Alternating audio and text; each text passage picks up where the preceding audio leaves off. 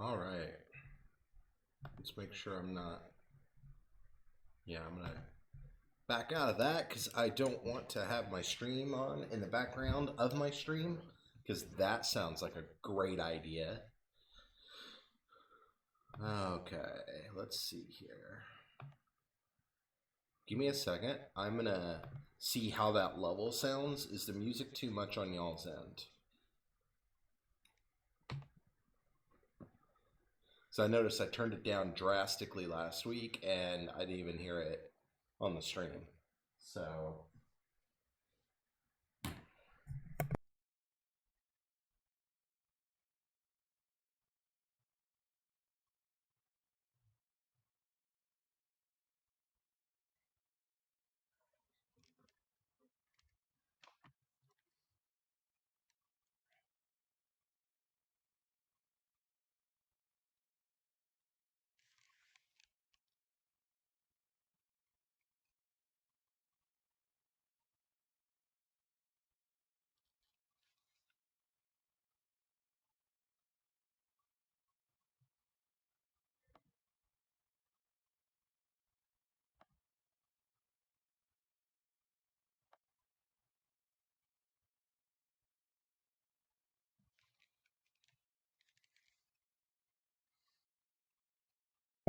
all right, how about now? I don't want it to be like a bad echo or anything like it was last week. And I don't want to go without it either because it kind of adds to mood. So this is the point where I have to test it live. Unfortunately, I can't do it off because I don't know how it's still no music. That's weird. It should be popping through.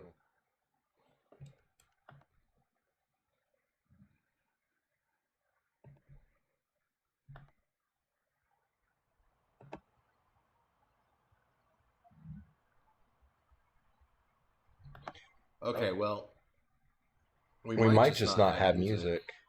Well, test. Test. All right, so I will hear the music and you won't. So it helps me at least. Because it's weird for me to sit here and read in silence. So I've got this going. I'm probably just going to take off that information because it's not going to come through on the stream. Jonathan, by the way, thank you for popping in, sir. That would be Adaptable Gamer. Let me check something real quick. I am going to do a thing real quick.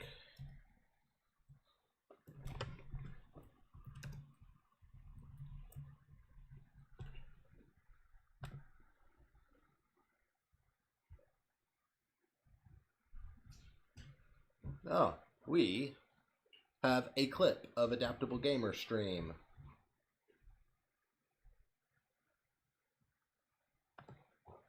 However, we're not getting audio from his stream, so that's something I need to look into to fix.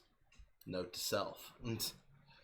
Because I noticed someone else did a clip of me on their stream, and we could hear all the audio and whatnot. And I didn't hear any audio from that. So, note to self, I will look into that tomorrow. But yeah, go check out Adaptable Gamer. He's a friend of mine. You've been playing a lot of Predator Hunting Grounds and Mass Effect trilogy lately. Yeah, if I recall properly. Let's turn off those sources. Nice. That's what I thought. That's going to disappear. That's going to disappear. And that's going to disappear. And we don't look as cluttered anymore. In fact,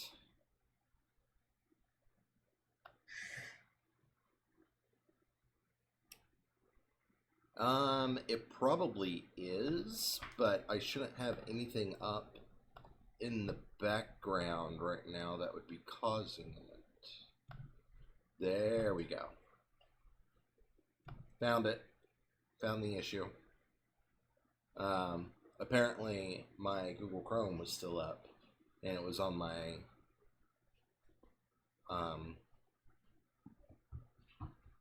menu screen for Twitch. So there's where my echo was coming in. Good catch.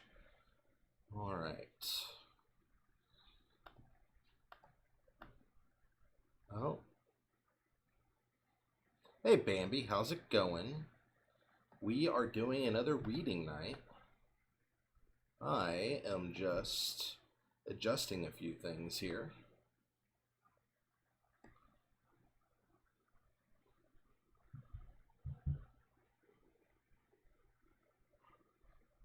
All right.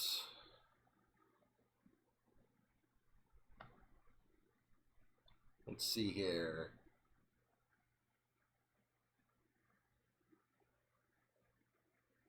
All right. So we got Bambi, we got Madam, we got Adaptable, and we should still have Lauren. Lauren, are you there?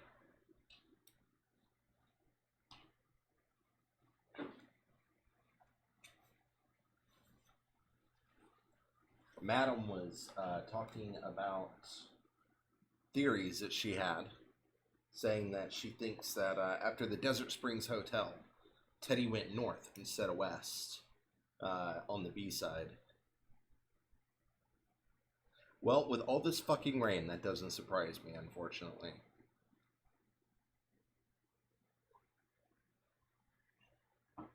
Like, part of the courtyard's flooding outside. The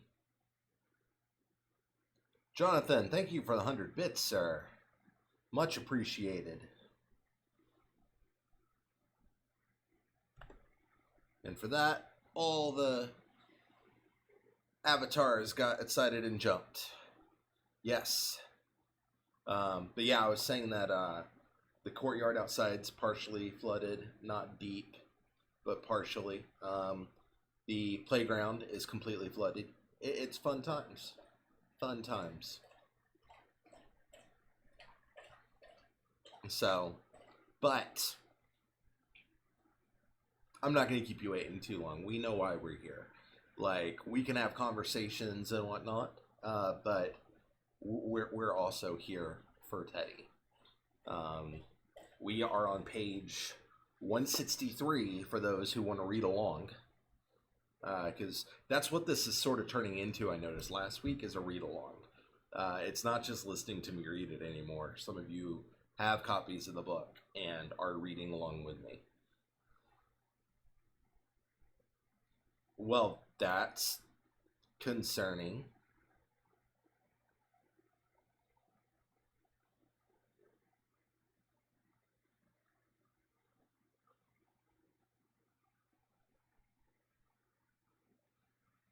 All right.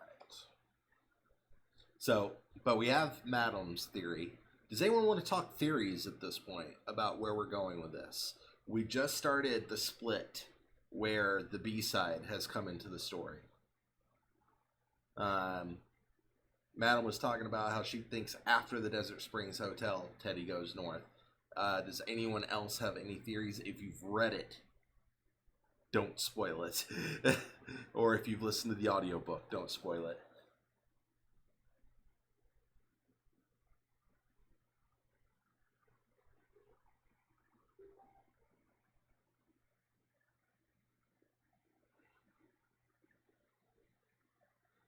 I'm going to wait a minute for an answer or to see if anyone else says anything.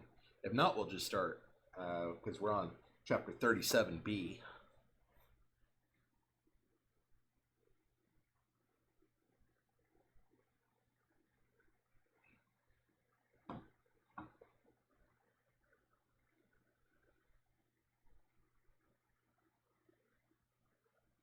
This is part of the book where there's going to probably be a lot of speculation on what the hell is going on.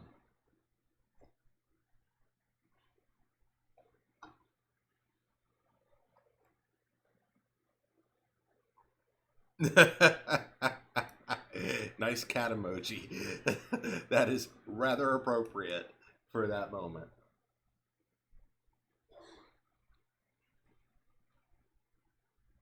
Alrighty. Let's get started. No point in keeping this going for too long, right? So, chapter 37, B, and we'll be stopping throughout as usual, so... Oh my god.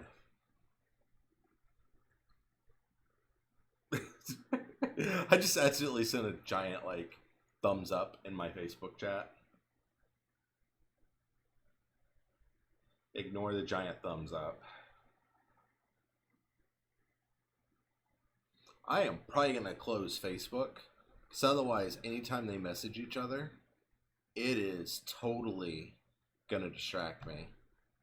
I already know it now, because they just happen to start chatting and whatnot, right as I was about to start going, and it's like, wait, now I have to check my phone and figure out what's going on. Alright. Chapter 37, B. I stood in the middle of a two-lane street. The asphalt before me was old and weathered with a vast multitude of cracks. The double yellow lines between my feet were faded. An intersection lay before me. Traffic lights hung slackly suspended on old cables. A mom-and-pop barbecue joint stood to my immediate left. An old, rusty, enclosed grill sat outside. Although it was unattended, smoke and the lingering aroma of crisp meat hung in the air. An old, dilapidated gas station sat ahead on the left. An abandoned fruit stand sat in the parking lot of a small market store. Ignore me. Apparently, I'm already a mushmouth this evening. A fenced-in elementary school playground sat to my immediate right, with the actual building looming not far behind me. This place was not an ordinary dreamscape. I knew that from the outset. It felt more real than half the other memories I had experienced in dreams before. It was so vivid, I almost felt as though I were actually awake. I passed through the intersection, walking easily, fluidly, as though I were both at home here and yet eerily apart from this place. It was as if the air itself parted for me and I was some entity that required no air in order to breathe. What had been a gentle breeze began to gust, and the traffic light overhead began to creak, list, and bounce over my head. At any moment it could pop free of its clamp and come crashing down onto the street. Following the road past the dilapidated gas station to the left and the market to the right, I came upon a row of older houses. The first one was in a bit of disrepair. A broken down couch sat in the front yard, and mildew marred the horrible upholstery, faded hot pink with puke yellow daisies. A rusty tricycle sat nearby, its handlebars and front wheel turned so severely to the right that, if not for the stability of the rear wheels, it would have easily toppled over. An old lady wearing thick, black-rimmed spectacles sat on the porch of this house, tilting to and fro in a rocking chair that looked about ready to splinter and burst apart.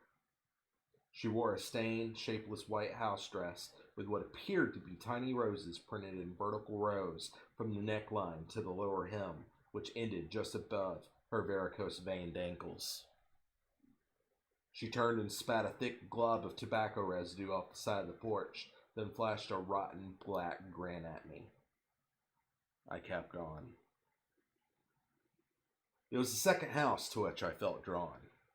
This house, despite the absence of worn-down furniture or toys on the lawn, appeared to be in an even greater state of disrepair and far more repulsive than the former. The house's white paint was peeling. The shutters hung haphazardly from the empty windows, which vacantly stared at me like the eyes of a psychopath. The front door's overhang looked rotten and ready to disintegrate. I left the center of the road and stepped up onto the front yard, which was a foot higher than street level and was supported by a stone wall retainer. As I crossed the sparse brown grass, I heard a threatening, mewling hiss. It appeared from the side of the house by the driveway, a long, black domestic cat, nearly the size of a panther, that slinked along, slinked along. Giant paws mashing, not giant maws passing. Those sounds and letters getting switched up, they still form words, but it completely just fucks things up when you do that. I'm a mushmouth tonight, everyone. You're probably going to get some laughs in at me. If anyone clips my mushmouth, I'm going to kick your ass.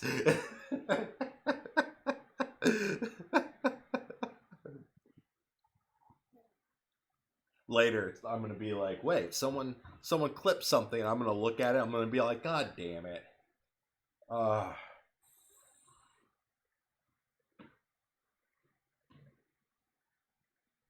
Can't believe this has happened. Can't believe it. Not only have y'all clipped it, you're posting it on Reddit for people to laugh at me. How dare you? Okay, I'm done.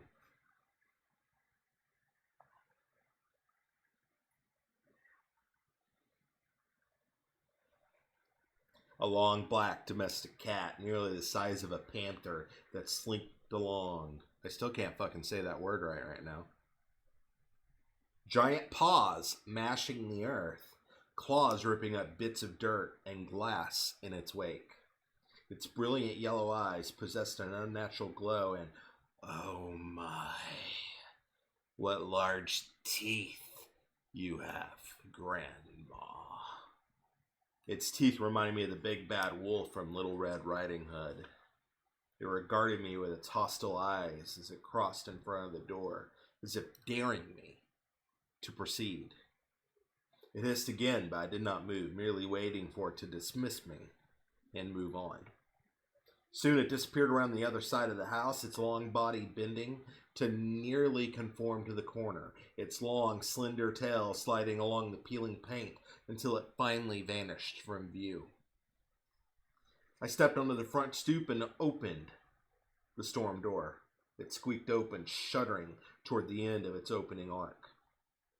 I reached for the doorknob set within the front door, but it turned on its own accord. The door creaked inward, and a living darkness seemed to unfurl behind it. Tendrils of shadow writhed in the gap between the door and the jamb. I pushed the door farther open, and the shadows danced out of its way, jittering and fluctuating, waxing and waning.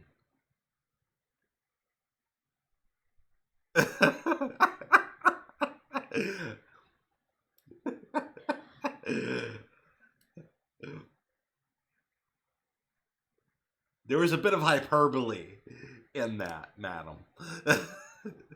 Just a bit.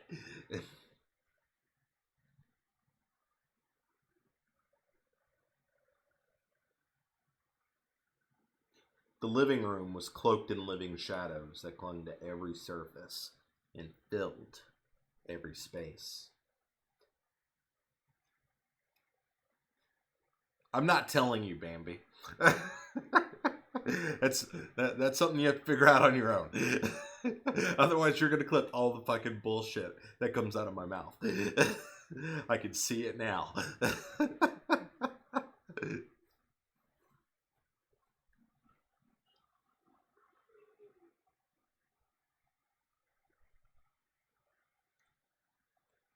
As is the case in the other dreams I experienced, I had little control over my own actions. I had no interest in proceeding into the house, but my feet carried me into the cold embrace of those shadows, and they engulfed me whole. Chapter 38. B. A horrible, pervading chill rip-roared up and down my spine, and I shivered convulsively. Sorry. I left out a few letters there. I left out an entire syllable, in fact.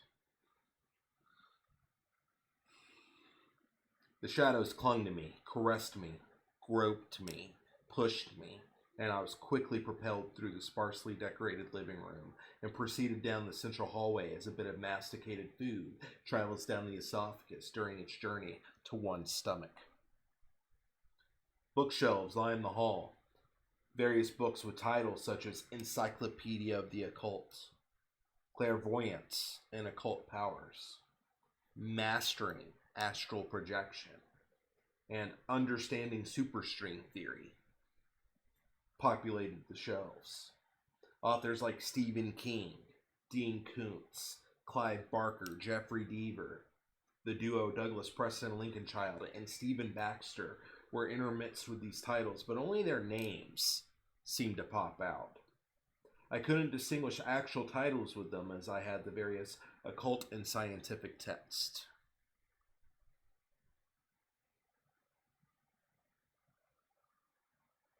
Did I just... Hold on.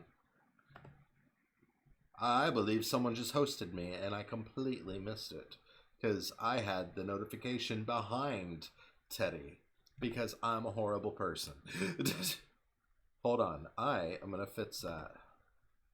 Let's bring that to the front. Move to top. There. We'll always see it now. Madam, were you hosting me? I'm assuming it was you. Or it could have been adaptable, but it doesn't show up on my other thing because it wasn't a raid.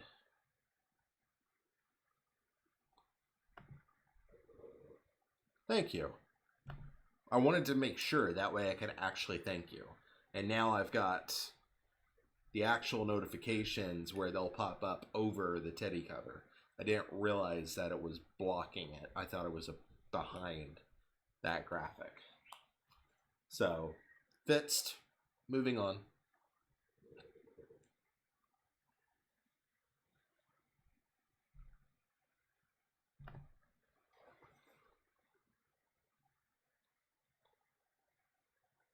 By the way, while I have a second, those are some interesting titles on the shelf, right? I mean, we're talking like the occult, we're talking about astral projection, and we're talking about superstring theory, which is way off in a totally different realm of possibility. Wonder why those are there. Madam, thank you for the gift subs. That was what, 2 just then? Yes, thank you for the 2 gift subs to the community. I believe you just tied with Hacksaw for the top subs of all time. Bound Shade and Etsets BFG Etsets got subs. Thank you so much. Yeah, you're tied. It still has you in the number 2 spot, but you're technically tied for first.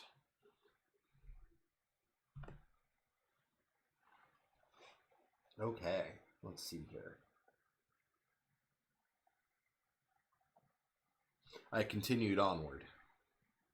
A shadowy bedroom loomed to my right. A closed door remained on my left. A bathroom remained straight ahead, empty yet harboring its own swarm of shadows. Making sure the thing's working. Yeah. It did pop up on the screen. I'm not crazy. Well, the notification did pop up there in the center for the sub. That's weird, actually.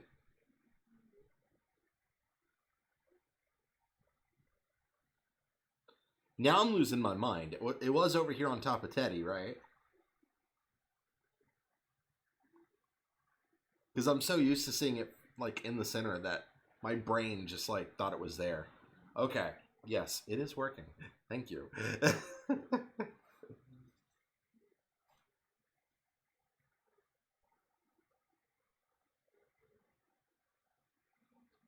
A kitchen awaited me to the left at the end of the corridor, an office to the right. My feet led me to the office where, in the far corner, a large desk populated with a computer, various text, and an all-in-one printer had been meticulously constructed. A bookshelf that served as an extension of the desk towered high above the actual desktop, and it was here various titles loomed, seeming to flutter in and out of existence. Some titles, one of which was A Knife in the Darkness, seemed more there than the others. I can make out a couple of other titles, such as Eternal Dissonance and Dogwood Drive, amongst these. Quick second there. Eternal Dissonance is the name of a screenplay I wrote coming out of high school that I actually did publish and for some time had available on Amazon. Some people still have it digitally, and there's a few people out there that own physical copies other than myself. I took it out of print, and you can't get it anymore. I've thought about going back to it and reworking it, but like it's way too long to be a film. Like it's like 240 pages or some nonsense. And that and my writing in general has kind of evolved past that point of what I wrote in that. So it would have to be drastically rewritten for it to be a thing now. So I don't feel like going back to the well on that one, so I haven't gone back. But there's some interesting things that were in Eternal Dissonance, some elements that have actually come back up in the current canon. I don't want to get too deep into it because it actually ties into books after Teddy. So you don't ever see references of characters or events from Eternal Dissonance in any of my current work, but there's one element in particular that does show back up. So that's an interesting thing. Dogwood Drive, on the other hand, has not shown up in any of my work yet. It's a novel that I've been planning to write for like a decade, maybe longer. Actually, I think I got the idea for it around 2006, 2007, and I just haven't gotten to it. I'm working on other projects, and it's not fully there. It's one of those where I'll eventually go back to the well and probably write it, but it's not a thing right now. So the fact that they show up here as titles with Sullivan Doyle's name on them is interesting.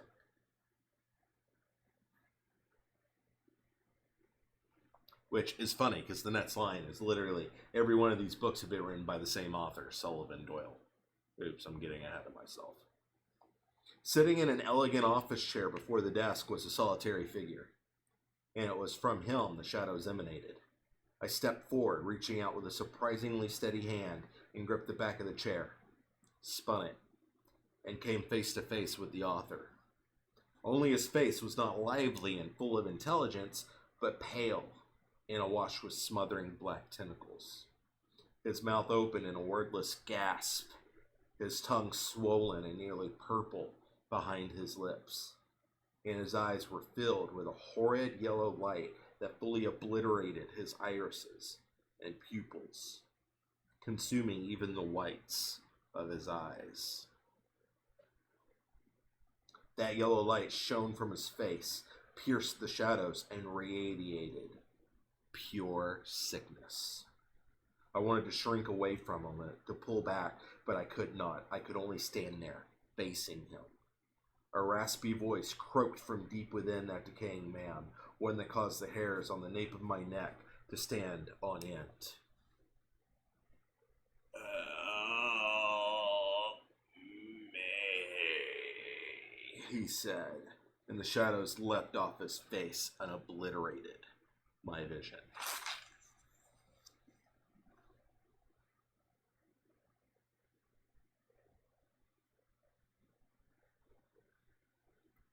So, you remember when I read about the scene at the diner after Teddy left the Desert Springs Hotel the next morning, and he had that dream where he saw Sullivan Doyle, and then my name came up in the book? This is why I did not delete that scene. The fact that Sullivan comes back up. I don't pre-plan my books extensively, and I didn't know Sullivan was going to be a recurring element in the story. So when he did tie in, I just had to do the thing and keep it in there. You're now Stitch. You are now Stitch.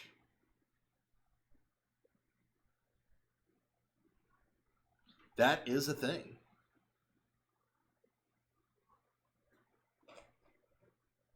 How do you feel now that you are Stitch? And like towering over everyone else, because everyone else is like smaller than you, even though you're Stitch.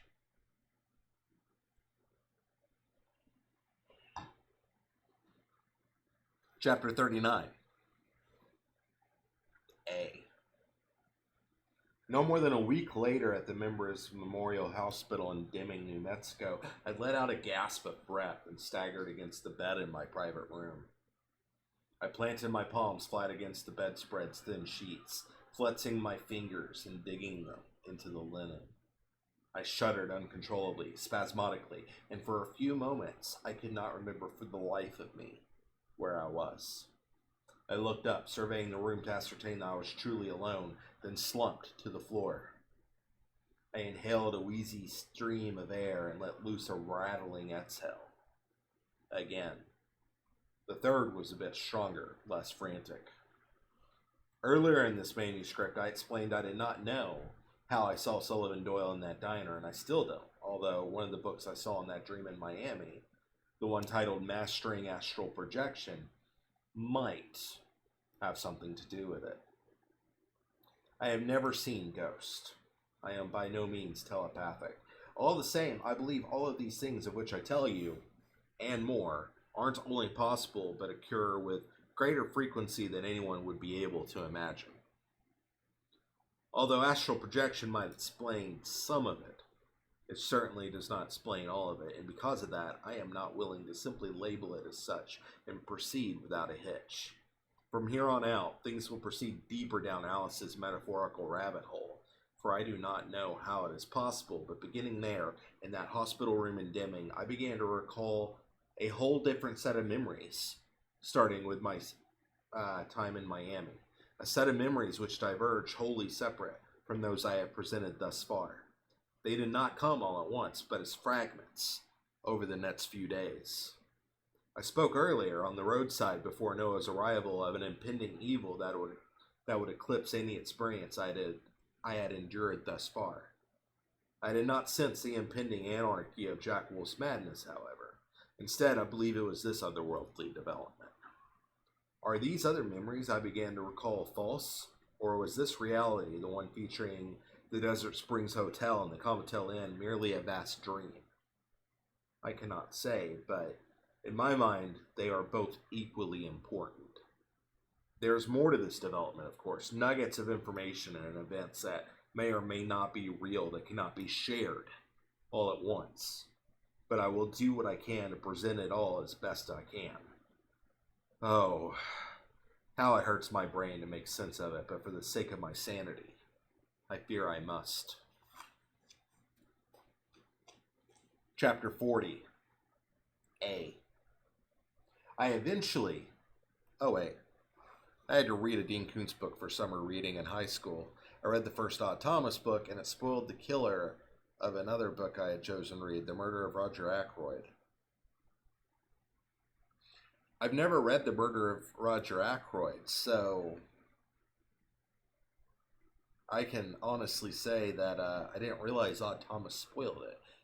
Odd Thomas, at least the early parts of the series, definitely inspired me when I was putting Teddy together. There's a lot of, Odd Thomas isms in Teddy, but I also made a point to do things differently. Riptide, how are you doing? How is your dinner break?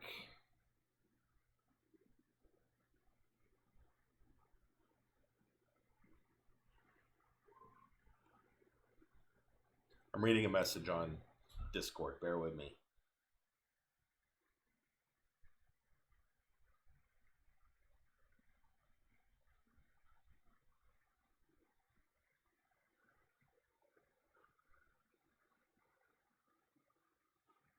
But yeah, Riptide, we are currently reading my first novel, Teddy. We are on page 170. And this is our third session of reading it. I read over 100 pages last week. I don't know if I'm going to do that much tonight. My throat hurt for like about a day afterward. But we're going to get through a good swath of it. We're getting into some of the more interesting parts where things just start going kind of crazy. But, yeah, there's going to be... I'm probably going to have a deeper conversation once we get to Wake, or at least after Teddy, about... I can voice my own audiobooks at this rate. I don't want to go through the process of recording them and editing them. I would lose my shit doing that. Like, I couldn't take it. Like, doing this is one thing where we get to have, like, a live interaction and whatnot, and I don't have to worry about editing later. But, no. Like, I would need... The only way I would do my own audiobooks is if I have the backing of a publisher and I'm literally going into a professional studio and someone is directing it and being like, Mr. Anderson, you fucked that up. We need you to go back and read that sentence again. You know, that way it's done properly. Why'd you have to send your computer out today, Riptide?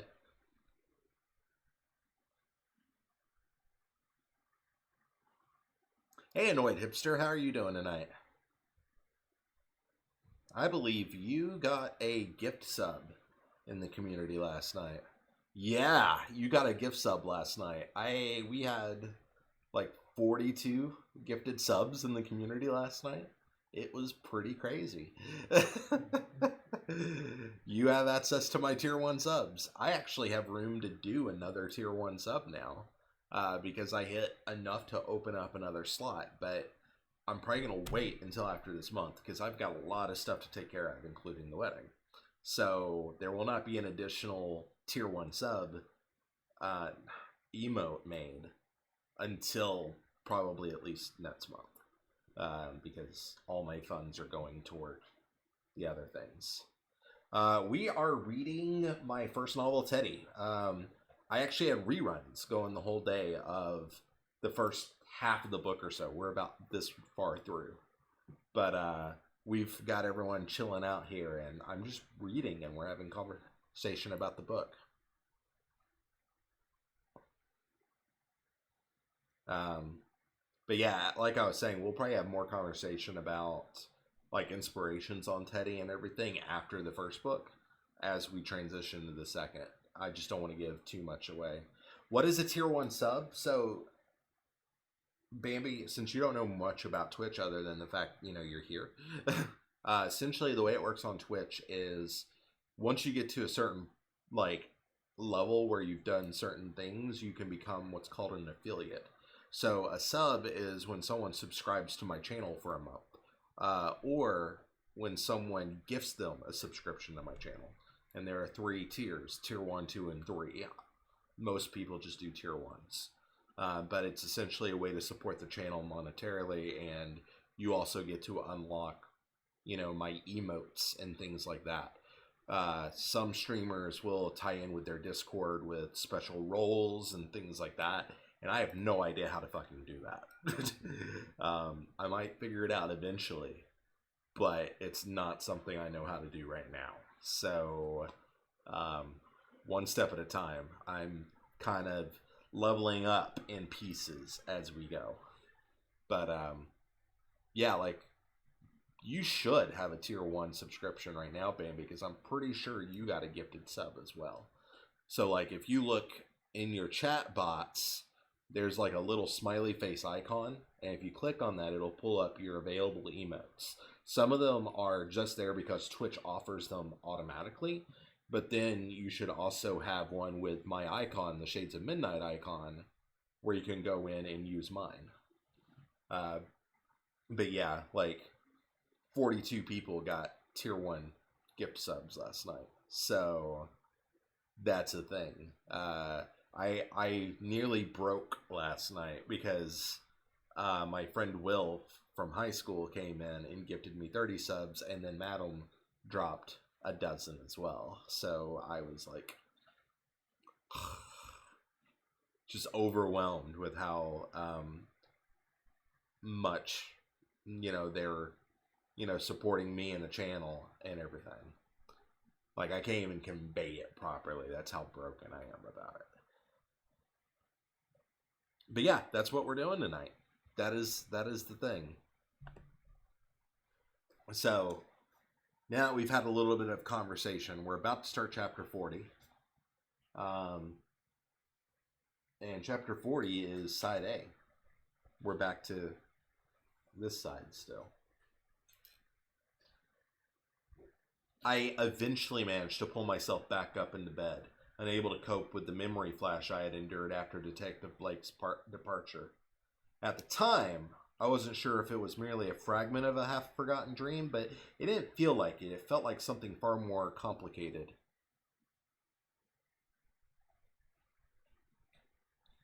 You missed 39 and this sidebar let you catch up?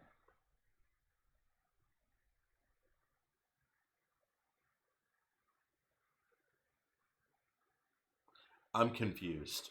I'm gonna keep going though. you can explain it here in a second. I was confused and the sleep imps. Oh, you missed chapter 39? Was that it? It was a short chapter. But yeah.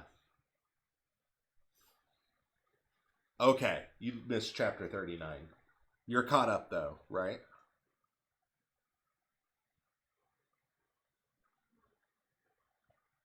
Luckily, chapter 39 is a ridiculously short chapter. It's 2 pages. Nice. All right, so chapter 40, I've already read the first part. I was confused, and the sleep imps. Insistent dreams of the other patients clawed at me, attempted to drag me down into the depths of sleep.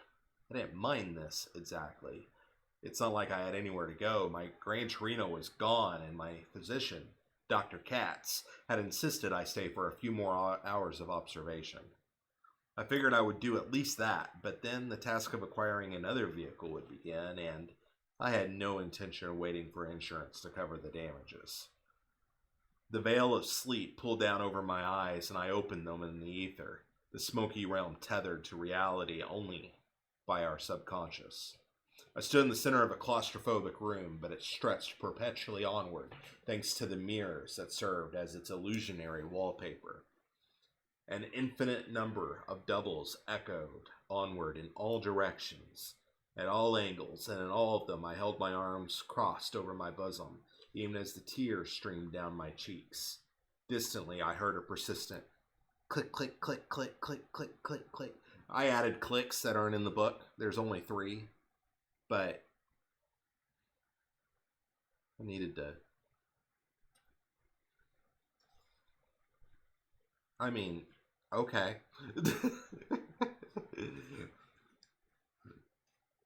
The dream was short-lived, but its raw power and the disturbing nature of its revelation compelled me up and out of sleep.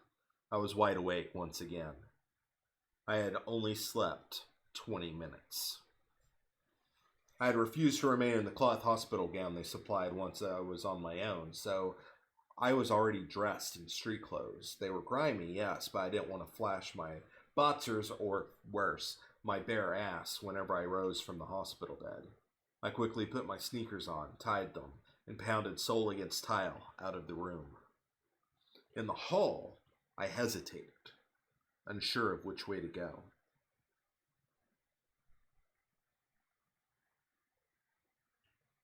Sorry, I was looking at something and got distracted for a moment.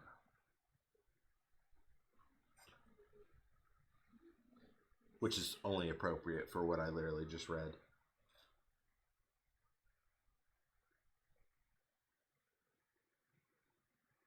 After a moment's deliberation, I turned right and followed the corridor toward another one of the hospital wings. In times like this, I always let intuition guide me to the alpha dreamer. Sometimes it does not work as I believe it should, like at the Desert Springs when it had led me to the culprits instead of the victim, but those instincts do a remarkable job at guiding me to something associated with the dream. My footsteps slapped against the tiles, resounding in the spacious corridor. They sounded real. Everything felt real. And yet there was something so compelling about that memory from Miami. Before my time in Members Memorial, I had not remembered my dream encounter with Sullivan Doyle. Otherwise, I'm sure the incident in that Texas diner would have played out far differently. I am no stranger to the strange, the bizarre, the abnormal, but the sheer raw power of this phenomenon was mucking with my brain, which simultaneously accepted and denied the memory like a computer program afflicted with a complex viral code that continues to scan, replicate, and populate. I shook my head, forcing myself to focus on the here, the now, the real. From one corridor to the next I proceeded, the power of the most recent dream drawing me onward. A left, a right, another eventual left. These turns brought me to an alcove with a couple of elevators. I pressed the up arrow without hesitation.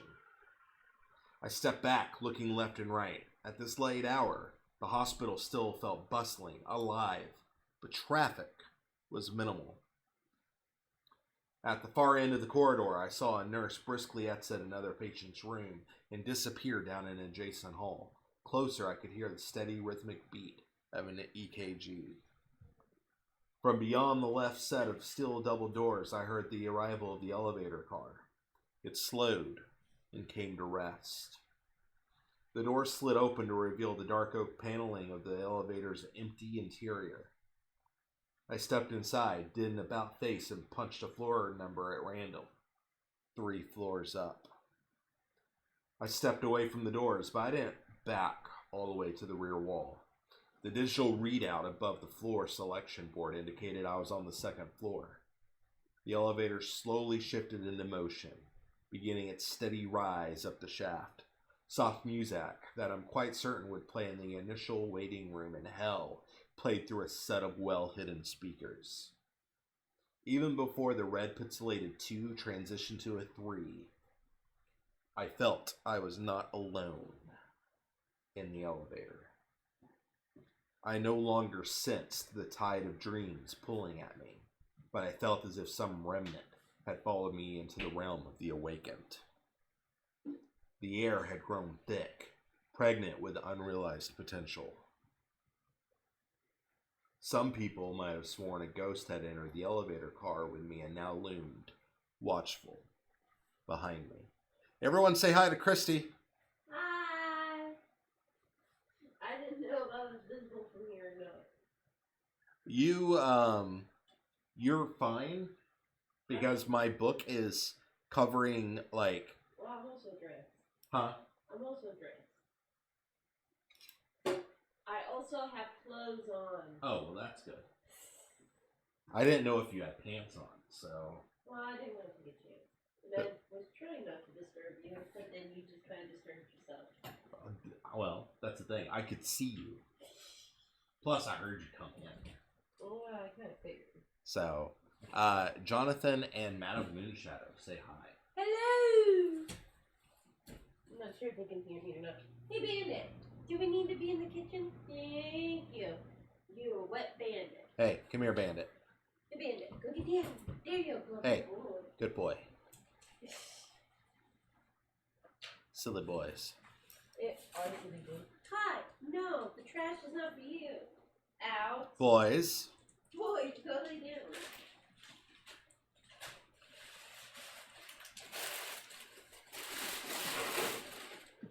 As Jonathan drops a dog emote in the chat. I heard someone got tier 1. Yeah, one of my more recent followers from the Jackpot site dropped in and was like, oh, I got a tier 1 sub. Nice.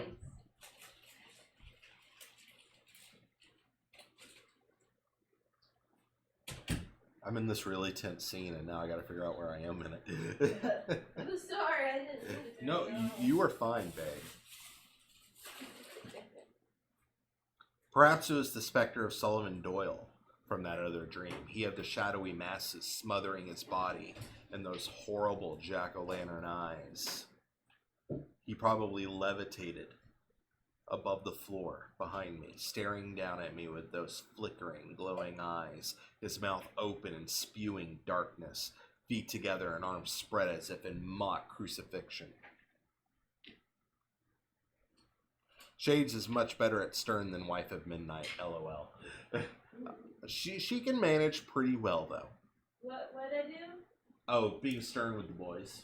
Oh, like, am I more stern or you more stern? No, she was saying I'm more stern. Oh. Oh yeah, I'm Mama. Mama gives kisses. Mama gives.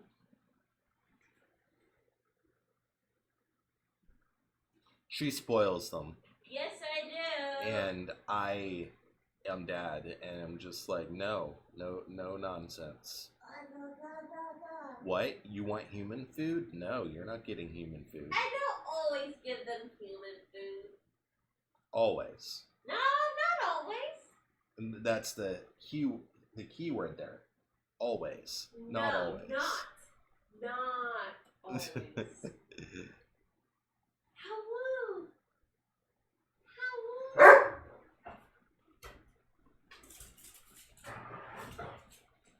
I know how to get them riled up. We're gonna take a sec.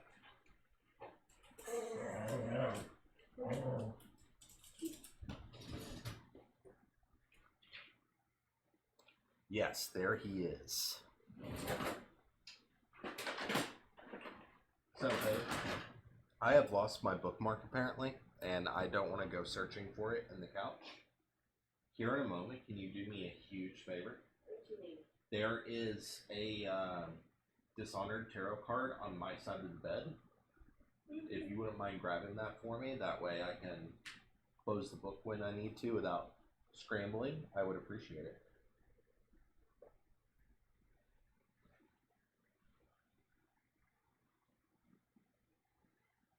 Because here I am losing things.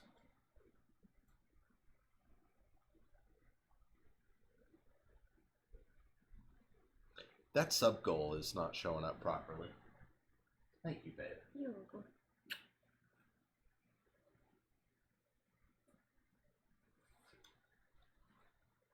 All right, Bandit, where'd you go? We're gonna have Bandit on the stream for a second. Bandit, come here, boy. Go get Dad. Come here. He's bringing you what's left of the escalate. Bandit, come here. Say hi to the internet. No, you don't need that. He's like, that's what I wanted.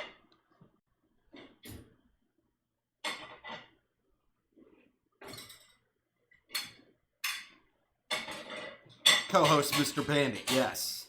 Most definitely. Bandit is here to entertain all of you. Oh, no, Rory. Rory's over there on the bed. Oh, Rory. Oh. Rory, come here. Come here, Rory.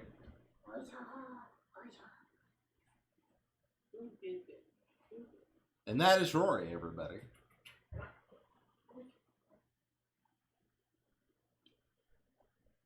Hey, where's Dad? Hey. Go get Dad. Who wants to keep me company, huh? That's not for you. This is what we do around here. Well, hi.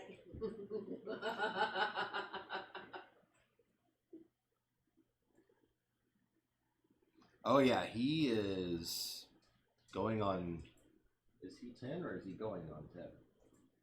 Your dad, you got him as a puppy, I think. Yeah, I've had him since he was a puppy. I thought you got him in like 2012. Yeah, so he's 9, going on 10. He turns 10 this year.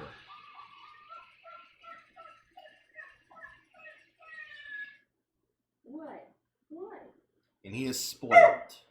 Absolutely spoiled. What? You spoiled? No. As they knock things over. Oh,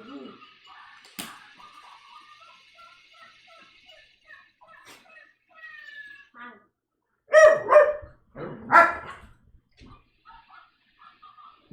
Bandit, what are you doing? What? Hey. Okay. Easy, okay. easy, easy. Oh yeah, definitely jealousy.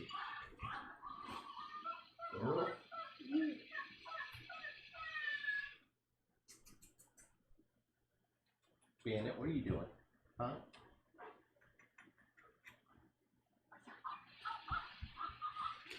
Madam's like, I want a dog.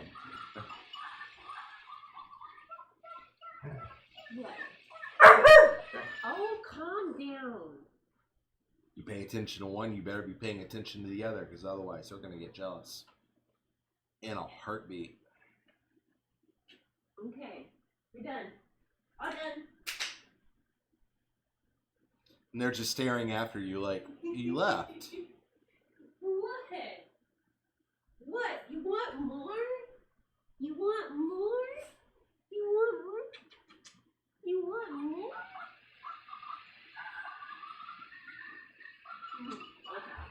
Okay. Okay. All done. No more.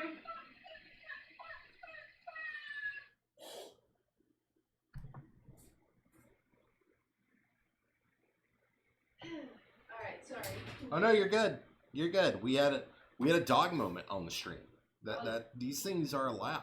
You gotta have a dog moment. Not only that, like it's not like I'm playing a game and I have to keep it going, especially if it's live like Dead by Daylight.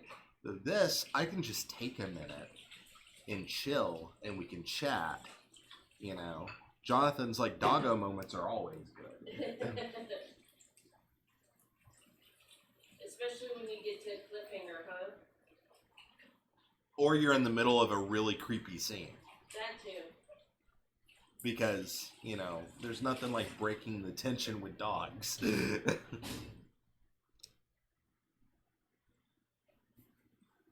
Just wait till I get to In the House of Wolves. There is a major dog character throughout the whole book.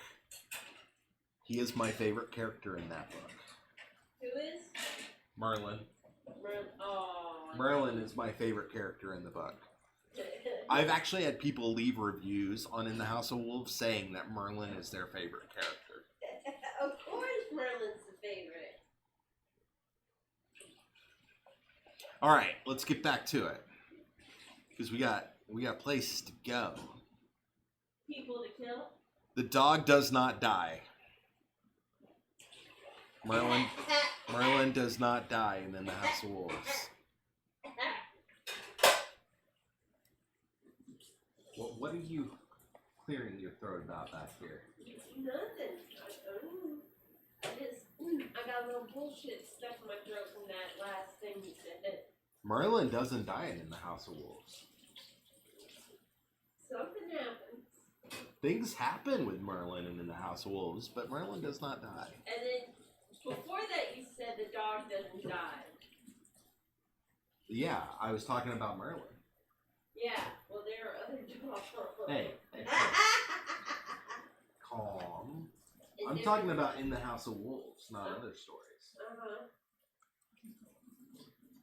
Yeah. He knew that if he wrote that and he killed the dog, I would not be sticking around. He can no longer kill dogs. Jonathan's over here in chat going, spoilers! She's like threatening to spoil like elements of other stories here. I mean, I haven't mentioned what other stories. But no, Merlin, I will tell you, does not die in the House of Wolves. I had a very strict rule about that.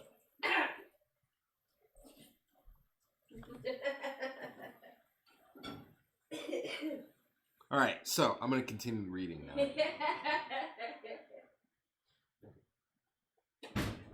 My skin crawled. Somewhere behind me I heard an odd tick sound, as if something had shuffled. Overhead, the steel cable wrenching the elevator upward groaned. I kept my eyes straight ahead, suddenly sure there was something behind me, and that to cast a glance over my shoulder would only invite it fully into this world. Whether it was the dark form of Sullivan Doyle or something else entirely, it would smile devilishly at me before setting upon me like a spoiled, ravenous child in a candy shop. The cable overhead gave another groan, followed by a low, shrilling shriek of protest. I furrowed my brow, keeping my eyes trained on the digital readout. After what seemed to be an eternity, that wretched 3 finally transitioned to the penultimate 4. The crawling sensation I felt prickled the hairs on the nape of my neck. My arms broke out in goose flesh. I sensed something looking directly over my shoulder, could almost feel a breath heavily heaving with enormous weight down upon me. I closed my eyes, telling myself it was only disorientation from sleep deprivation. I had never allowed myself to descend into paranoid delirium before, and I did not want to start now. I would not begin communing with the dead via seances, mediums, or Ouija boards in order to ascertain the meaning of a creepy "a goose walked over my grave" ordeals.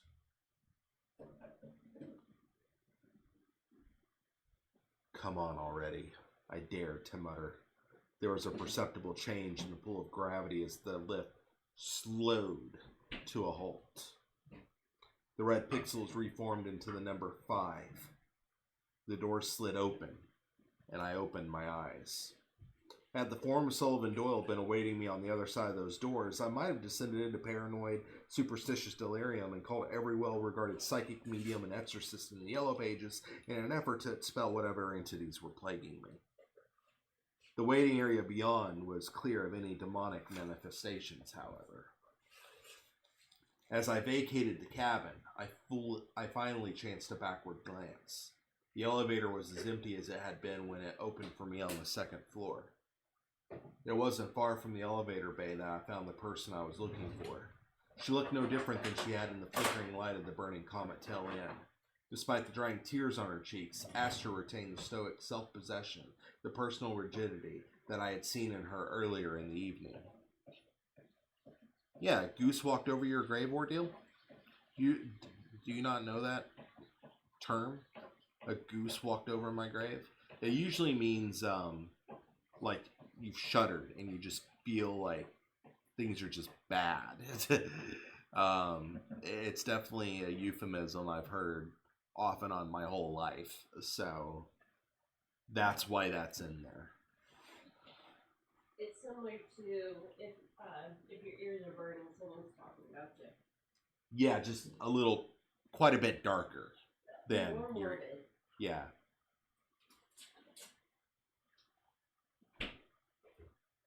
It's usually that crawling feeling you get, like when the hairs on the nape of your neck go on in and you start experiencing goose flesh, that sort of thing.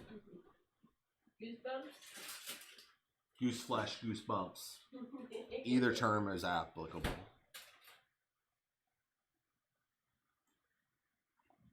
As I vacated the cabin, I finally chanced a backward glance. The elevator was as empty as it had been when it opened for me on the 2nd floor. I wasn't far from the elevator bay. Oh, God, I have already read that part, haven't I? Remember we talked about Sullivan? Yeah, I was already reading about Astor. Sorry.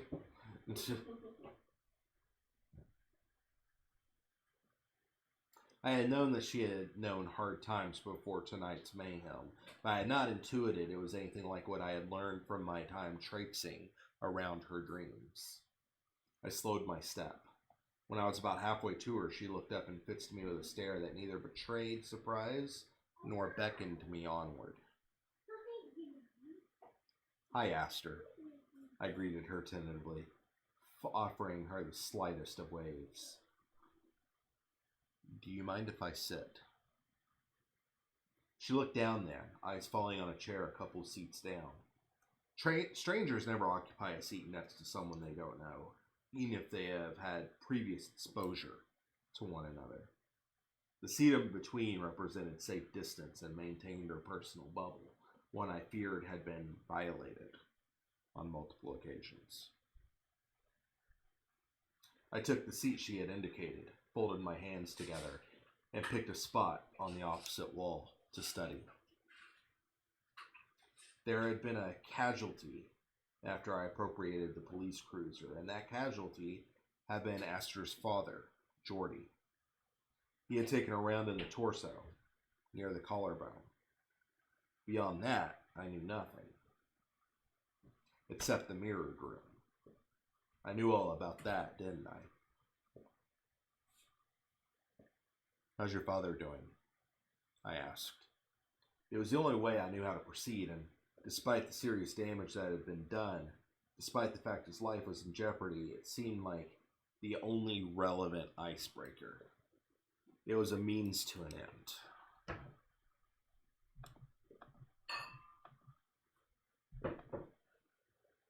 Astor said nothing at first. Her jaw was set, teeth firmly clenched. After some consideration, though, she relaxed. Her mouth opened the tiniest bit, lip trembling as she hitched a sigh before speaking. "They say he'll pull through, and it's going to be rough for a while. Tons of physical therapy, perhaps, but..." I nodded. She didn't have to say anything further. I could almost guess what she was thinking, but I wouldn't say it aloud. She'd balk if I did. Act aghast. Shut down. The conversation would be at an end long before it began. But neither did I have the patience to beat around the bush either. I looked down at my hands, wringing them together. "Astor, I'm sorry about what happened, but..." I trailed off, trying to pluck the right words out of the air. I dared to steal a glance at her, hoping to spot a sign that would help me proceed. When I looked in her eyes, I saw a reflection stretching onward into forever, never ending. Intuition finally visited me with something I hadn't considered. Why had she and her father been out here anyway? Two of them had been on their way to some unknown destination when Geordie had chosen to stop for the night at the Comet Tail. Had this fateful stop saved her from some further abusive torture? I know what happened tonight was horrible, but in a way you're glad it happened this way, aren't you? It saved you from some other humiliation. Am I right? Astor turned to look at me then, an expression of purest shock etched on her features. But she held her tongue. Her eyes, if not her face, said everything though. The room with the mirrors. It's at home, isn't it? Astor could only stare at me. Her lip quivered. Her brow twitched. Then her entire face crumpled. How? She turned away from me then, covering her mouth as her eyes welled with tears and overflowed. I wanted to reach out to her, but I knew better than to touch a young woman who had been sexually abused. In Astor, I saw Jessica as she had been when I first met her at the Robertsons, and although the events in both girls' lives were entirely different, they were essentially one and the same at the basic level. Their trust had been violated, as had their bodies, and they would never be able to trust anyone, any man, the same way again.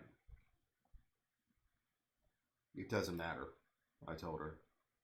What matters is that you don't deserve to be treated the way you have, especially by your own father. She regarded me with teary eyes then, and I saw the shards of her shattered innocence washed away, tiny bits at a time. It's not your fault, I said, just as much for her benefit as it was for mine, because seeing her like this caused my heart to pang with anger and sorrow. It's his. You don't have to live like this.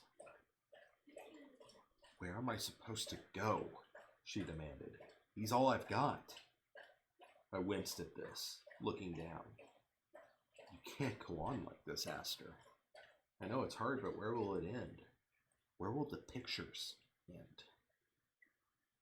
The girl shuddered, probably thinking of the hidden camera behind the one-way window. I'm sure she was thinking about that click, click, click sound just as surely as I was. I'm sure all it will take for this nasty business to end is to go down to the nurse's station. There's probably a police officer you can explain the situation to. Aster looked down for a moment. Just me? I looked at her grimly. This isn't something I should know about to begin with. My intentions are innocent, but an officer might misunderstand. I rose from my chair and stepped away, casting a long look down the corridor. I can walk with you part of the way, but if you want this to stop, you'll have to go the rest of the way. Aster could only look at me with imploring eyes.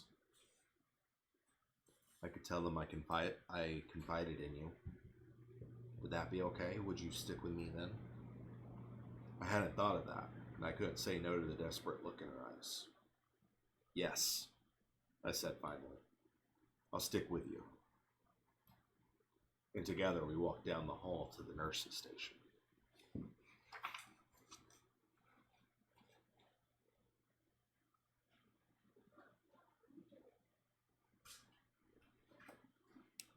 I need a drink after that.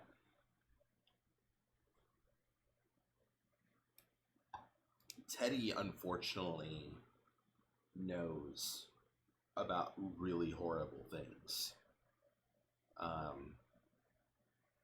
And it's not easy for him to navigate those situations when he's trying to do the right thing. And I thought that this, when I was writing it, was a short aside, but at the same time, it's just indicative of the things that he comes across, even when he's not fighting for his life. And it's something that I thought was important to look at in terms of, like, horrible things happen. What would you do if you knew about something and could do something about it? Because there's a lot of situations where it's like, we as people wish, hey, if I knew about this, what would I do about it? Teddy picks up on these things without trying to.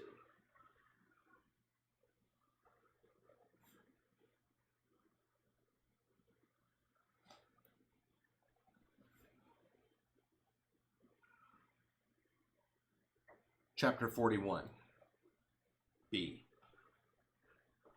I awoke to a scream, long and high. The stuff that horror movie vixens, rightly dubbed scream queens, are made of.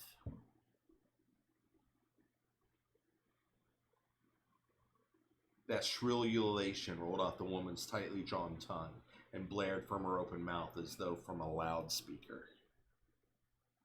My heart raced even as I opened my eyes. In a flash, I was on my feet moving through the room, barefoot and bare-chested. My cloth pants harbored the grime of sleep that clung to my skin after my night's rest. I felt as though my flesh had been permeated with the salty sea air. As I reached the door, I wonder if the jack-o'-lantern-eyed specter from my dreams the night before had something to do with this. In all my previous experiences, the Alpha Dreamer had always been close by. I unlocked the door, opened it, and emerged from my room inside the outside corridor. That inside was not meant to be there. It's into the outside corridor. A cleaning cart sat before the door to the room adjacent to mine on the right, and the door remained ajar. The screams had already subsided, but I could hear a hitching breath within as the maid attempted not to sob, but succumbed to tears anyway. Up and down the hall, doors were opening. Curious faces emerged from their rooms, solitary avatars emerging from their private lives to enter an experience that was this woman's horror. Later, they would share the tale with others. The story would start out with, well, I was in bed at the Royal Palm, and the next thing I know, I heard the maid screaming down the hall. Or, I was taking a shower, and I about slipped and fell when I heard this god-awful scream. People would listen in rapt attention, craving details, because as much as we hate to admit it, everyone likes to hear a little tragedy, mainly because they like to know horrible things weren't happening to them this time. I burst through the door without uttering so much as a warning to the Latina maid within. She screamed at my unannounced arrival, wheeling around to face me with wide eyes, but she quickly fell silent when she realized I was nothing more than a concerned guest. I turned from her and found the source of her terror. The balcony door was open, and from the support beam, wound through the open window above the door frame, was a length of rope. It was not frayed. In fact, it looked mint, as if its owner had made a trip to a local hardware store the night before in search of it for this express purpose. A man hung in the open doorway, curtains fluttering about his dangling body as he swung to and fro in the morning sea breeze. His head tilted at an awkward angle, and his skin had flushed to a deep purplish blue of asphyxiation. A wet spot marked the floor beneath his listing corpse where, in death, his bladder had released. The body hung with his back turned blah blah blah blah blah blah.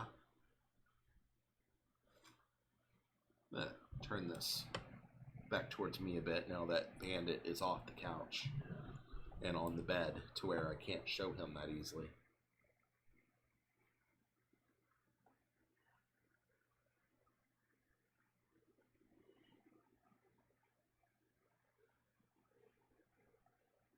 The body hung with his back toward us. The man had died with a view of the beach and the great ocean beyond. The chair he had used to prop himself up lay on its side just beyond him on the balcony. The door swung open behind me once more. One of the curious faces I had seen out in the hall issued a breathless exclamation of, "Holy shit!" I thought "holy piss" might have been more accurate, given the circumstances. I went to the miserable maid, turning her away from the sight of the hanged man. She buried her face against my shoulder. Had I been wearing a shirt, it would have been soaked through in seconds. Her warm tears moistened my skin and began to run in tiny, slow rivulets down the side of my chest. I led her past the looky-loos, who were now craning to get a glimpse of the suspended corpse. I cast one final glance back, and an epiphany, simple yet strangely telling, struck me. Life is a hotel, and we are all guests. Eventually, we all check out. Chapter 42, B. After the business with the suicide net's door was taken care of, I showered, dressed, and checked out. I was back in denim jeans and a custom t-shirt, this one proclaiming, "Bugs Bunny is a pedophile." The popular cartoon character, dressed in the feminine attire he sported in What's Opera Doc, stood behind the font, batting his eyes lasciviously. It was hot enough outside to make me yearn for the stylish cotton pants I had worn the night before, or shorts at the very least, but experience has taught me shorts are seldom wise. I am often drawn into perilous situations that require strenuous exercise, and bare flesh often gets bruised, scraped, lacerated, and gouged. Therefore, no matter the temperature, I prefer long pants if for no other reason than to protect my flesh from otherwise preventable injury. I carried my bag to my pristine Gran Torino, popped the trunk in, tossed it in the back. No need in cluttering up the passenger cabin. Behind the wheel, with the engine idly purring and the transmission in neutral, I loaded a new selection of discs into my CD changer, then leaned my head against the seat's rest. Another bit there, because these days, who actually really cares about the CD changer, let alone a multi-disc CD changer in their car? Most of us just have it set up for, flash drive, iPod, Bluetooth, something along those lines. I had not experienced any true rest the night before, instead having been thrust into a bizarre dreamscape inhabited by shadowy specters and restless activities. Cobwebs clung to the folds of my brain, leaving me foggy and disoriented. I heard a bit of commotion from across the parking lot. I opened one eye, squinting against the morning sunlight across the blacktop parking lot. A news van had pulled up in front of the hotel entrance. I miss having a multi-disc CD changer to a degree. They were nice. You throw in 5 CDs and just put it on shuffle, and you're good to go. I've had the same iPod Nano for years now. I got it back when I first moved into my house in Knoxville, which now would have been close to 8 years ago. The one I had had before that, on moving day, I had put it on top of my the defunct fireplace. Like, it was blocked up, the chute was, and couldn't be used, but it got, the cable that was attached to it for in the car use got hit while somebody was moving by, and it just flipped off the top and just face down on the bricks and shattered the screen. So I went and got a new one with, I think like 16 gig of internal storage, and I've had that same iPod ever since. It's still in my car. I still update it as best as I can, even though it won't go to the newest like iOS. It's actually the only Apple device I personally own. Christy is the Apple person in this house otherwise. But I'll use that damn iPod until it dies probably, and then I'll probably find something else to replace it. And that's what I use in the car.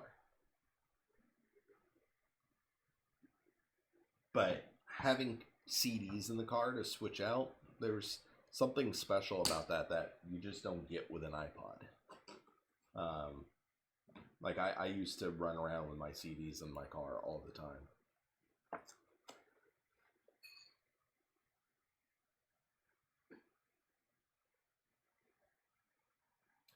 I heard it. Hold on.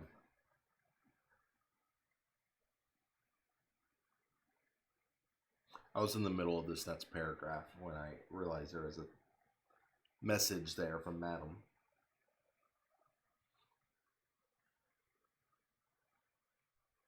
I'm just going to reread this paragraph because I'm not sure which sentence I left off on. I heard a bit of commotion from across the parking lot. I opened one eye, squinting against the morning sunlight across the blacktop parking lot. Blah, blah, blah. A news van had pulled up in front of the hotel entrance. I remember reading that part.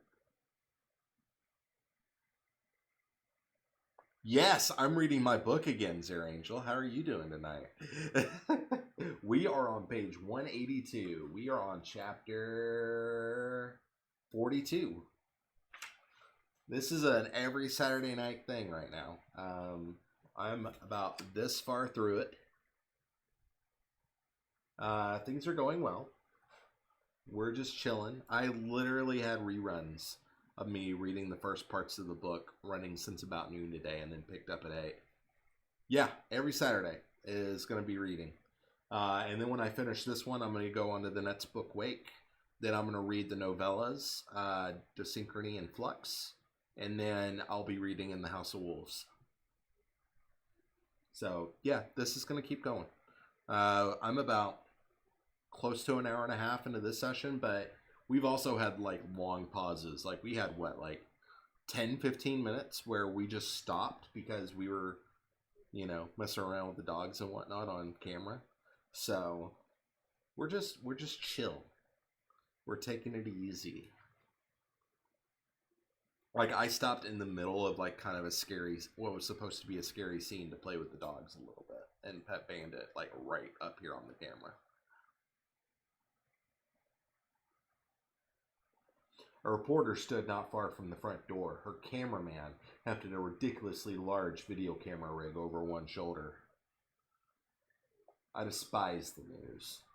While I understand it is a necessary evil, that people deserve to have an outlet for current events, so much of what news programs report is doom and gloom, death and grief, destruction and devastation. I find it refreshing when I actually see them reporting something fulfilling, something that tugs at the heartstrings and lifts the spirits of others, but in so many cases the stations ham it up and make the story more cheesy than sincere. I reached into the back seat where my tried and true road atlas, worn from all its use, awaited my perusal.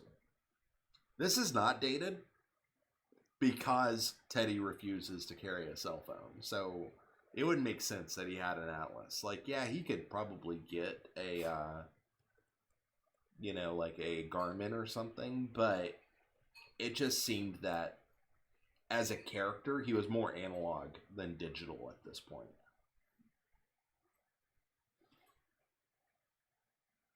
I flipped it open, skipping straight to a layout of the entire continental U.S. rather than a specific state. I'd been in Indiana before venturing south to Key West. After that, I decided to double back to Miami, but beyond that, I was torn as to where I should go next. I had 2 places in mind. Thank you, Zare Angel. Yeah, I put that on the screen a little over a week ago. Like, it was on last week's too, but I kind of made it bigger because, one, I got rid of the stuff along the top because y'all can't hear the music I'm listening to, apparently. And 2, I had a couple of comments where people just weren't noticing it, especially if you're watching on a phone or something. So I figured I'd blow it up a little bit and make it a little bit easier to see. But yes, thank you. I am getting married in 25 days, 19 hours, 31 minutes, and 35 seconds.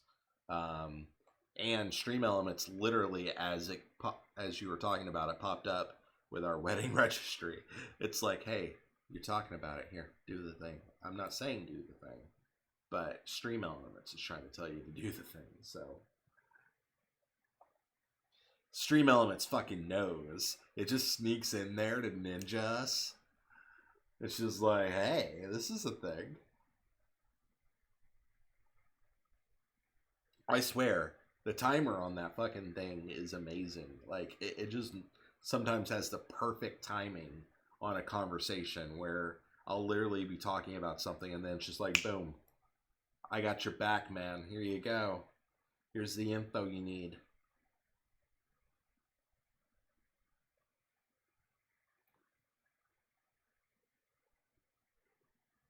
I had 2 places in mind, Texas or Maine, and I had yet to decide. If I didn't know before Jacksonville, I'd have to make my choice then. If I stayed on I-95, I could follow it into Georgia and end up through the Carolinas on my way toward New England. If I chose Texas, I'd hit I-10 and head west. I figured if I did go to Texas, I'd hit Houston, then head north to Oklahoma City and continue onward through Tornado Alley. Teddy, just drive, I told myself. So I did. Soon the clustered streets of the city gave way to open road. With the windows down, wind whipped through the Gran Torino. I gradually awakened as the cobwebs were blown away in the many miles after Miami.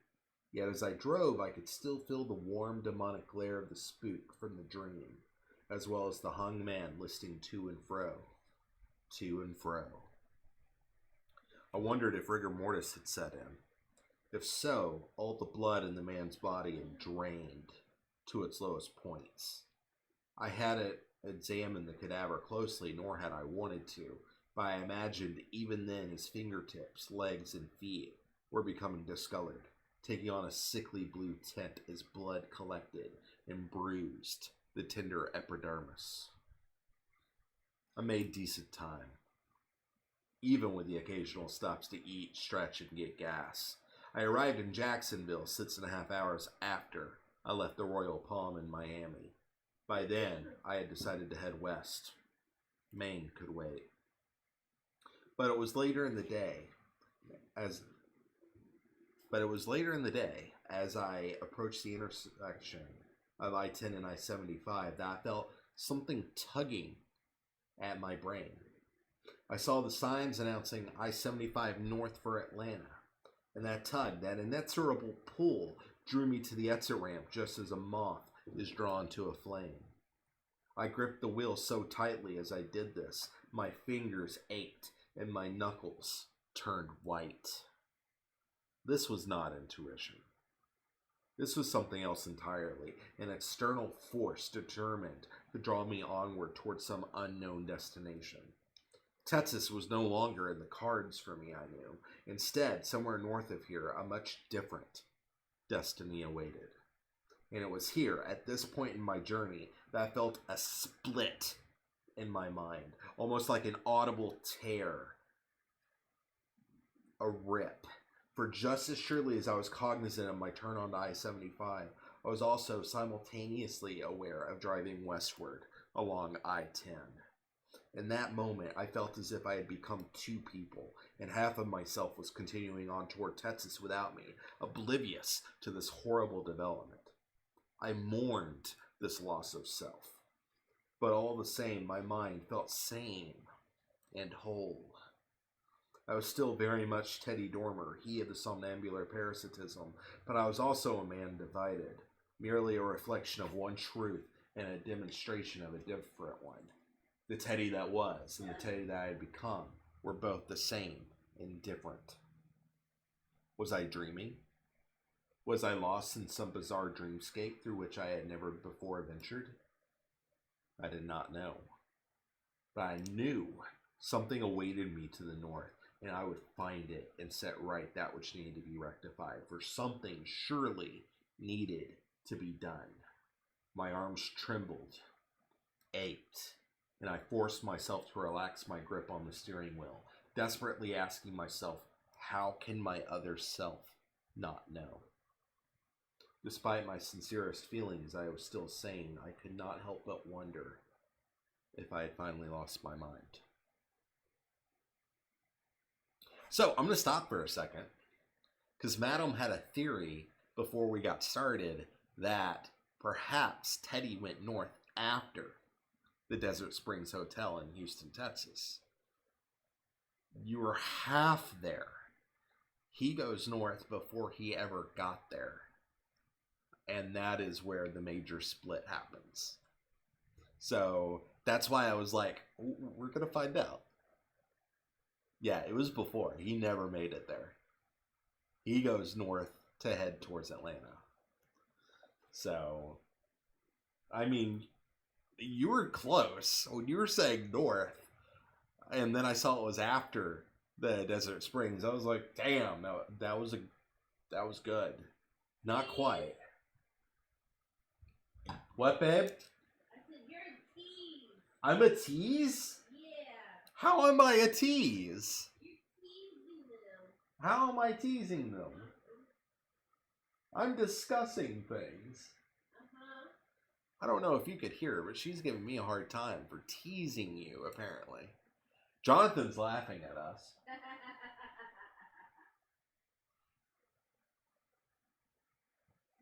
I just heard her talking, and I can't hear well when I had these headphones on. And I just heard her saying something. I was like, what?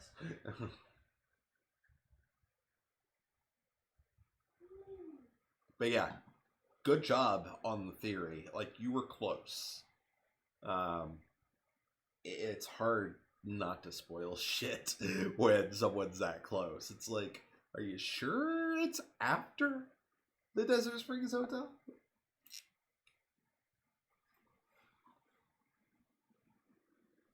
Chapter 43, A. The deed was done, so I returned to my private room. I was tired, yes, but I was also weary of sleep, and I thought this whispering incantations of Morpheus. I was determined to remain firmly rooted in the world into which I had been born rather than enter my nightly purgatory. There was no rest to be found there, not where there was much pain and suffering in the wake of the Comet Tail End fiasco. I went to my private bath, stubbornly ripped the Band-Aid from my brow, and observed the wound I had sustained in the accident. It was a small gash, less than half an inch long. But it looked angry and red before the nurse cleaned it. The doctor had used medical glue to close the gash. Had the wound been any worse, they would have opted for stitches. So, I'm going to talk about something here. There was a reason why I wrote this way, and it actually inspired that part, and it inspired something else entirely. But the second thing it inspired, I can't talk to you about yet, because it is like massive spoiler territory. She's calling me a tease again. But When I was living in Seattle, I was working in a retail store, and I was talking to my supervisor, uh, and was about to go greet, a couple of customers who had walked into my department, and we were walking, and I wasn't looking where I was going. I was looking at my supervisor, and we finished what we were saying, and I kept walking, but I thought I was about a foot to my right, and when I turned to look forward again, I walked full stride into a support beam. Is the second thing published yet? Yes. We will get to it. Like, we are going to cover it in these readings. It is out. You have it. It is a thing. You already have it in your... So, it's not one of those things we're never going to find out about. We will address this in the readings. But, I walked full, stride into a support beam. Busted my eyebrow open. I heard over the radio at that point, one of the managers up front saw me do it and came over the radio and was like, did Mike just walk into that pole? And when I walked into it and bashed my eyebrow open, blood just starts coming all out of my eyebrow and just down the side of my face. And that's the thing, I know I'm surrounded not only by coworkers, but also concerned guests. And what do? I laugh hysterically because I feel fucking stupid. I just walked into a fucking support beam and bashed my face open. And my supervisor comes back. He walks me off the floor. He helps me get cleaned up. They do an accident report. They send me to the hospital, which was 5-10 minutes away. And as they're cleaning the wound and whatnot and using the glue, they're halfway through gluing it, and the doctor just kind of stops and goes, we really should have stitched this. Yeah. But yeah, he was halfway through it, and he's like, yeah, we should have stitched this. Too late now, and they just finished gluing it closed. And they were like, how are you feeling? And they run me through the whole litany of things. They did not give me a CAT scan. They didn't take me for an MRI. They were like, so if you start experiencing any of these symptoms over the next 48 hours, come back, you have a concussion. If not, you're good to go. I'm like, okay. So I went to work the next day, and 30 minutes into my shift, vertigo and everything. I went totally spacey. I'm like, oh, fuck, I have a concussion. So I left, and I went back to the hospital, and yay, that fucked me up for a while. And I was completely scattered for quite a while. And I went into writing this book on the tail end of my scattered 6 months after sustaining that concussion. So this part here where we were talking about the medical glue with the gash and everything, it's totally because I had experienced something similar already. So it's a small detail, but it was definitely me pulling from something that was still fresh in my mind when I was writing this.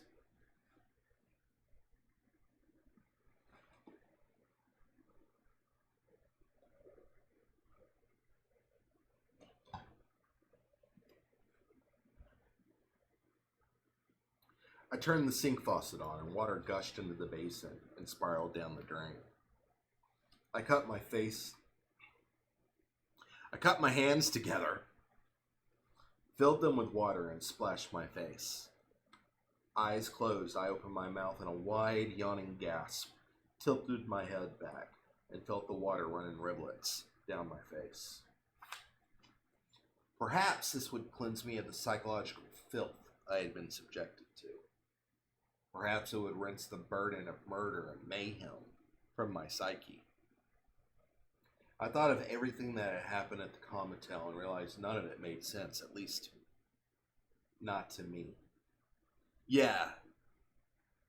Cup my face. So, cup your face. So, like, you form a cup with your hand, and then, so, like, you hold it under the water, essentially, and then, yeah. That's what I meant by that. Like, I know I read it wrong. I know I did. So, that's where my brain was. I just wasn't saying the words right. Don't judge me. Don't do it.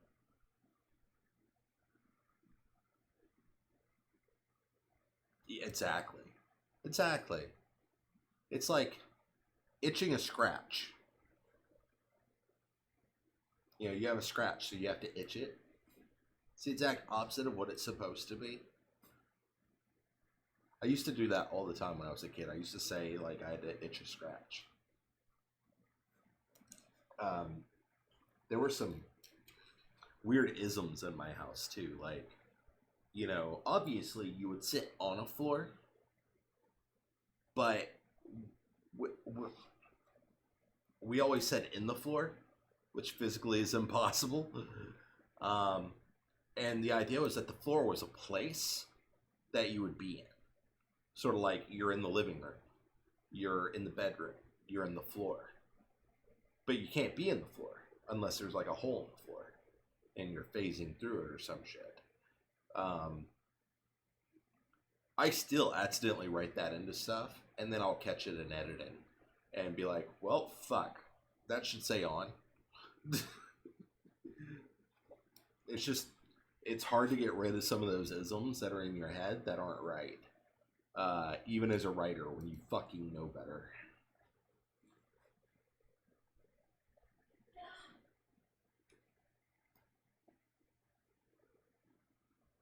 I thought of everything that happened at the Comitel and realized none of it made sense, at least not to me.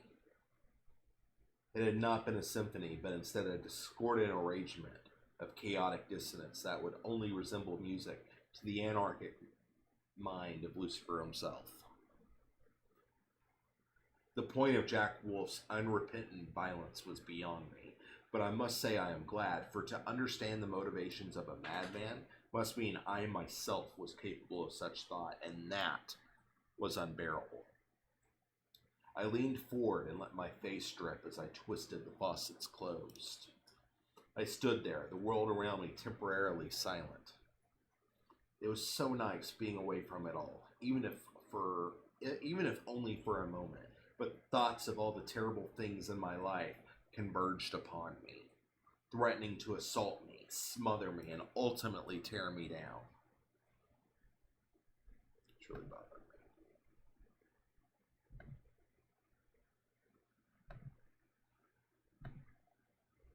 me. I had a thing highlighted on OBS, and my eye just kept going to it, and it was bothering the fuck out of me.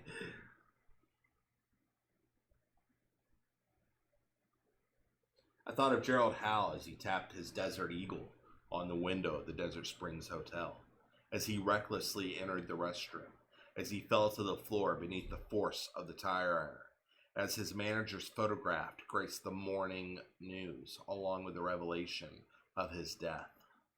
I thought of John Kramer as he told me I couldn't stop them, and I subsequently cracked him with the tire iron as he approached me outside Amanda Harper's room, wrestled with me, and I shoved him over the railing out into the open, yawning space as he struck the pavement below with a loud, sickening crunch. That's fair. We'll take a second after this chapter. We're almost there. You can't view from like... Angel, what were you laughing at just then? I'm curious. Sorry. Can y'all see me from like the counter? As long as I hold my book up, you're fine. Okay.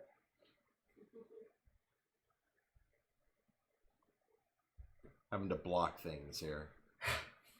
Camera angles and whatnot. Obstacles and whatnot. Yeah. Right here. snack doesn't sound like a bad idea. I might go grab a snack myself after this chapter. As Bandit gets up on the couch.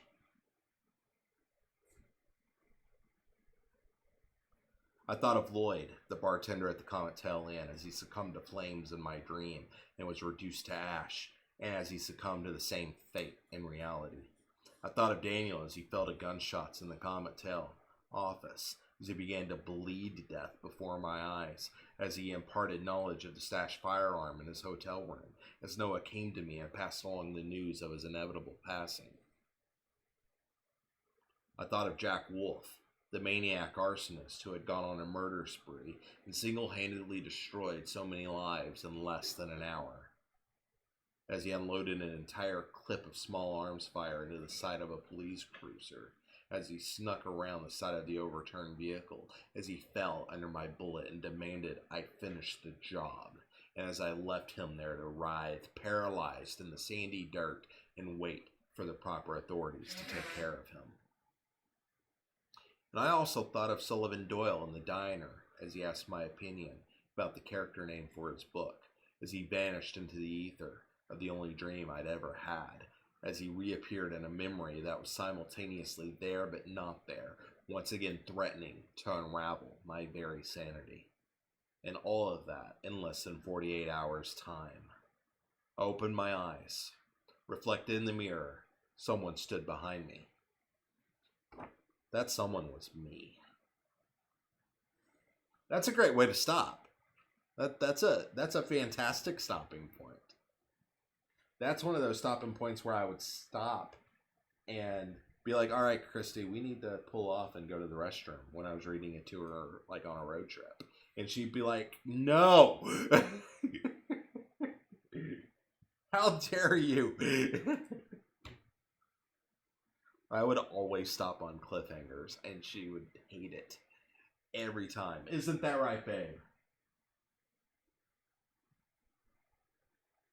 She's not listening to me now.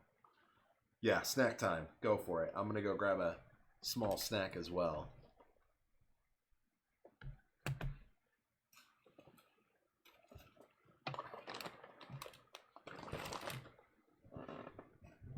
And refill my water while I'm at it.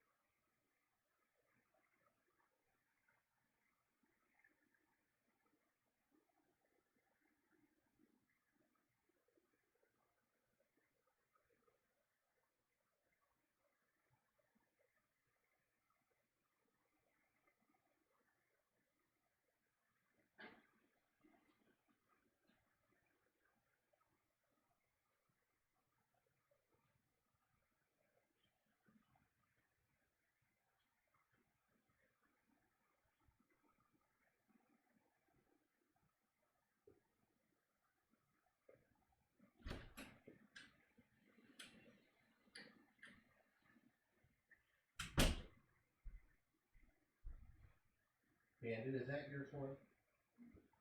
Hey, sit away. Can I have that, please?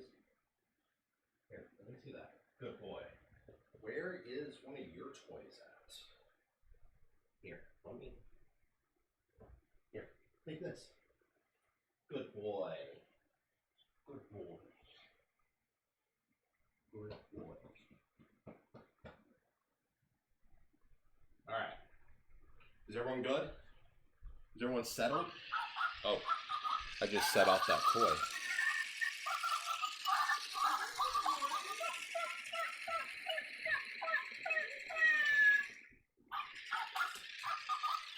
Here you go. Here you go, boy. Don't mind me, I'm just accidentally setting off Rory's toy.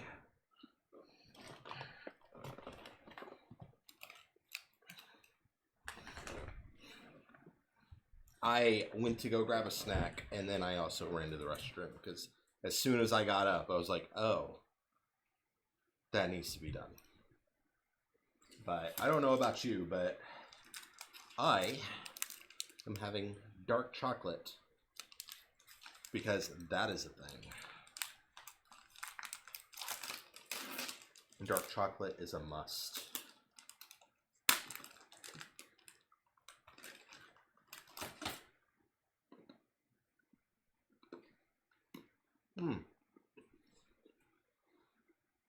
I have nothing against milk chocolate, but I'm a sucker for dark chocolate.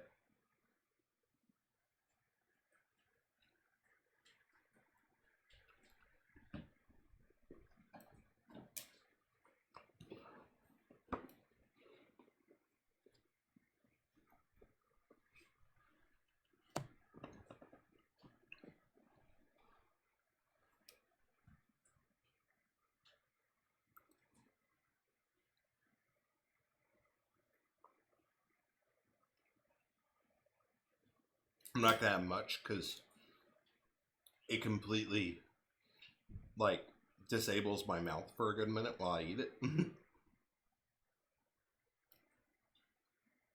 So I'll have some like every so often, but I'm not gonna do it so much to where it completely slows us down on reading.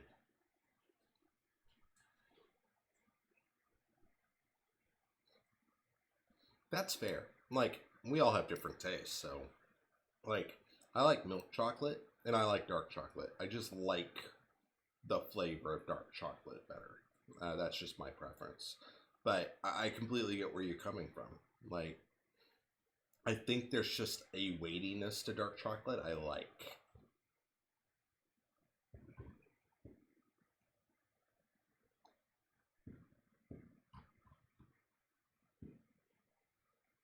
Damn, the storms didn't last long enough and people are outside setting off fireworks.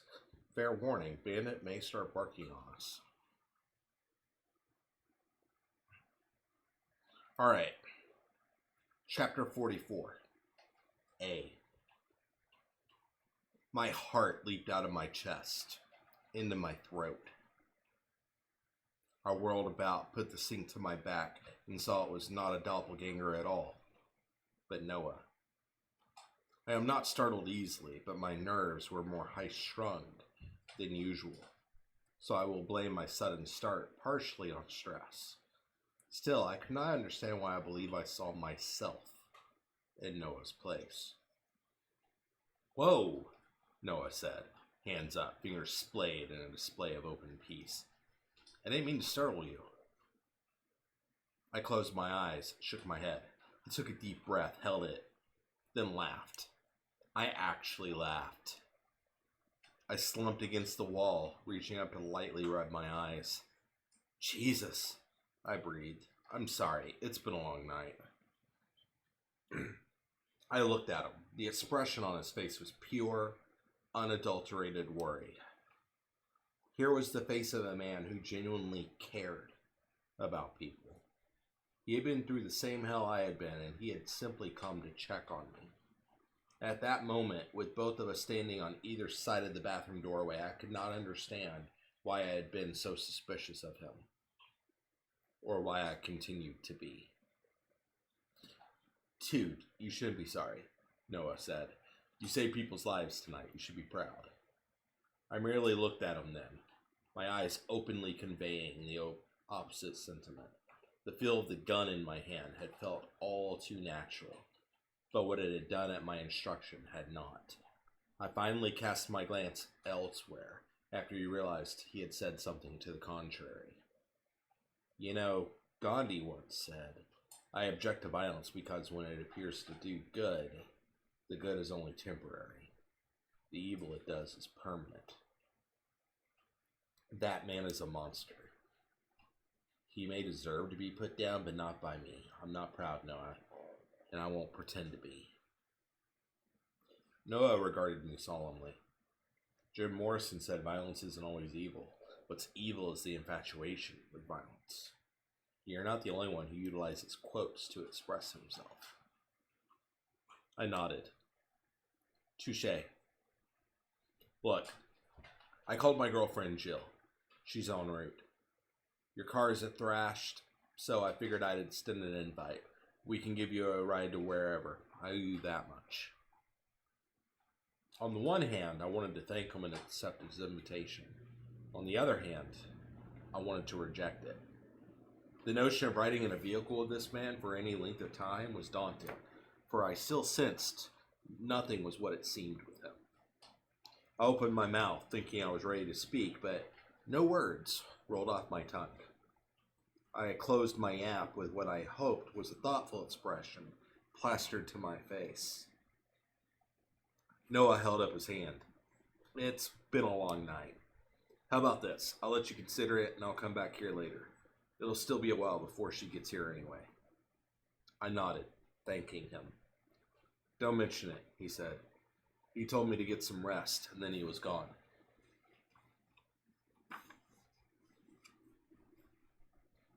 Chapter 45. B. Dotted white lines passed into obscurity in my rearview mirror. The state line had disappeared far behind me, as had the town of Valdosta, and the spaces in between the southernmost reaches of the state and what lay ahead of me to the north were populated with long stretches of green wilderness. In my journeys, I had been through the Southeast many times.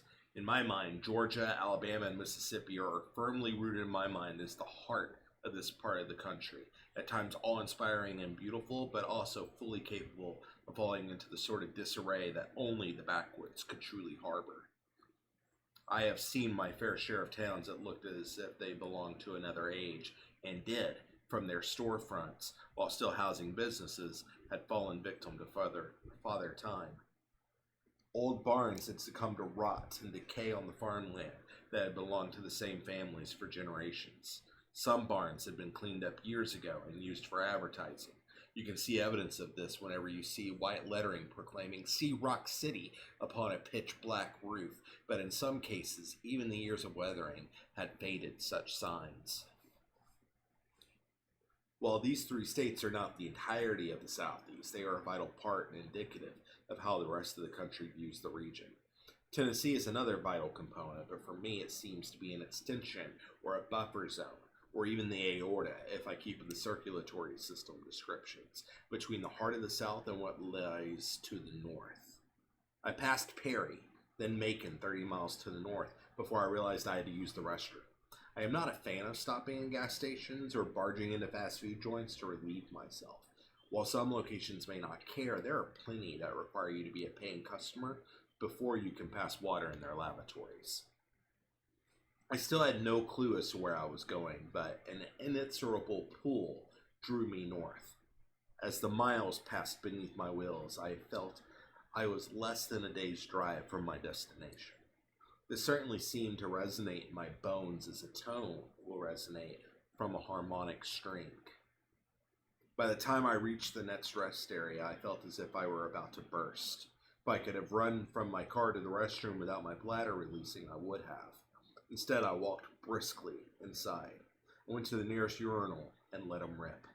The relief was immediate. The relief was immediate, but the emptying of any bladder.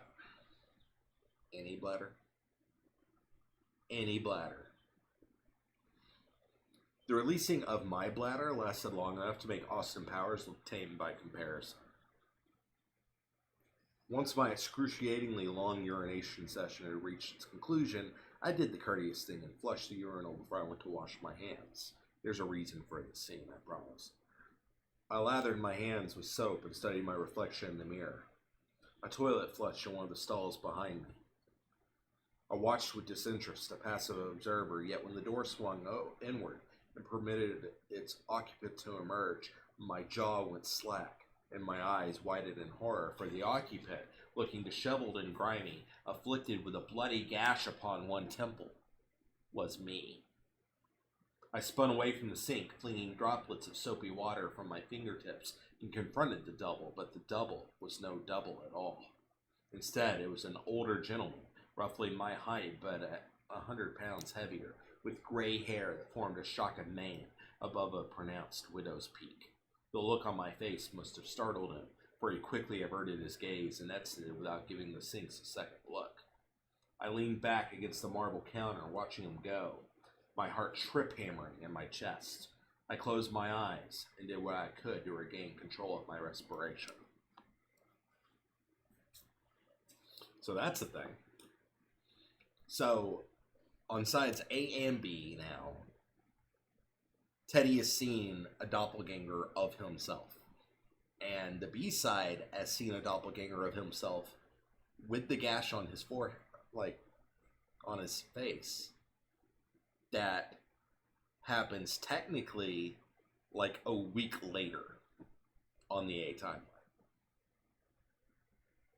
So, the A timeline and then the B timeline, which is like a week earlier, are running almost parallel, even though they're not synced up time-wise.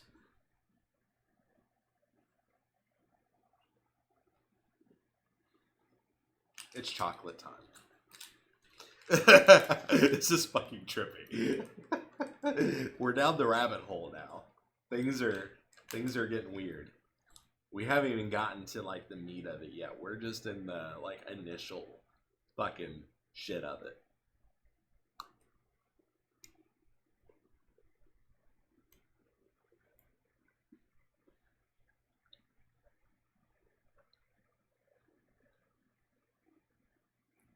This is the part of the book too where it's like I could ask if anyone has like theories or whatnot, but I don't know if you can really formulate theories just yet. You don't have a lot of information on what's going on.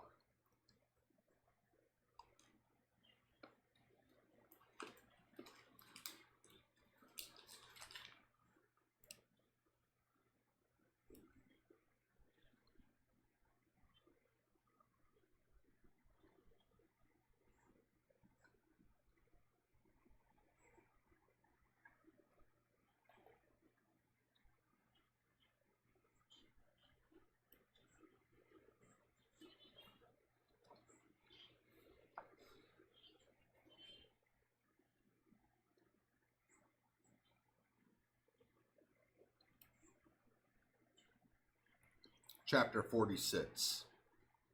A. The night had stretched on for what felt like an eternity, and still the vast folds of... It is weird that B-side Teddy felt the split. And yet, side A Teddy went on for a week before experiencing anything. Like, there's a lot of shit to try to figure out there.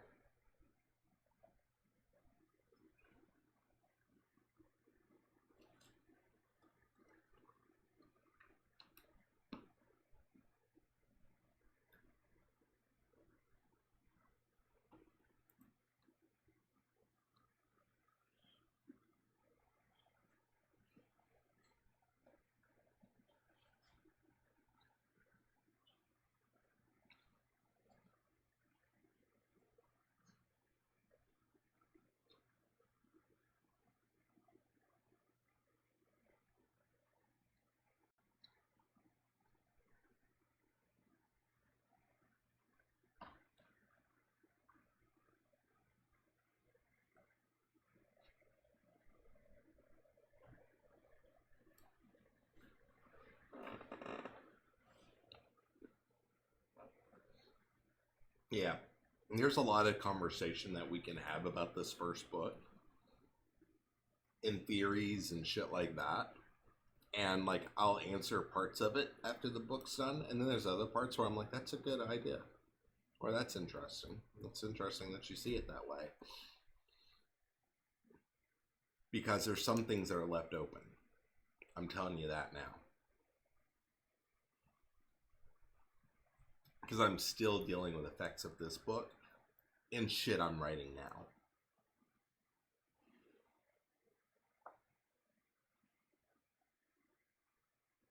But there will be some answers in the things we read that is already out.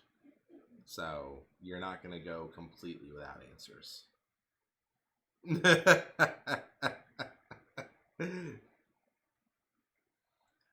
I've been figuring out the mythology around this for a while, and it's taken some development. I will say that much. But this book will close it to a degree, but then I'm the type of writer where in later stories, the things we learn in this book get recontextualized. So things will be brought back up. It doesn't go away. It gets readdressed.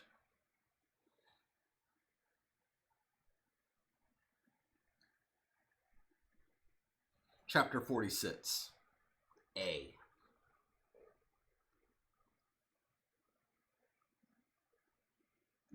Hell, through discussion we could give you ideas. I mean, I have a good idea, like, about how this particular saga will end. Like, so, we've got Teddy as book 1. Wake is the second book. Desynchrony and Flux, even though they're not novels, are important, like, installments in the overall mythology. And we're going to read those on stream. Which is going to be funny because I'm not going to have a book in my hand for those. I'm going to be looking at my phone, reading the Kindle version. And then In the House of Wolves. And then after that, there might be a book before the Damnation Dirge comes out. And then the Damnation Dirge trilogy is going to wrap the saga that started with this book. And I wouldn't be surprised if I read some of the stories that will show up in Blood Rights, my fiction collection I'm working on stream as well, because it ties in with the saga. But, like, I know the end point. I know where I'm going. And I've figured out the answers to questions I've had since I wrote this book. So all the questions will get answered. It's just, we might have to wait a little bit for some of them.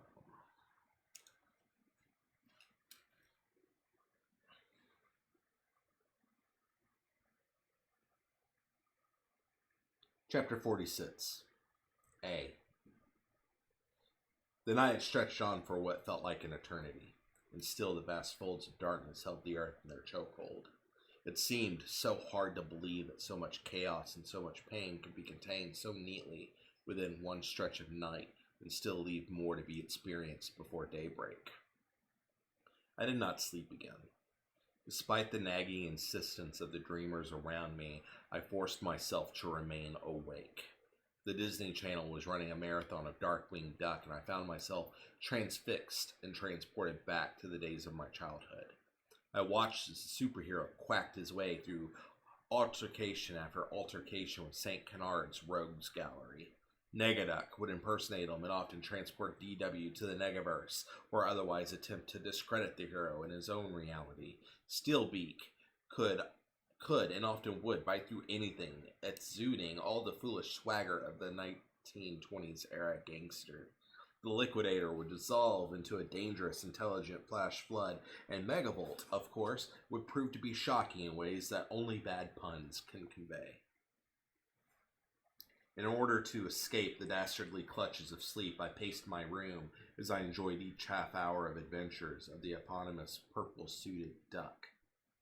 Noah arrived at my door after some time, fixing me with a tentative, questioning glance. The question itself remained unspoken. It required no vocalization, for I knew exactly why he was here. I looked down at the floor, considering the situation.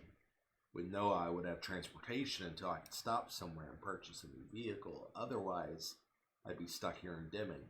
If not at the hospital, then at a hotel nearby, and I had no intention of staying here.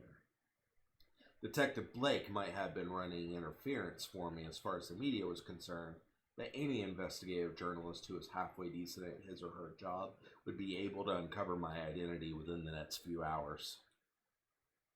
Then the cat would be out of the bag, and the face of yours truly would be plastered all over the evening news, and that was one development I had no interest in sticking around for. So despite my unease, I picked up the remote, switched off the mounted television, and nodded.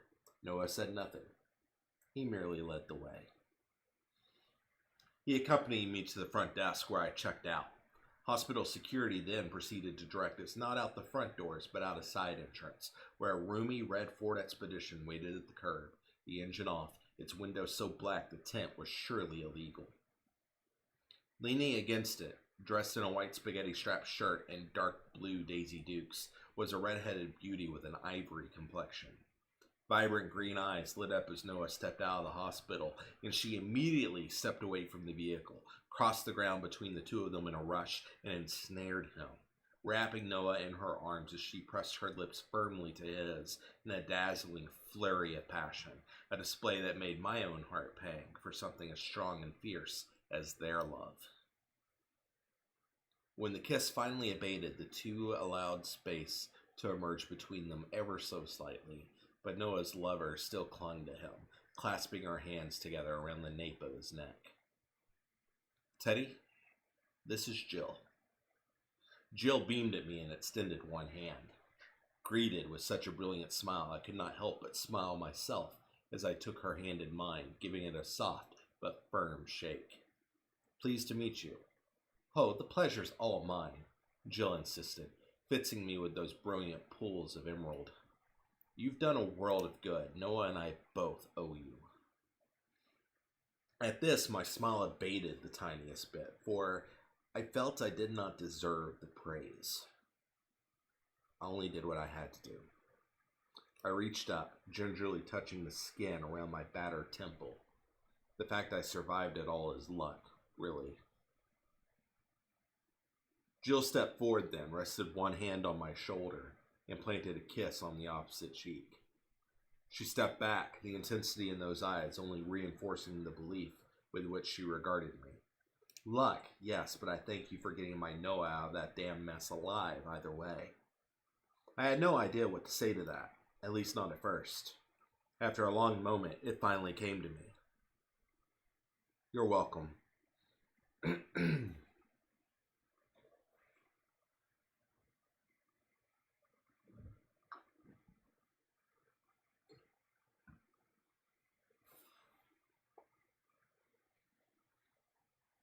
Jill patted me on the shoulder, her smile so radiant that even the sun would have difficulty outshining it. "Load up, fellas. It's time to get this show on the road." And so we did. Noah rode shotgun and I slid into the back seat behind him. I'm not used to riding along in a vehicle, but if I must be in the back, I always need to be able to see the dashboard, specifically the speedometer. I've never quite understood it, but I think to some extent this is rooted in some desire for information about my environment. I dislike forfeiting any sense of control. Even before we pulled away from the hospital, I experienced a horrible moment of worry. I wanted to reach out, grasp the door handle, and leap out into the early morning darkness before Noah and Jill could realize what I was doing. Not because I thought they would do anything, but because I possessed no control and was reluctant to relinquish my independence to a couple of well-meaning strangers. But the moment passed, and before doubt and indecision could no longer rob me of action, the vehicle was in motion, leaving Members Memorial behind. In the driver's seat, Jill suppressed a yawn, and I could feel the murmuring susurration of sleep caressing my mind once more. Of course she was tired. She'd driven through half the night. Despite her excitement to see Noah alive and well, fatigue was already setting in. I doubted she would be able to drive for long, and insomniac or not, I knew the experiences of this night had weighed horribly upon Noah as well. They would both want sleep soon enough, and it would not come for them. It would come for me instead. "So, where are you from, Teddy?" Jill asked, her eyes flicking up to the rearview mirror. There was a slight shift in the passenger seat in response to this question, and although I could not see Noah's face, I knew his interest was piqued, for he had been unsuccessful in eliciting a response from me on this issue before. I returned Jill's gaze in the rearview mirror. "That's not an easy question to answer." Jill regarded me with a quizzical expression. "Why is that?" "Because I'm from nowhere," I replied. "I live on the road." She cocked an eyebrow at this. "You don't strike me as a gypsy." I had to laugh at that. I had never considered myself a gypsy. The last time I checked, I'm not. By the way, I'm going to pause for a second, because I've been seeing posts online about this lately, about, pretty much trying to nix gypsy from the vernacular because it's offensive. And I wrote this like years ago when it didn't strike me as such. So if I were writing this now, I would not have used this word. That being said, it's in the book, so I'm reading it because it's in there, but I definitely probably would have written this part a little bit differently if I were writing it now, just because of that.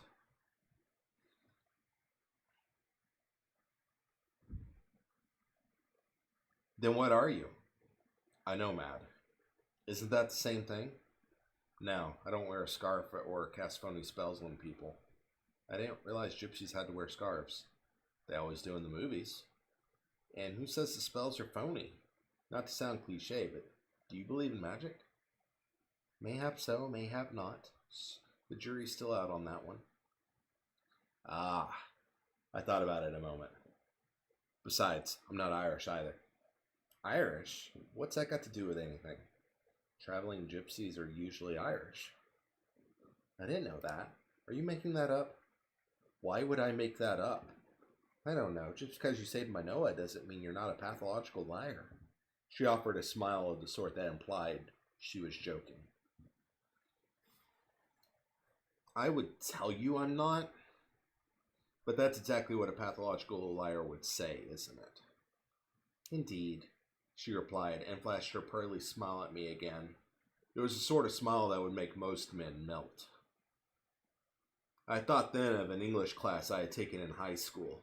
During our study of Homer's The Odyssey, several of the boys in the class had latched onto the idea of nymphs. There were constant jokes and mentions of the sweet, succulent nymphs throughout the remainder of the semester. When we studied poetry shortly after following Odysseus's exploits, several works were produced in their honor, lavishing the fictional beauties with copious praise. This made several of the girls in the class jealous, uncomfortable, or extremely annoyed. I thought of the nymphs those boys ardently loved so much then because I'm sure each and every one of those boys would have agreed that Jill embodied everything the nymphs stood for. It was as I considered this, watching her eyes return to the roadway in the rearview mirror, that I realized my eyes were more tired than I had thought they were. Now that I was no longer pacing my hospital room or meandering about the corridors, I could feel my brain shutting down, succumbing to the sleepiness my travel companions felt. Jill's voice came to me as though through a long tunnel, echoing faintly in my ears. I don't remember what she said or how long it was before I actually realized I was no longer awake, but actually dreaming. But after some time I blinked and found myself not in the back seat where I had been, but riding shotgun. It was raining, but the precipitation was anything but normal. Fat splatters of blood struck the roadway, the hood, the windshield, The wipers ran in constant unison to clear the glass, streaking the gore across our field of vision. Jill was still driving, looking far more beautifully angelic than in life. Her countenance was so overwhelming it was hard to look at her for more than a few seconds at a time out of fear she might blind me as Medusa had blinded scores of men in Greek mythology. I looked out into the night, watching as the deluge of blood scoured the barren earth, painting its canvas with broad strokes of the macabre. Standing along the roadside were zombies, not of the flesh-eating variety, but of the recently deceased ghostly variety. Many of them I did not recognize, but a few I did. Despite the advanced stages of his burns, I saw Lloyd, the bartender, for who he was, and Gerald Howe, who I initially thought had no business in this dream. But then I thought of the diner, the news report. That's how I initially discovered the Desert Springs hotel manager had died by my hand. Then there was Daniel, the other Comet Tail Inn guest I had known for less than 5 minutes before Jack Wolf shot him. The moment my eyes fell on him and saw the gunshot wound in his abdomen, I was transported elsewhere, back to the office of the Comet Tail. Smoke was in the air. Glass and debris littered the floor from where gunshots had punctuated the chamber. I was on my knees beside him, looking into his vacant eyes, which stared upward into a haze of death. I saw flashes of my hand over his mouth, pinching his nose shut, and I was suffocating him. I was killing him, and his labors against me, already weak from his mortal wound, grew less and less pronounced. He shuddered against me, eyes wide and fearful and questioning, and finally, he was gone. I could only watch in shock, knowing what this meant, but that knowledge was so horrible, so utterly damning, I did not want to accept it, but knew I could not ignore it. Back in the expedition, we passed Daniel and the other recently deceased, each and every last zombie staring after us with expressions of regret and sorrow. The torrential onslaught of gore from the hellish storm overhead grew slack, reduced to a mere drizzle, but even the misting blood was horrible. Ahead, the clouds broke, exposing the darkness of yawning oblivion above. In that crack of nothingness, I spotted something that was all too familiar, as I had seen it earlier that evening. A black hole, surrounded by a corona of solar flame. The invisible sun held its place in the bloody night sky. And I knew as well that not only had I been in this dreamscape earlier, I had also been there years ago as a child living with the Robertsons. I mentioned this earlier, when I first entered the land of the invisible sun. Randy Robertson had had a friend, a chubby fellow, with thick plastic-rimmed spectacles. His face came to me then, a watery visage, flickering in the bloody mist on the windshield, and superimposed over that image was the reflection of the man of shadows, grinning devilishly back at me. I had known Noah before, ages ago, but the boy he had once been hardly resembled the man he had become. He was much leaner and far more handsome, having grown out of that awkward adolescence into a confident adulthood, wrought with psychosis. I detected movement in my peripheral vision, and I turned to Jill. Her radiant visage was stunning. Her pearly white teeth were so white they literally glowed out of her gums. "I'd say you were the angel of death," she told me, "but I think the jury's still out on that one." With a savage jerk, she yanked the steering wheel hard to the right. The tires hydroplaned across the bloody roadway. I felt the expedition tilt, and then we were rolling, smashing, barreling along.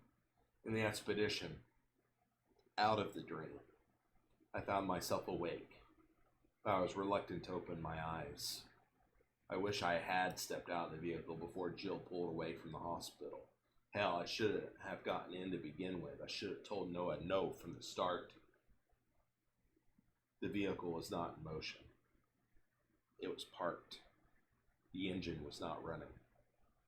I felt faint desert zephyr caressing my face and knew my door was open. I sensed a presence beyond my closed eyelids, waiting patiently. And as loath to disclose my consciousness as I had to know what awaited me here in the land of the wakeful. When I opened my eyes, Noah was standing at the open door, watching me intently. And I knew he knew about my dreams. I could not know how he knew, but he did. The real-life man of shadows leaned forward the tiniest bit, and before I had a chance to react, the hypodermic needle slid into my neck. Surprise quickened my heartbeat, but it also carried the sedative through my blood much faster. In mere seconds, the world faded to black, and Noah's looming face followed me down into the gloom.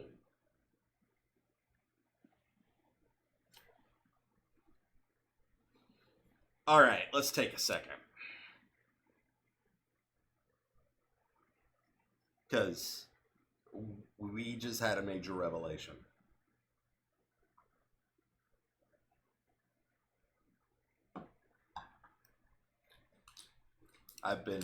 We've been going back and forth on this for the past little bit. Is he? Isn't he? Should we be worried about this guy? We don't trust him. What's his deal? Well, we just saw a big glimpse.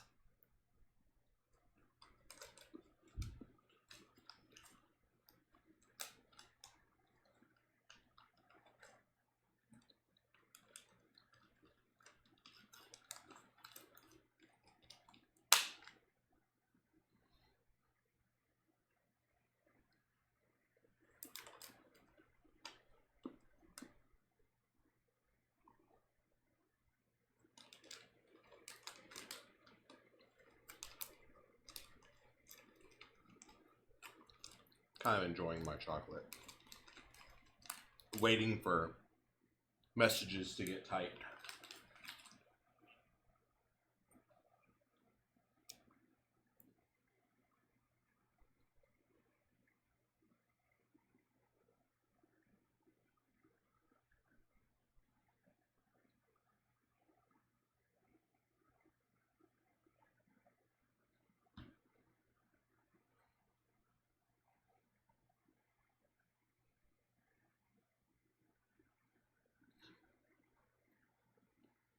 It was one of those things where it's definitely like, nah, it can't be. It definitely can't be. But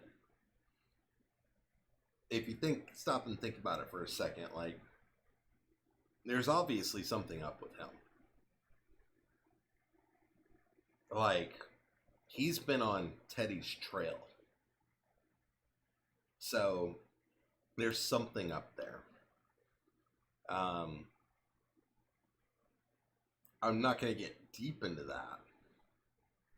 Because, we've got more book to go. And obviously, like, Noah has his own set of secrets that we don't know about yet. But, that was definitely one of those things where it's just like, no one's going to think that's the thing because it does seem like too much of a coincidence until you realize it's not.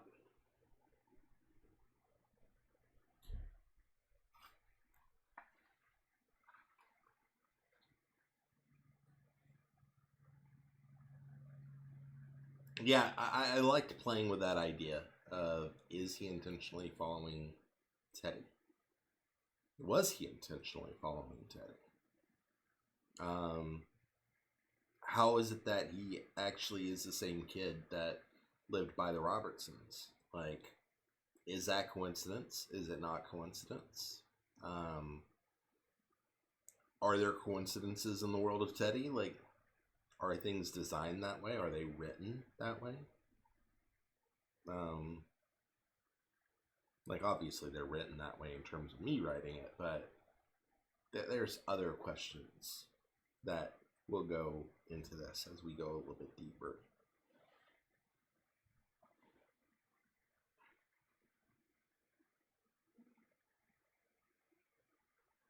Yeah, it does make you wonder how long he's been in Teddy's shadow following him around. That is an interesting question.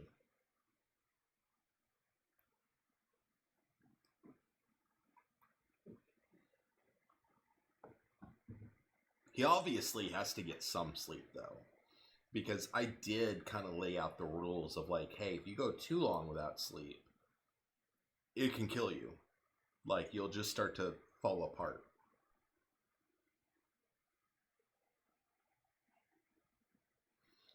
It's a good question. Like, the insomnia could just be he has insomnia. And just happens to be, like, there's multiple questions there. But the thing is, like, Teddy just now really started becoming aware within, like, the last day or so.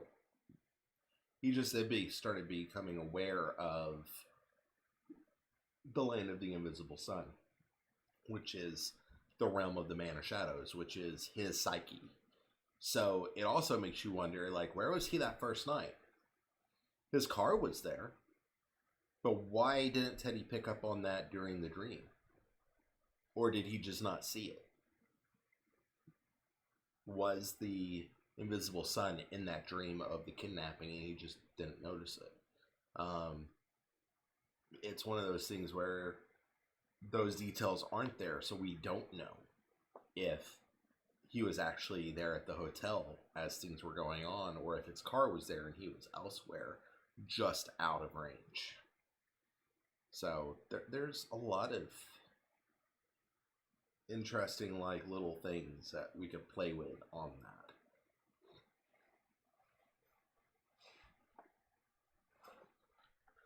that. But Noah's a bad guy. We know that now. Like, Daniel was probably going to die anyway, for instance, back at the Comet tail end, but Noah just flat out killed him. He finished him off. So, yeah, there's a lot of, like, potential possibilities that are going on. But we do know Noah killed Daniel. We know he's, the man of shadows. And now he has Teddy. And he was a friend of Randy Robertson's. Chapter 47, B. As anyone who has driven through Georgia's capital during rush hour can attest, Atlanta. When I read that, I was just like, well, fuck, I liked him. I tried to make him endearing. Like, I really wanted you to like Noah. Because I felt like that was, like, that moment of just like, well, fuck. By the way, this is totally off topic, but Christy and I watched Fear Street 1994 on Netflix today. And I really enjoyed it. If you like, especially like 80s, 90s inspired, or just 80s, 90s, like, slasher mystery horror, like, it scratches the itch really well. I'm really looking forward to the next 2 chapters because it's the first of a trilogy, and the second one comes out next week, and then the last one comes out 2 weeks from now.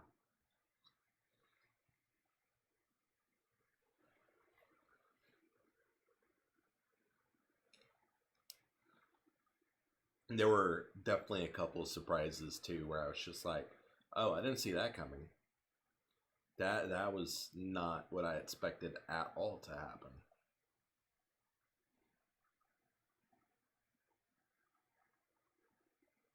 That's kind of like what I wanted to do in Noah. I did not want him to be the obvious bad guy. Like, Teddy was suspicious because Teddy is just good at figuring, like, sensing those sorts of things, but I did not want it to be like an obvious, oh, he's definitely the bad guy. I wanted you to like him, but not be sure if he was trustworthy, and hoping the whole time he was the good guy. Like, there was a reason why he was definitely not the one behind everything at the Comet tail end. It was because I needed you to suspect him at first, and then red herring and go away from him. Damnation movie series win? I don't know. If honestly, I feel like, especially with the split in Teddy, I feel like the Teddy books would work better as a TV series. Like, do the Netflix shit with it. Get a decent budget, have fun with the effects for, the dream sequences, but like, I don't think Teddy would work well within a 2-hour format. I seriously feel like it needs like a few episodes to breathe, especially developing the dual storyline, because otherwise they're gonna fucking butcher it. And then maybe like in the House of Wolves they could do as a movie. Like I could see in the House of Wolves being like a 2-hour movie, maybe 90 minutes if they cut it down a little bit or just breeze through some parts. But no, I could totally see like big chunks of the Damnation Saga being a show, and like with a budget and just full on like having fun with the entire premise. Like I've even thought about what I would do, and I would actually probably have a different opening for the show than I would with the book. I would actually probably open the show in Miami. Just to kind of like visually set things up and kind of ease into it. And the entire first episode is the side A version of what happens between the Royal Palm and getting to the Desert Springs. And maybe not the whole episode, but like at least the first 10 to 15 minutes, and then we get into the beginning of the book. That way, like halfway through the season, when we go back to side B, we get to see all those things again, but we can go through them faster, and then we start highlighting the differences.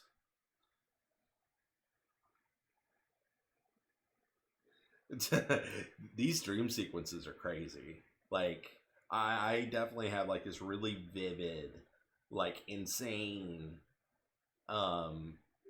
vision of what they would look like. And it's definitely like this very hyper realized, dark, colorful, like nightmare fuel dreamscape that's based in reality. That's sort of how I see it.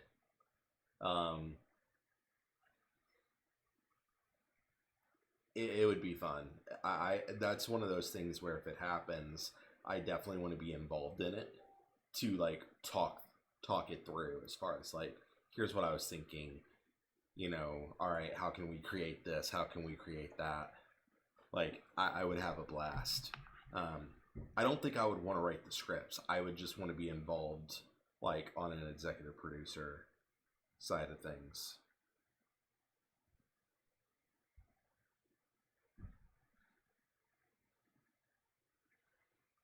Yeah, we're back to B-side for a little bit. We gotta let that capture, kind of ruminate in the back of our minds and visit the other Teddy for a bit.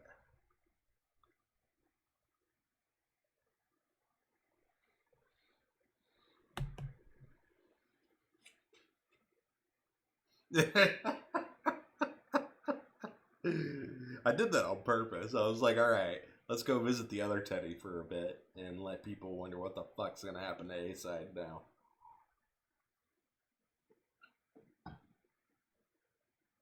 Chapter 47, B.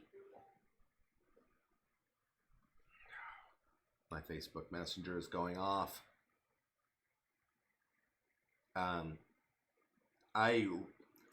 Before I get started, I wrote a story called Faith for an anthology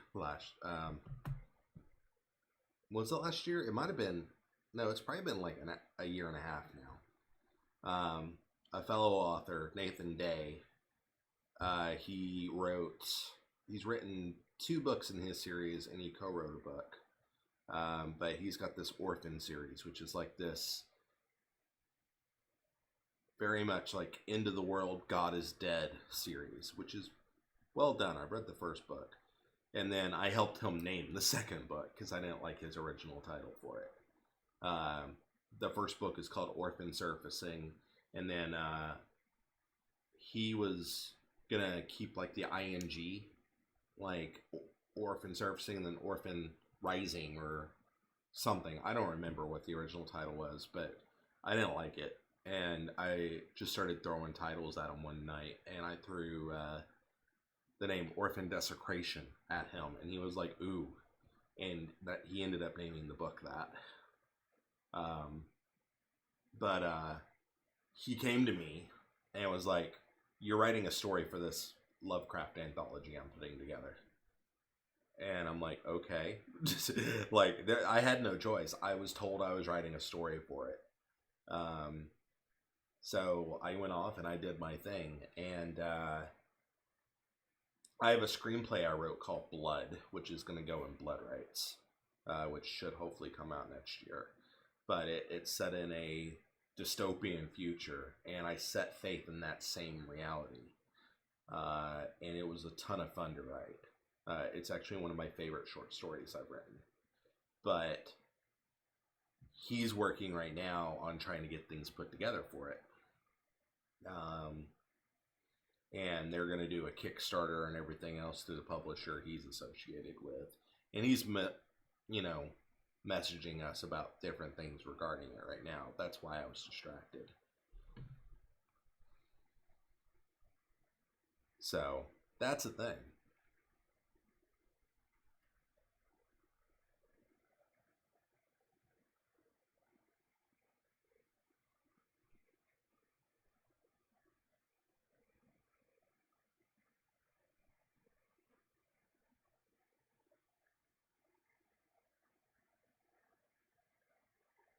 Bear with me. Alright. Things are back to normal on my phone now. I can ignore the other things. It's nothing I need to worry about right now, but I wanted to share that. I will probably be talking about that story quite a bit. Just tucked Sevy in bed. I've been listening, just been running around here. Ashley got a cold as well. Good stream, by the way. Thank you. Thank you very much, sir. It means a lot. I've been working very hard, as you can tell. I like being able to take a minute every so often, too, and just talk about it. It's kind of fun. It's like having the fucking commentaries on DVD as we're going through. Yeah, exactly. And providing good commentary. Thank you. Thank you.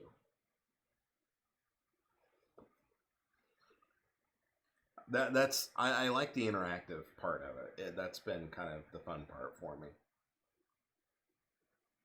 I get to talk about all these like behind the scenes things or reasons I did things or talk about the possibilities and shit like that. It's kind of fun. All right, let's get to it because Teddy A's captured and we got 3 chapters to get through with B before we find out what happens next. So let's do the thing. Chapter 47, B. As anyone who has driven through Georgia's capital during rush hour can attest, Atlanta is one of several waiting rooms to hell. On a good day, you're lucky if you only get caught in slow-moving traffic. Typically, however, it's a parking lot no matter which route you take. 6 lanes of traffic can remain clogged like veins and arteries plagued with cholesterol for hours. The sun was a boiling alien egg yolk that squished against the distant terrain and ran in oozing globs of light across the evening sky as I ventured north out of the metropolitan area. Soon the yolk would completely boil away and secede to the all-encompassing shroud of night. I focused on the drive and tried not to contemplate the reflected doppelganger back at the rest area, but no matter how much one may attempt not to think about something, the more the mind tends to be drawn to it, to consider it, to turn it over, to study it so intently as though it were an Escher painting. I did not suspect, but knew, that the bizarre occurrence at the rest area was tied to the doubling of my memories. But I did not understand how the events all tied together. I reached the Tennessee state line well after nightfall. The stars overhead flickered but persistently remained, silent watchers holding a constant vigil over not only the earth, but over the entirety of the cosmos. Upon crossing that invisible barrier which legally separates the states, I felt a burden lift from my shoulders, a temporary relief that was soon replaced by a horrible knowledge that whatever I sought awaited me in this state. North of Chattanooga, I-75 passes through a stretch of land immediately adjacent to the Bowater Pulp and Paper Mill in Calhoun. In December 1990, that section of the roadway was the site of a fiery pileup involving 99 vehicles. Tractor-trailer rigs jackknifed. Cars accordioned around one another. 12 fatalities were the result of that horrific mashup, with more than 50 others injured, making the catastrophe the worst multi-vehicle collision Tennessee had seen in over 20 years. Many people blame the paper mill for the heavy fog conditions that December morning. Investigations argued that the massive pileup stemmed primarily from gross driver error. Video taken that morning, however, showed plumes of water vapor rolling over the roadway from the plant, worsening the driving conditions. After the tragedy, steps were taken to improve conditions around the mill. Warning and electronic speed limit signs and persistent stretches of reflectors were installed along that stretch of roadway.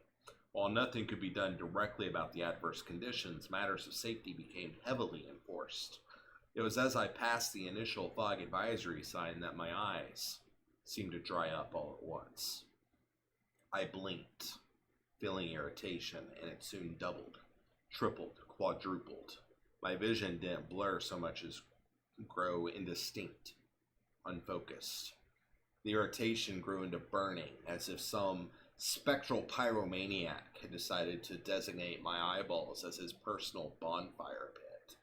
The burning grew from simple dryness to all-out agony-induced blindness in seconds, and I was unable to keep my eyes open.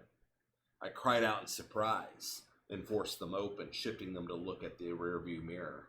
A worse firestorm ignited, and I shut my eyes against it. Tears leaked from beneath my eyelids and coursed down my cheeks. Had I seen a vehicle in the adjacent lane? Had it been clear? I frantically flicked on my turn signal. I was riding the fast lane, and the stretch I had just passed had not offered a shoulder wide enough for me to consider safe, especially not with trees populating the wide expanse that served as the median for this stretch of interstate. I dared open my eyes again against the wildly burning napalm searing my retinas. In the split second I was able to check the next lane, I saw no vehicle.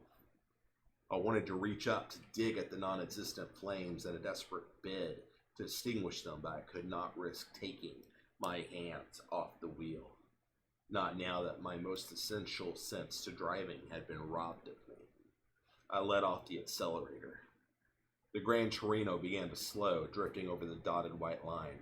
A horn blew angrily as a vehicle sped past, and I corrected my merge, bringing the Torino back into the fast lane and onto the narrow shoulder. The divots sent concussive shudders through the shocks, reverberating in the chassis. I cursed, blindly navigating the vehicle back onto proper road. The shudders faded. Determined, I opened my eyes again, sent a fast look over my shoulder, the horizontal spin of my vision dizzying, disorienting, distressing, but I was able to ascertain the lane was clear. I jerked the steering wheel, hard, and sent the vehicle veering across the interstate. Even before I left the fast lane, I closed my eyes, voicing a pained, wordless exclamation. Blind once more, I guided the vehicle off the far side of the roadway, drastically reducing speed as I thundered over the divots in the shoulder and brought the vehicle to a halt. I pulled the transmission into neutral and yanked the emergency brake. I had received no warning lights from the dashboard, but perhaps fumes had begun to pump into the vehicle. I threw open the driver's door and blindly ventured into the cool night. I was buffeted by a barrage of wind off a passing semi, and I staggered, reached out, and trailed fingers over the car in order to guide myself along. I crossed in front of the Grand Torino, bent over to rest my palms against my knees, and focused on breathing. Eyes shut tight, gasping, I reached up, pressed my bare palms against my eye sockets, and rubbed insistently. I did this for a couple of long, agonizing minutes, until I thought I could have finally opened my eyes. When I did, tears that felt more like leaking pus blurred my vision, further moistening my cheeks.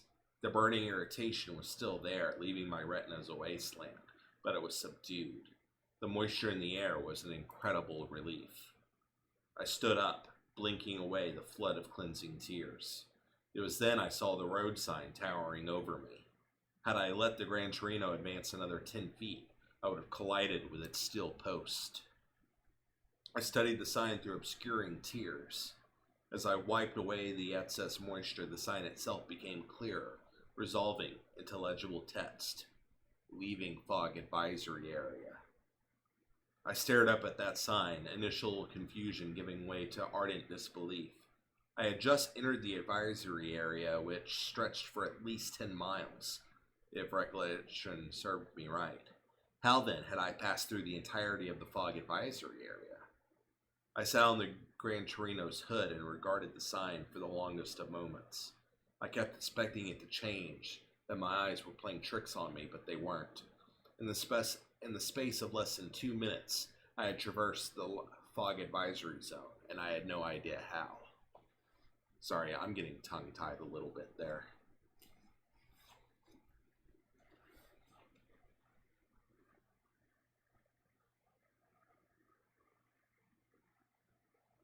Chapter 48, B. Behind the wheel once more, I was not afflicted by any continued irritation. I still waited a bit before continuing my drive. I did not want to chance another flare-up or attempt to drive with my vision still subpar. It seemed as though there were no fumes in the vehicle.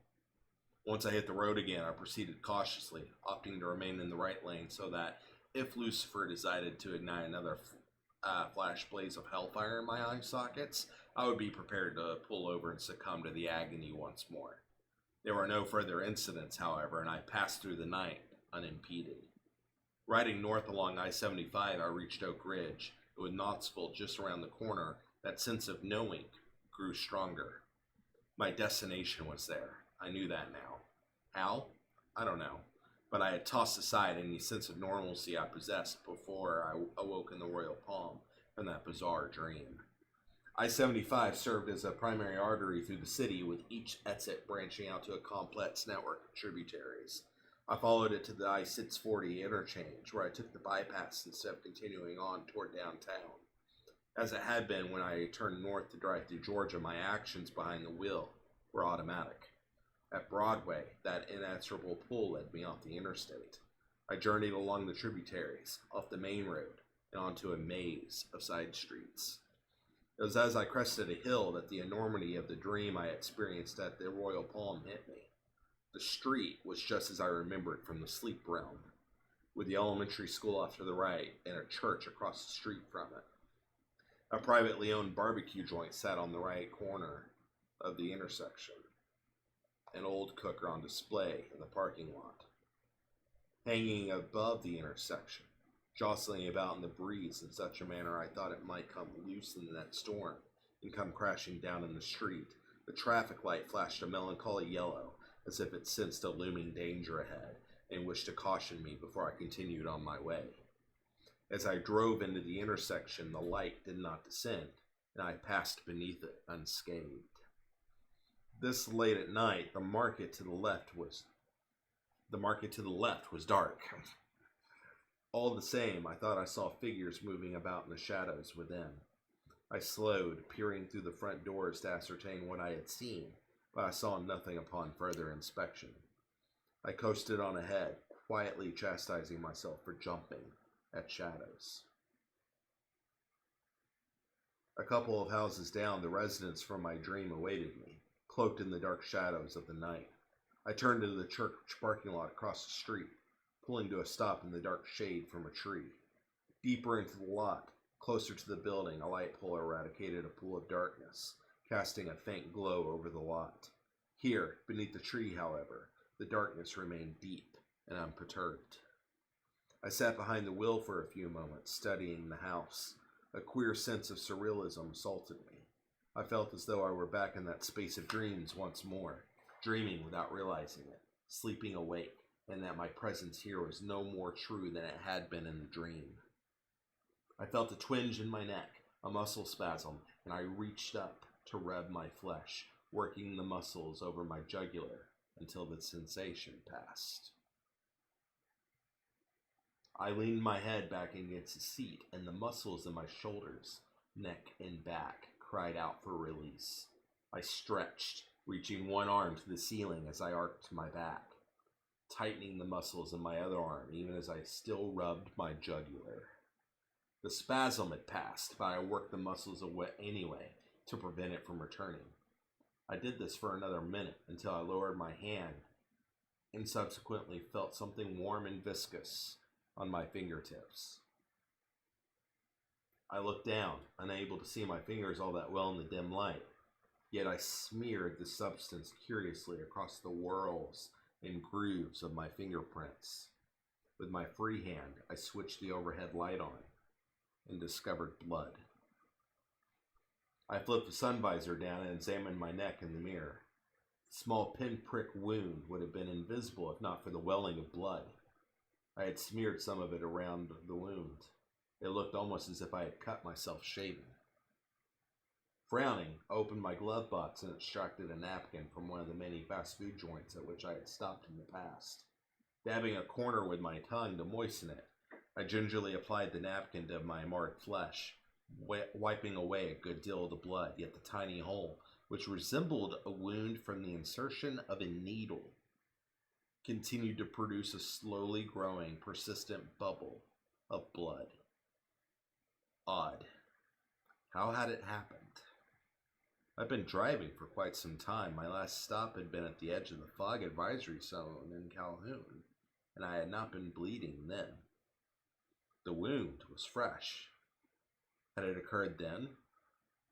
The blood would have been long dried, a fresh scab to mark the skin along with my 5 o'clock shadow. I flipped the visor up, closed the glove compartment, and pulled myself out of the vehicle, locking it behind me. I strolled across the empty lot and the street beyond, unimpeded by traffic. At this late hour, there wasn't a soul in sight. I had not seen a car since I left Broadway, and even then I had witnessed only a solitary driver. I acted as if I belonged there as I approached the house, crunching gravel as I followed the driveway around to the back door. The white paint looked fresh, yet it was cracked and peeling all the same, almost as if the house was a human body rejecting a new skin graft. The window stood open and empty like eyes staring vacantly into the void. A loose curtain hung in tatters in one window. I'm not sure what I was thinking, if I was thinking at all. I was merely obeying that pull as if the dream I had experienced had in some shape, way, or form brainwashed me, and I had been programmed to do this. I had become a video game avatar controlled by someone I had never seen or heard of, subject to their every whim. Around back, I found a glass-paneled door. The window pane nearest the door handle had been smashed, and only a few jagged slivers of glass remained in the frame. I tested the doorknob, found it curiously locked, and reached through the busted window pane, careful not to slice my arm, to grant myself entry to the premises. Once inside, I gently closed the door behind me. The kitchen had once been 2 separate rooms. I could tell this by the large floor-to-ceiling beam erected a quarter of the way into the chamber. The back door had once connected to a small entryway, but its interior wall had been demolished to expand the kitchen. Maroon tiles surrounded the base of the support beam and covered the countertop. The tiles also rose along the wall behind the stove and the sink, encircling most of the outer side of the room to serve as both decoration and splash guard. The walls were a light tone, either beige or tan, a color which complemented the maroon tiles. Layers of grime and dust marred the walkway from where people had come and gone, and the elements had been allowed into this once humble abode. Animal droppings, some pebble-sized, others grotesquely large, littered the corners, the counters, even the kitchen island. Had chimpanzees been indigenous to the wild in East Tennessee, I might have surmised a constipated member of their species had chosen this particular residence to finally defecate. Memory guided me through the kitchen and the adjacent corridor into the office. There in the corner, as it had been in my dream, a large, ornate desk occupied space, although only a fraction of the books that had populated it in my dream remained. The others were scattered, covers torn, spines permanently broken as pages lay splayed and exposed. All that remained of the computer was a dusty keyboard with half its buttons missing and a busted computer monitor. The office chair sat at a cockeyed angle. A wheel had been broken off one leg, and the chair now lay on its side several feet away. I heard a faint footstep behind me, and my heart trip-hammered in surprise when the man spoke. I have a rifle aimed at the back of your skull. Raise your hands and turn slowly. Just a second. What'd you think of that spot of blood on his neck? Bleeding from what looked like a needle insertion. That's not weird at all, right? It's not like he was injected with a needle.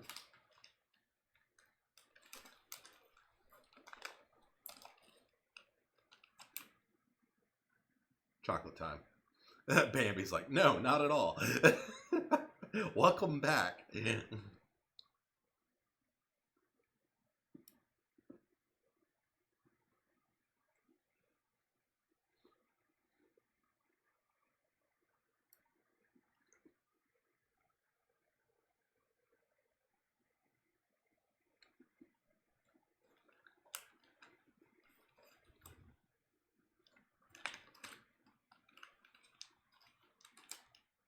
We're at the part of the book where I just have fun with like the weird shit whenever I'm reading it. It's just like, oh, this is a thing.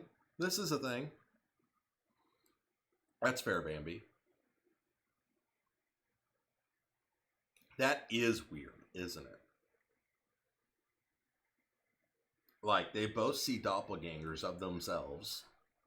That's really like, in the case of the B-side Teddy, we know he was seeing A-side Teddy in the mirror coming out of that bathroom stall. And now B-side Teddy has also had an injection point that came out of nowhere.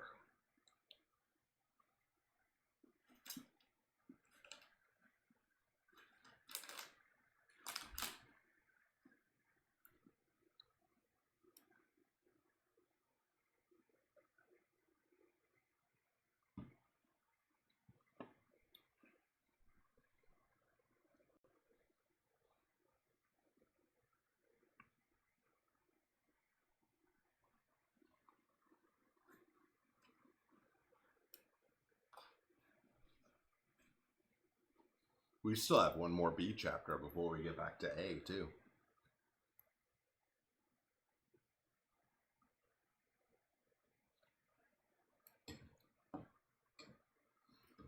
A lot of this sounds so familiar. I don't know what you're talking about, Bambi. Indeed. Like, before he's only seen things. This is a different story, though. Actually having, like, a physical reaction.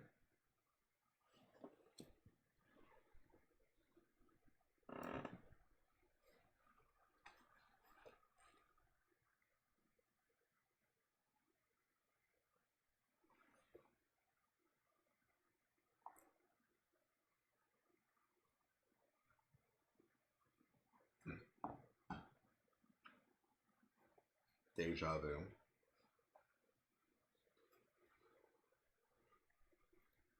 Chapter 49. B. I did as I was told, raising my arms until my hands were above my head, palms open and fingers spread.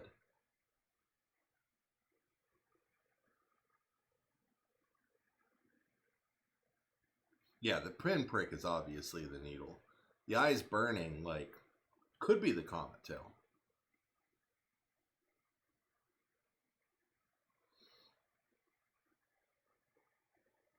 But did Teddy A ever experiencing eyebrow? Did he ever experience eyeburn?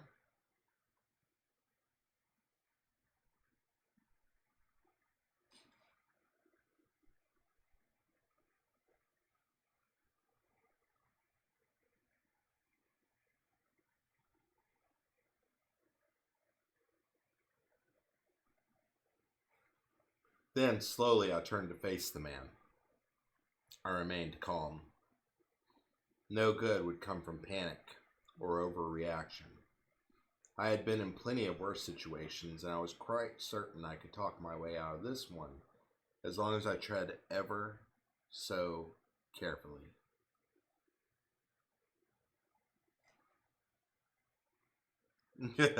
But dude's in a fucking fire! I mean, that's fair. It's totally fair.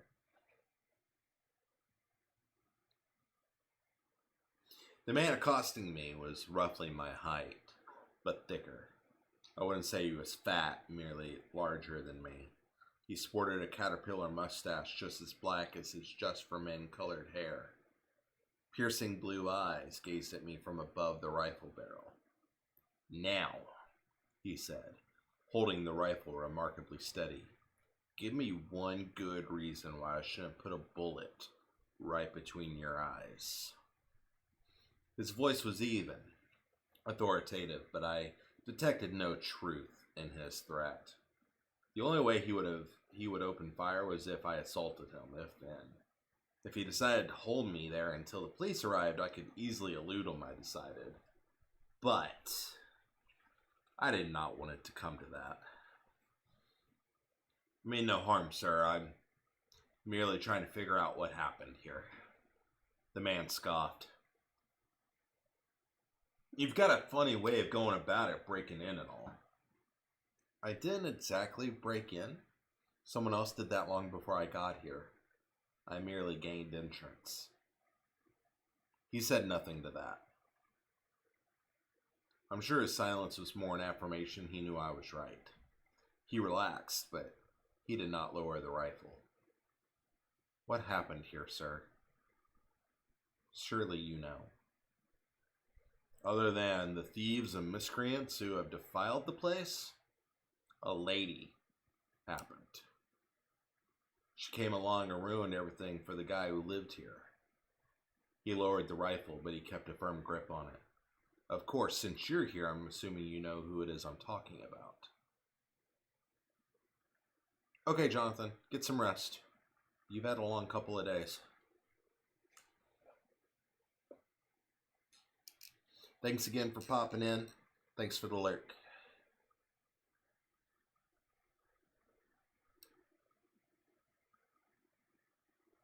At this point, I knew his name, but not much else. I had already assumed he was a writer of some sort, but that told me next to nothing about him. "Not really." "Not really?" the man barked. "Are you serious? Then what in the Jesus H. Christ are you doing here, son?" I smirked. "You wouldn't believe me if I told you." He raised a bushy eyebrow. His mustache twitched as the corner of his mouth quirked up. "You'd be surprised what I believe, kid. This house attracts weird like the goddamn Twilight Zone." The man stepped out of the doorway and leaned against the wall, regarding me with open skepticism and curiosity. He still held his rifle at his waist, but his grip was lax, as if he had already forgotten he possessed the weapon. Sully had his whole life ahead of him. The kid was a genius, if you ask me. Not even old enough to drink and had not one but two bestsellers. Suspense thrillers. Even drew some praise from Stephen King, if you'd believe that. I read that in Entertainment Weekly. Then that red-headed broad came along and seduced him. I've never seen such a head-over-heels fool before. Sully did everything he could to spoil that girl senseless. I don't know why, but something about the redhead intrigued me. I could almost see a face in my mind, but no matter how hard I tried to bring it into focus, it eluded me, drifting deeper into the back of my mind. I could sense her face smiling devilishly, even if I couldn't make out her features. What was her name? He shrugged. "No one knows for sure. She said it was Janet Copelson, but I think it was a whatchamacallit, an alias." He laughed when he remembered the word, momentarily breaking the stern-lined look his face was so used to.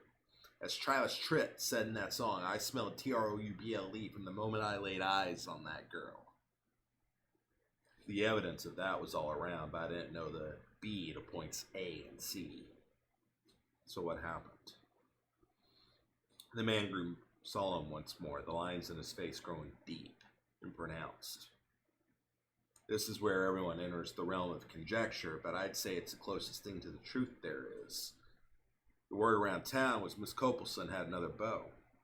Whether he knew about her relationship with Mr. Doyle from the start or not is open to debate. Some think it was a game they were running all along. Others think she was a harlot and had run out on the other guy.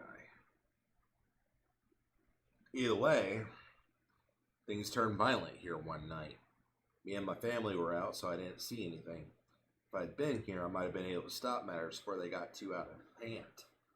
All I know is I came home to find Sully's back door standing wide open and a trail of blood running from the gravel lot out back into his office here. I found him in that office chair with a busted skull. I thought he was dead at first. I was on the phone to 911 when I watched the poor bastard wet himself. The authorities came and they took Sully off to the UT trauma unit. He's been there ever since. They don't know if he'll ever wake up. The words "wake up" resonated with me on a level I'm sure Sullivan Doyle's neighbor could not have realized. A half-formed thought had taken root in my mind, but I set it aside for the moment, letting it fester. I would examine it later. So he's in a coma? He nodded. Yes, sir. Now, Sully's other neighbor, the one closer to the market, he pointed to the space behind me, indicating the house beyond the outside wall, saw Miss Copelson tear out of the driveway with some young man they hadn't seen here before. They hadn't heard any commotion, so they thought nothing of it. It was at least half an hour after that when I came home and discovered Sully here. From what everyone gathers, someone, most likely the man the neighbor saw Miss Copelson with, knocked the ever-living crap out of Sully and bashed his head repeatedly against the central air unit outside. How he'd been conscious enough to crawl back in here and get up in that chair before he passed out is beyond me, but this house ain't been right since. Ain't been right how? Another twitch of the eyebrow. Another quirk of the mustache. Between you and me, Doyle might not have died in here, but it's like it's haunted just the same. He looked around, casting a look back to the next room. It looked like an oversized library, packed with books, but in the center of it all was a king-size bed. I've been hearing talk that Sullivan's mother is going to sell the house. I tell you, I feel sorry for whoever snatches this place up. He looked at me then. Look, I didn't see you mess with anything. You seem all right. You leave with me now, and I won't call the cops. Deal? I nodded. Deal. He led me back through the kitchen and out the back door. I stole a glance at the old central heating and air unit beneath the library wing's window. It looked like an old mechanical dinosaur. I could imagine some faceless man bashing Sullivan's head against the corner, his skull giving way to raw brain underneath. I had to repress a shudder. As the man walked me to the end of the driveway, rifle casually laid over his shoulder, he offered me his free hand. Hank Molyneux, he finally introduced himself. I took his proffered hand. Frank Hutton. Nice to meet you, Frank. Now you get on. If you want to know anything else, come knock on my door next time. Don't go breaking into old Sully's house. Otherwise, next time I'm likely to just shoot you on principle.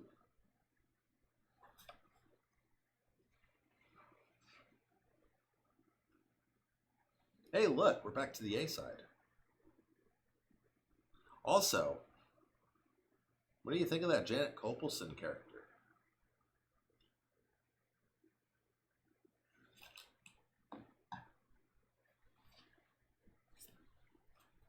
I'm gonna get some more chocolate real quick.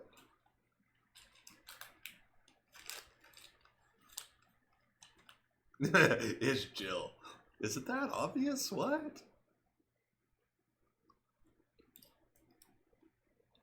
We're starting to see some connections between the two sides already.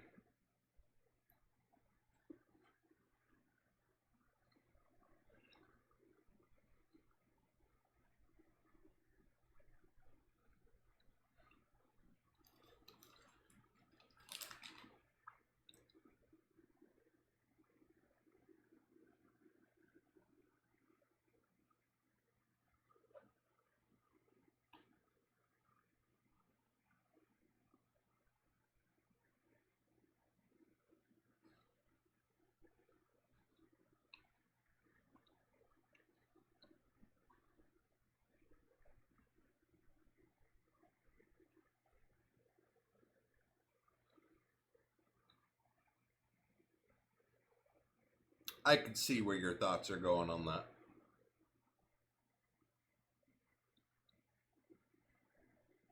I'm sure time will tell.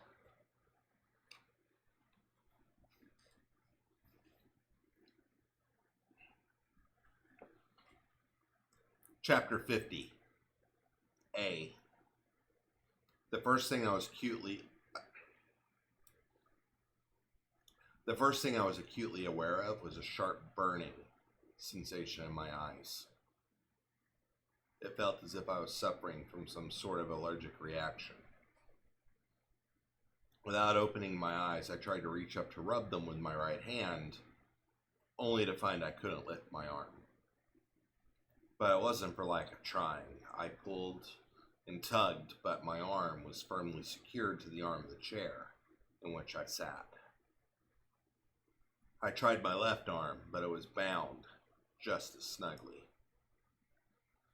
Hold on.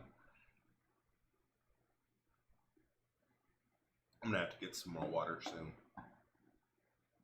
And there was a bit of give when I jerked them from side to side, but not enough to wrench my arms free. I opened my eyes, which watered from the irritation, and with blurry vision saw that loops of duct tape encircled my forearms. I balled my fist, bearing down against the arms of the chair, then with splayed fingers yanked up, trying to rip my arms free, but once again, no dice. Frustrated, I tried to kick my legs out, but they too were bound tightly to the chair. Circuits of duct tape ran over my shins, around my calves, efficiently binding me to the chair legs. I strained against them, but the last thing I wanted to do was give myself a Charlie horse, so I gave up as soon as I realized the errand was futile. My eyes were still watery, but much of the burning sensation had passed. I blinked away the tears as best I could and yawned. My mouth moved freely, unimpeded by any sort of gag. Unlike most kidnappers, Noah and Jill had been nice enough not to silence me by wrapping circuits of duct tape around my head.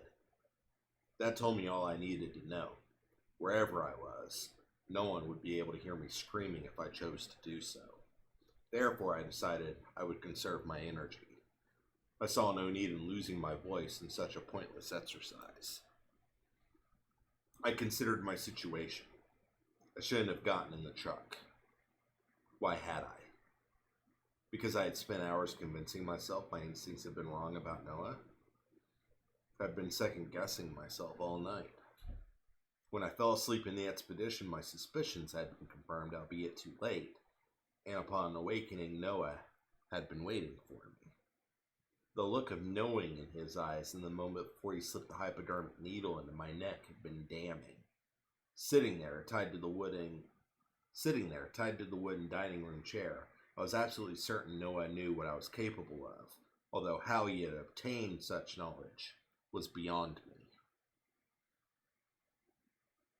The time for answers would come soon, but for the time being I needed to familiarize myself with my surroundings. My chair sat in the middle of a large living room. Sunlight flooded the room from behind me, and a quick glance over my left shoulder confirmed the presence of floor-to-ceiling windows 10 feet across. Off to the left, at the right side of my current view, a hallway led to another wing. To the left of my peripheral vision, I saw a couple of bar stools. I whipped my head around, checking over my right shoulder, and saw the stools sat at a bar. Beyond, a newly furnished kitchen commanded my attention. Stainless steel appliances, dual ovens built into one wall, a large French door refrigerator, an induction stovetop ruled the space. Cherry wood cabinets hid dishes, non-perishables, and whatever else they had stashed away. Swiveling my head approximately 20 degrees, I was able to admire the home theater. A large 65-inch screen had been professionally mounted in a recessed alcove. Dual cabinets with glass doors ran alongside it. Upon the shelving within rested various components. Looking about the room, I could see where speakers were hidden in wall. I didn't see the subwoofer anywhere, but I assumed it was well hidden as well. Everything looked state-of-the-art. The couple had dumped a lot of money into their home theater. A sectional sofa had been arranged a dozen feet from the screen. It formed a V in relation to the entertainment system. The wall before me was bare save for a large reproduction print of a Salvador Dali work. It was the visage of war and featured a corpse-like face. The brown leathery skin formed an expression of both horror and worry. Its eye sockets and mouth were filled with smaller faces, each more horrific than the face that housed them. And each of these faces featured even more grotesque miniature faces in their eyes and mouths. Tendrils of the same composition as the face's horrid skin clung to its face. They put me in mind of nightmarish snakes, poisonous monstrosities that would put the snakes of Medusa to shame.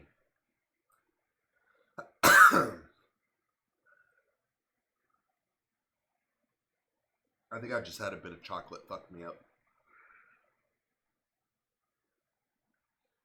Once I finish this chapter, I'm going to go get some more water. The face sat upon a desolate and barren landscape, the bare desert reaching on without end or interruption until it met a clear blue sky's even horizon. No. No. You can't stop me. That's not how this works. No.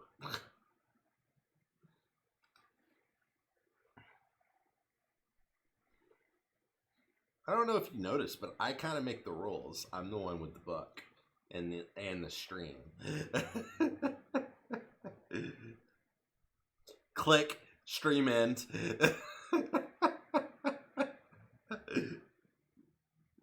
Or ban. It's like, I don't know what happened. I can't watch Mike's stream anymore. Oops. Finger slipped.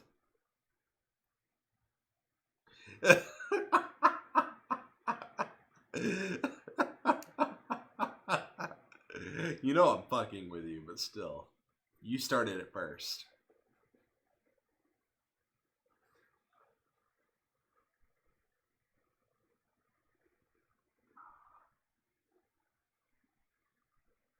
Yeah, but no.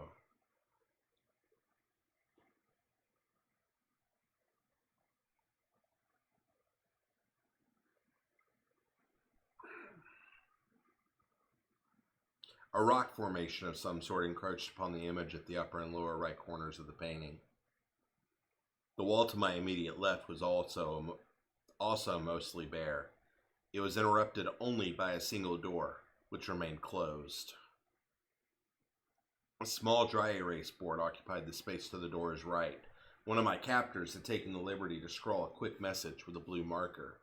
"Sit tight, buddy. We'll be back soon." I scowled. That last bit, buddy, grated on my nerves. I think they had both lost the right to call me their buddy the moment Noah slipped the syringe into my throat.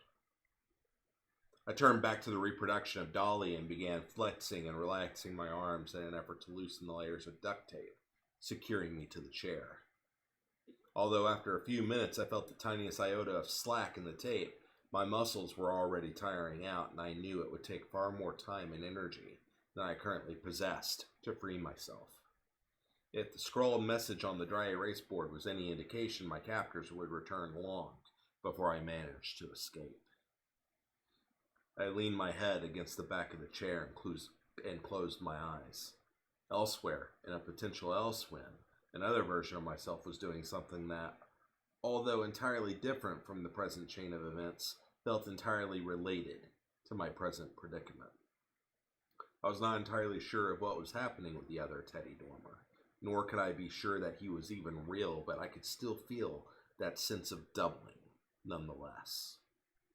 If I focused especially hard, I could catch fragments of disjointed images, of distant sounds, half memories that my brain remained disassociated from and refused to assemble.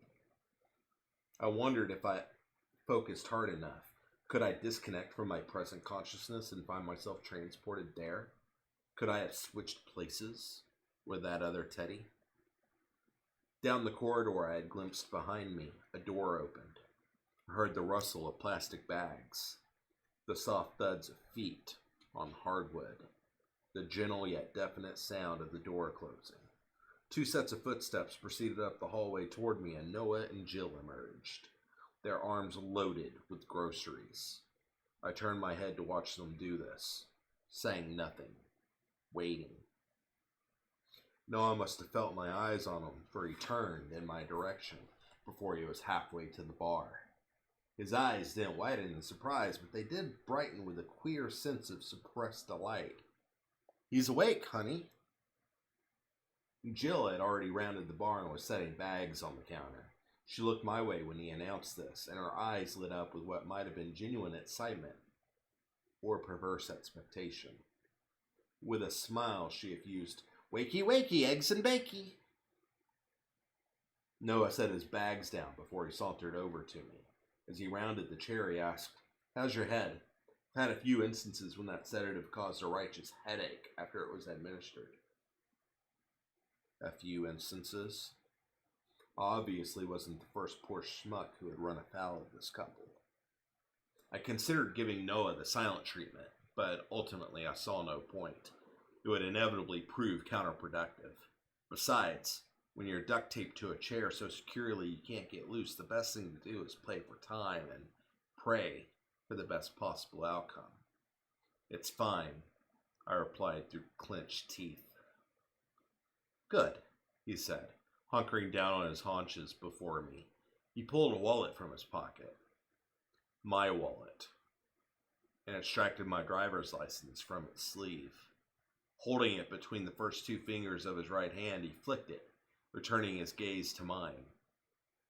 "You tried to make me believe your name was Teddy Drake. You didn't fool me though, Mr. Dormer. I knew who you were from the very start." I looked away, picking a distant spot on the wall to stare at. "Is this the point where you flaunt your intellectual superiority?" I mused. "If so, you can save us both the trouble." Noah smirked. "You're the reason Randy Robertson got sent off to juvenile detention. It's because of you his entire family fell apart." I met Noah's stare then. His father was a sick pervert that liked little girls too much. If anyone's to blame, it's him. Noah did not flinch from my direct gaze. He returned it in kind, regarding me like a caged animal in a zoo. "Did you know he died in prison? A fellow inmate stabbed him in the throat with a spoon. The poor bastard bled out on the cafeteria floor before a medic ever got to him." You say that like I'm supposed to care, and I seriously doubt you do either. Noah smiled at this, and it was genuine. It reached his eyes. "You're right. I didn't care much for Mr. Robertson. He was a sick, sick man, and he got what was coming to him." Who was messaging me on Facebook? Oh, it's my Dead by Daylight Facebook group. I'm just going to ignore that for now.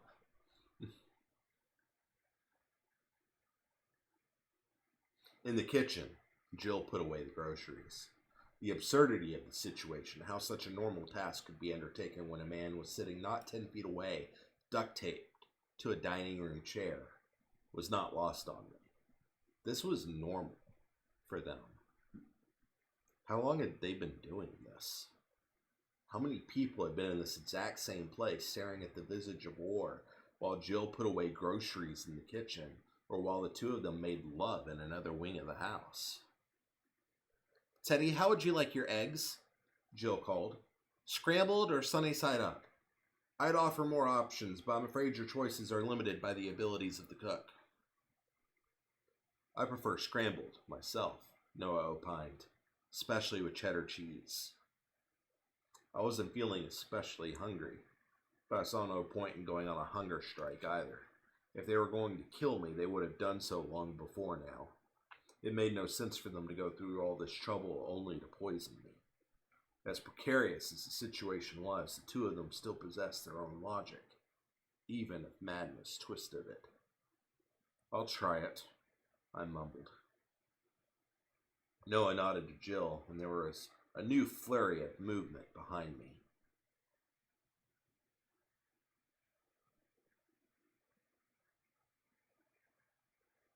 But spectacled eyes momentarily studied me, and my own gaze returned to the spot on the wall.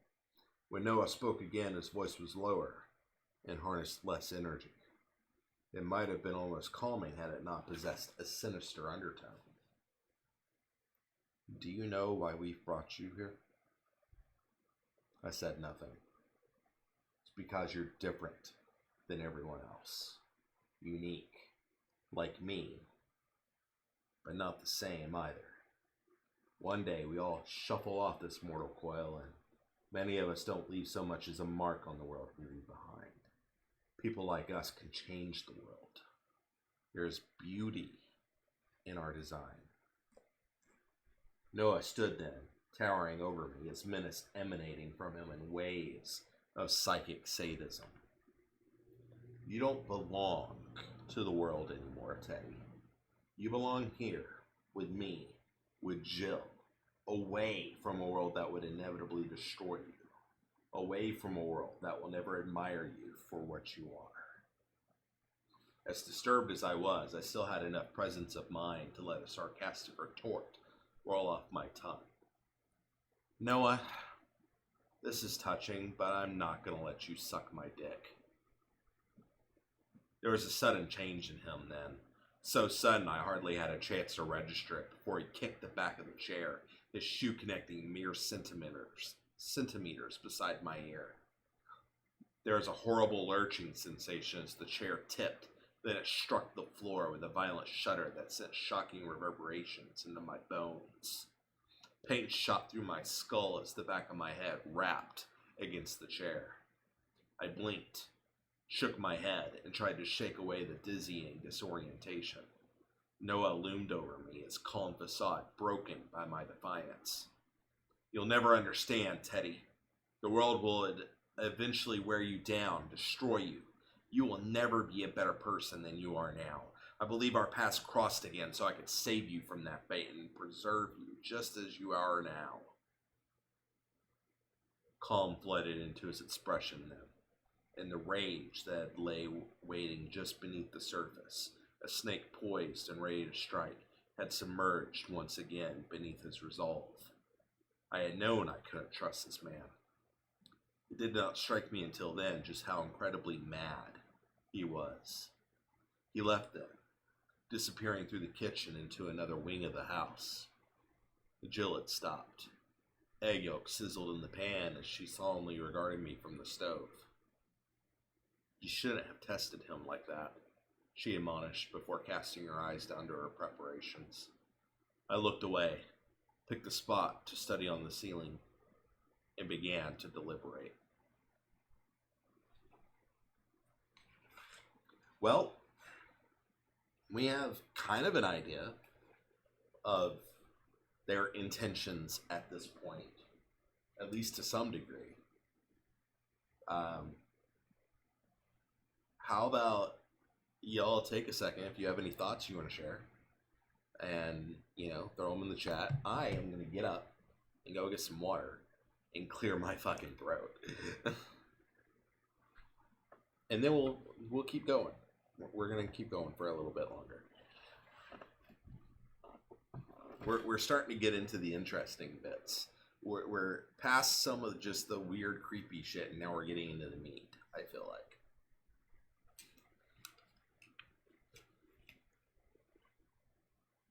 Okay, that works.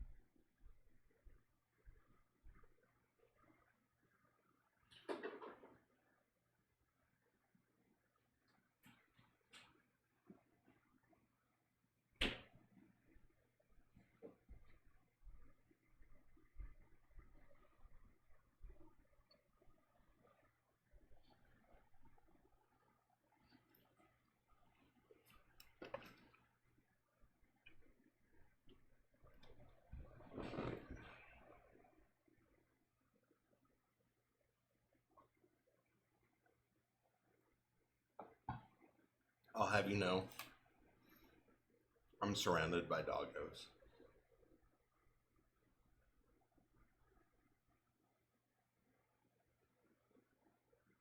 Bandit's in front of me.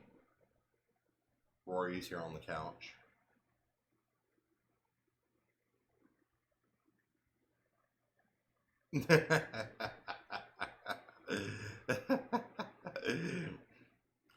You know,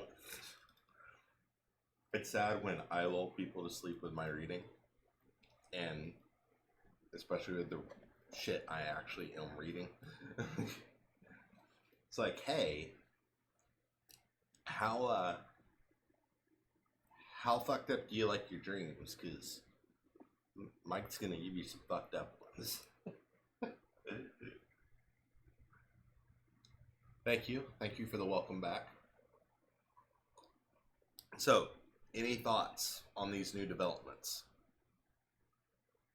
Because, you know,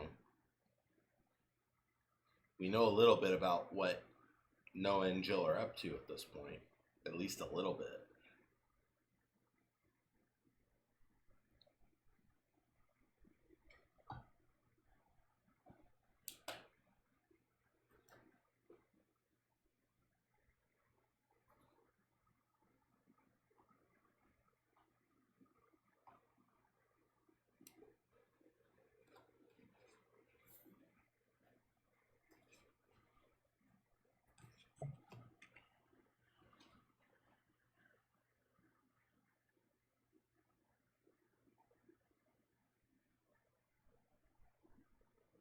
I'm going to give it a second. That way, if you're typing, I'm not like in the middle of the sentence right as it comes through.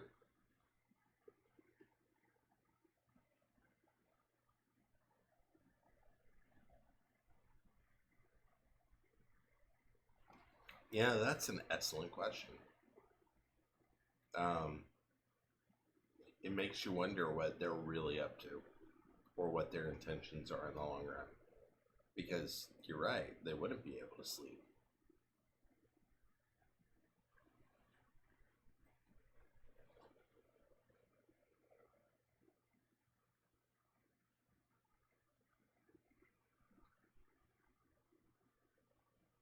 Chapter 51. B. It was as I pulled into a space in the University of Tennessee Medical Center parking garage that a sudden jolt of pain, as large and destructive as a railroad spike, tore through my skull. Although the preserve you as you are makes me think they're gonna kill him. I mean, that could be it. But why haven't they killed him already? That's the question. Like, they could be prepping to kill him, but, I mean, maybe they just haven't gotten to that point where they're ready to do it yet. My brain seemed to swell, battering the inside of my cranium, and I closed my eyes, leaning forward to rest my forehead against the steering wheel. The migraine's arrival was fast, as sudden as a popping balloon, and I was at its mercy. I normally do not suffer migraines, although my mind is left open and remains receptive to the perusals of others' psychic energies. I do not often feel utterly ravaged, as one might think. This migraine was not from exposure to the dreams of others, but to something else entirely. Something foreign.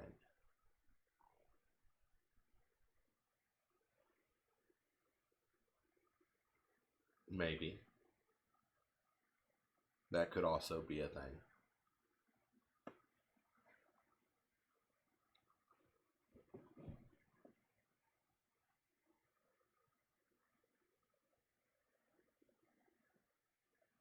Why I was certain it was like no other migraine, I don't know. Call me superstitious, but I sensed it.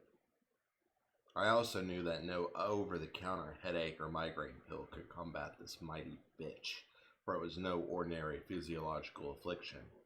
I would have to ride out its storm and hope it faded sooner rather than later. After a few minutes, I leaned back and reluctantly opened my eyes. It was as if I could distinguish each morning ray of stabbing sunlight as their intensity was magnified by my windshield. I winced, squinting as I reached to the visor overhead and unclipped the sunglasses I kept there. I placed them on my face, and the brilliant light was dimmed by the shades. I extracted myself from the Gran Torino, rising to full height gradually, certain a sudden upward lurch would only bring a fresh wave of sickening dizziness. Ceaseless war drums beat a cacophony behind my eyes. I was tired before the migraine struck. Instead of finding a hotel to sleep in, I spent the night driving all over town, familiarizing myself with its streets and major areas. I already had too much on my mind, and the last thing I wanted was to experience another one of Sullivan Doyle's visions, and I didn't want to get sucked into another poor soul's desperate plight. Whenever things go awry, they normally do so in a big way, and problems tend to pile on top of other problems. I wasn't sure what was happening in Knoxville, but it called to me across 2 states. Therefore, I needed to simplify my own circumstances as much as possible. I knew I needed to see Sullivan Doyle, comatose or not, but I did not want to visit during the night when it was more likely a good deal of the inpatients would be sleeping. I wanted to remain awake and alert when I arrived, even if it meant I showed up sleep-deprived. Once I was inside, I found the long-term care ward. It was here the patients like Sullivan Doyle were kept, alive and in some cases on life support. I managed to evade the nurse when she stepped away from her station. I moved quickly down the hall, stepping lightly so I would not make my presence obvious. Many of the rooms here were empty, but there were a few patients, most of them unconscious. 2 were hooked up to breathing apparatuses, but most of them were monitored by just an EKG. Halfway down the corridor, I glimpsed the comatose author in a room on the right, and I quickly gained entrance to his chamber. I faced the door as I eased it shut, determined not to alert the nurse down the hall. As I did so, a numbing pain spread through the right side of my face. Something prickled my flesh just beneath the right eye, and I rubbed at the spot beneath my sunglasses. The migraine faded, existing now as a dull roar, like background noise. I turned to face the bed and nearly jumped out of my skin in surprise. I stifled an exclamation, and it escaped my lips in a soft, "Oh!" Sullivan Doyle was sitting upright in bed, his eyes open. His face was blank, expressionless.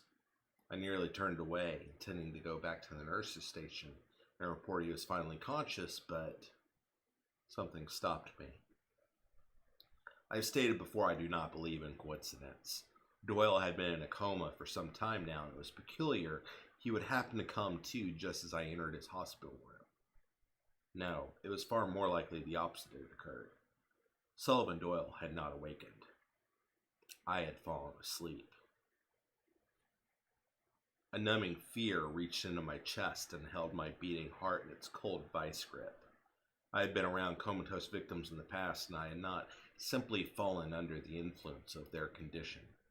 Doyle guided me here, and upon entering his room, I had been inexplicably rendered unconscious.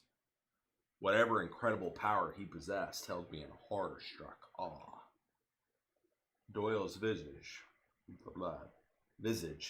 once full and healthy, was now worn and gaunt. His eyes, which now moved and became fixated on me, resided in deep, dark sockets. His hair had been maintained, yes, but it was plain and thin, as if no care was given to its appearance. It was groomed merely for the sake of hygiene. "What do you want?" I asked. The author raised one arm and, with a finger wickedly crooked from such a long period without use, pointed to the window. Still he said nothing, but I heard scribbling sounds all around me. Bits of paint scraped away from the walls, falling in tiny slivers to the tile floor. I watched as all around us the same message appeared, scrawled and gouged into the wall. "See for yourself." Almost as soon as I read the messages, waves of whiteness overtook these sketched words, absorbing them, obliterating them, and the wall once again appeared uniform, unblemished. I went to the window, looked out, and saw that twilight had replaced morning light. I saw the parking area and the rear portion of the driveway at Sullivan Doyle's house. A pickup truck shot into view and braked suddenly, slinging gravel up in its wake. A man emerged, but I could not see him well. I had not been able to spy him before he'd slipped out of the truck. All I'd been able to ascertain was the color of his hair, which was brown. There was a commotion behind me. As I turned, I realized I was no longer in the hospital room, but back in Doyle's house, standing at the window overlooking the central heat and air unit in the combination bedroom library. "Oh, God," a voice spoke, but not Sullivan's. It was a woman's voice. Janet Copelson, I assumed. "It's him." Sullivan followed her out of the room. I caught a brief glimpse of curly red hair before she whipped out of the office. I followed them, my footsteps falling quietly on the hardwood floor. Had they been any quieter, they might have belonged to a ghost. Or a ninja. Or better yet, a ghost ninja. Sullivan was talking as they had sauntered the office. "Janet, wait, if he's as dangerous as you say he is." I reached the house's central corridor and watched as Janet rounded the column on the opposite side of the island. Her face was temporarily obscured by it, and all I saw was the fiery shock of her bouncing hair. As she emerged on the other side, she had turned her head away from me. I caught a hint of her nose and the fullness of her cheek, but not enough to be able to identify her later if I needed to. Janet stepped out the back door. She was already shouting before she'd fully left the confines of the house. "You need to leave. You have no business here." "Like hell I do," came the reply, and the man from the pickup pushed her aside like she was nothing more than a rag doll. Something about it felt wrong. Staged. She offered no resistance. She merely let him pass. The man possessed a striking face with prominent blue eyes, framed with spectacles. He was lean, but something about his stature still spoke of power, of strength. He wasn't muscle-bound, but he was toned, and he obviously knew how to handle himself.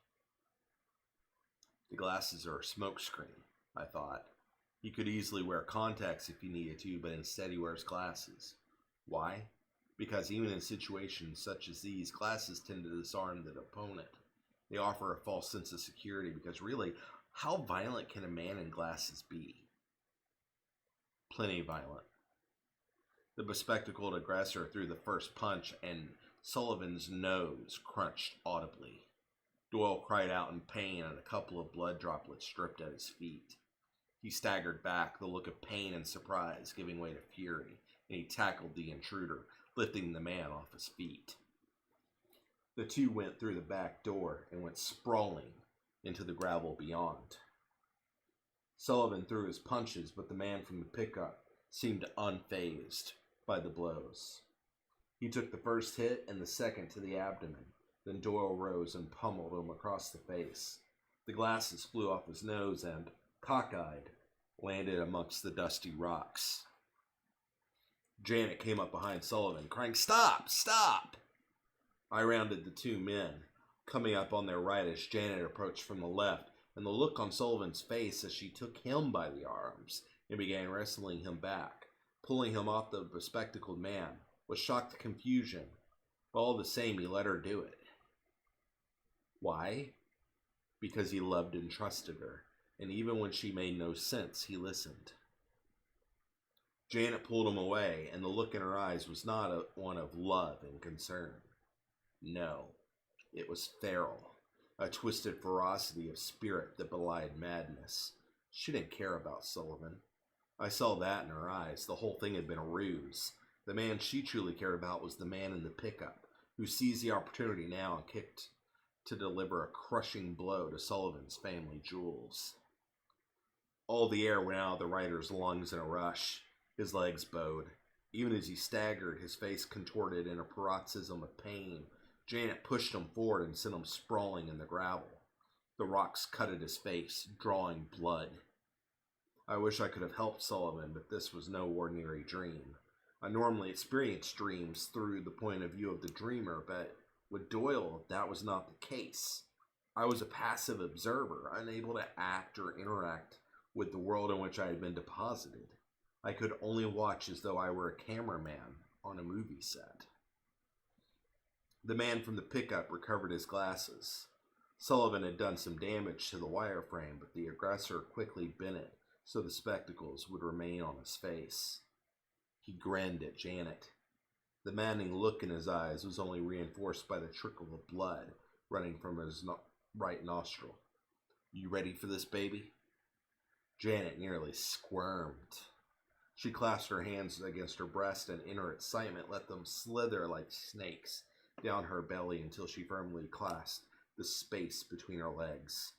Oh yes, she hissed. The look on Sullivan's face was pure hurt.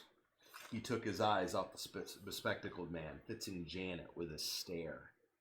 He did not curse her as many would have, but instead gave her an imploring look and asked, Why? She grinned at him then. Oh, honey, it doesn't get more limited than owning the only copy. Sullivan's eyes widened. It was at that moment, when the full realization of her betrayal hit him, that the reality of the dream began to distort. The memory continued on, unimpeded, but now words began to tear through the fabric of space, much like they had scrawled across the walls of Sullivan's hospital room. Words like liar and cheat and whore and bitch and harlot. The rips tore up out of the ground, splitting through solid chunks of gravel, cracked the house, obliterating painted wood siding, tore through the fabric of open air itself, creating bizarre anomalies of vocabulary. The aggressor picked Sullivan up from the gravel, grasped him by the sides of the head, and threw him aside. Sullivan's feet kicked up rocks as he tried to find purchase. He fell forward, unable to remain upright, and plunged through the phrase, treacherous slut. He struck the corner of the heat and air unit with enough blunt force, his skin split open. He fell away, a flap of scalp hanging loosely over his ear, as blood coursed in rivulets over the side of his dazed face. Janet giggled with delight. Hit him again, baby! And he did. The bespectacled man pressed his foot down between Sullivan's shoulder blades and savagely drove him down, face first, into a desolate patch of grass and weeds beside the unit. He then picked Doyle up by his shirt, ripping the neckline as he did so, and took him by the side of his head that remained whole. By the side of his head that remained whole. Oh, sorry. With a frenzied ferocity that was painful to watch, the man drove Sullivan's wounded skull into the corner of the heat and air unit again and again, bringing fresh sprays of blood from the gaping wound. After the sixth blow, he let the author fall, limp yet still shuddering, amongst the weeds and gravel. It was then, as the bespectacled man turned back to me, I experienced a queer flash of my own. I was still wholly in the dream, but a vision came to me, separate, yet tied to this, of the same man facing me in the dark, standing outside the door of a vehicle. That piercing gaze told me all I needed to know. He knew me, and better than I would ever want someone like him to ever know me. It was then I felt the twinge of the hypodermic needle slipping into the flesh of my throat. I thought of the night before, sitting in the church parking lot, across the street from this very house, and how the muscles in my neck spasmed, and I had bled without cause. Somewhere, in another story, for that is what my other life must surely be, another story. This man had done horrible things, and I had crossed his path there as well. Ripping across my field of vision, his name shone through bleeding and poisonous yellow light. Noah Parkman. Noah, the bespectacled man, turned away from his fallen prey, a satisfied smile on his face. "Ready?" he asked her. Janet regarded him with an expression of rapturous glee. "Yes, my love." She led the way inside. As loath as I was to leave Sullivan there, I knew I had no choice but to witness this. Slipping inside behind the couple, I watched with utter contempt as they paraded through the house. Janet led them straight to the office. I had not been paying any attention to the desk before when I'd followed her and Sullivan out, but in a printed manuscript, its pages, which numbered well into the several hundreds, stacked high, lay to the left side of the keyboard, held together by a single heavy-duty rubber band. The title page faced up, proclaiming the novel's title in extravagant font, Shades of Midnight by Sullivan Doyle. As Janet picked the novel off the desktop, Noah disconnected an external hard drive from the computer tower, winding up the USB cable as he did so and stuffing it into his pocket. The hard drive no doubt contained the digital copy of the manuscript. A cell phone lay next to the keyboard, and Noah considered it for a moment. He reached for it, his fingers hovering just above it, but he never touched it. "No need," he muttered. "Not like he'll be using it." Janet beamed her revolting smile as she pressed the manuscript against her chest, and Noah rewarded her with a kiss. "Come, Jill," he told her. "It's time to go." My mind reeled. She'd been lying all along. The authorities had been looking for the wrong woman all this time. Her name wasn't Janet Copelson, but Jill something or other. Tearing through the wall to my right with an amazing ferocity that Noah's name could not possibly conjure, Sullivan's consciousness supplied me with the proper name without hesitation. Jill Chesterfield. Which, for those of you who can't see this, the font is much larger for that name than the rest of the surrounding font. Because emphasis. I stepped away from the brilliant tears, hardly able to stand the alien light pouring through. The jagged rips in the wall were so large I could see something beyond the rips, like raw subconscious waiting to surge through. And moving through those alien terrains were dark figures, racing and prancing like imps. I turned away from the name, watching as Noah and Jill left the office. I wondered how Sullivan had discovered his assailants' true names, but then I discarded the thought. If he now possessed enough psychic energy to reach out to me across 2 states, I was sure he had no problem discovering the truth about his former love and her true beau. I followed them back into the kitchen and was just as shocked as they were when they found Sullivan was still conscious, although barely, and had managed to crawl back into the house. He was bleeding profusely from the wound, and thick drops of blood fell from his face. "Jesus H. Christ!" Noah proclaimed, stepping squarely between Sullivan's shoulder blades and driving him down, face first, onto the floor. "The boy just doesn't know when to quit." He walked across Sullivan's back, eliciting a faint groan of protest, and was out the door. Jill, however, waited a moment, squatting down on her haunches to look at his face, to peer into his eyes. Sullivan, heartbroken yet furious, and drunk with unbelievable pain, returned her stare, blood dripping off the tip of his nose. "It was good while it lasted, love," she told him, "but I'm afraid you really aren't my type." Sullivan tried to speak then, but the words came out garbled and in mere whispers. "What?" she asked, leaning closer, and he spat in her face, a thick discharge of saliva and blood. She reeled back, crying out in disgust, and I couldn't help but smile for Sullivan. For even then, at his weakest, the man had a spine. Jill shot up, fanning one hand about her face as though she were having a panic attack, while she clutched the manuscript with the other, and delivered a deft kick to Sullivan's forehead.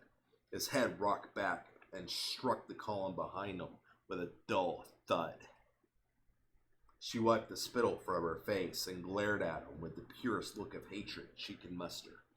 "Bastard!" she cried and spat on him before following Noah out the door. He had stopped to watch the whole exchange, but he did not take action, nor did he appear further outraged by Sullivan's reprisal. In fact, he looked almost impressed. "Come on, let's go," Jill demanded, and she moved past him, cradling shades of midnight to her bosom. Noah moved around to the far side of the truck and got in.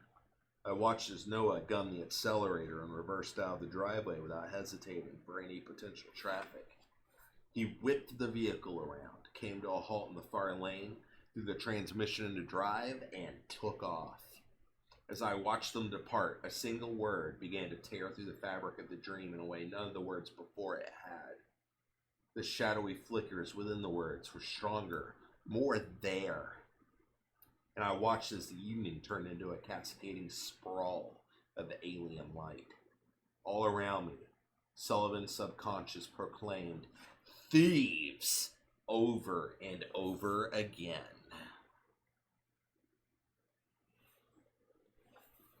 The words tore through every space and invaded every last refuge. The ripping began to tear the world around me asunder, shredding it to its base foundations in the deepest recesses of Sullivan Doyle's subconscious. Shadows reached through the gaping holes the letters formed, clutching at open space. The ground at my feet, the house before me, the sky above me, all ripped apart, pulling away, until all that was left was that single horrible accusation. No, not accusation, but fact. And it consumed everything until that was the only thought Doyle possessed, leaving me basking in its alien glow. Then those dark, clutching shadows reached out and pulled me through.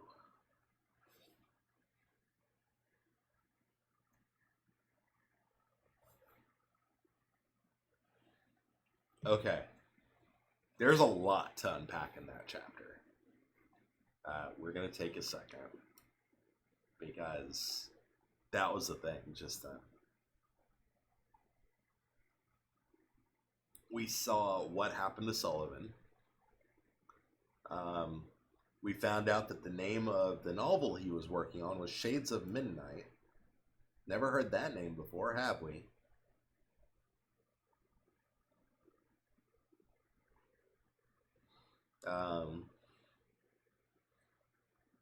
We knew Janet was Jill. That was obvious. Noah turned out to be the guy in the pickup truck, which was also pretty obvious, but not 100%. We also got to see the incredibly violent attack and see what happened to Sullivan Doyle.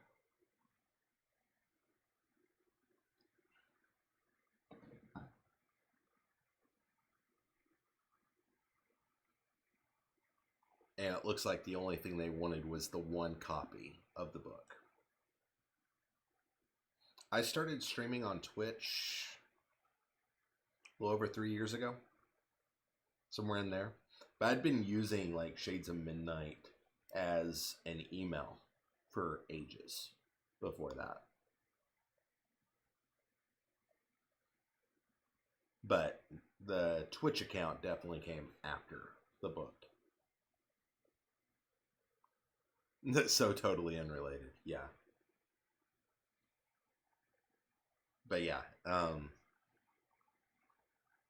that chapter was definitely like one of those really fun chapters to write, and also like heartbreaking at the same time to see what happened to him, because like he got fucked up pretty hardcore.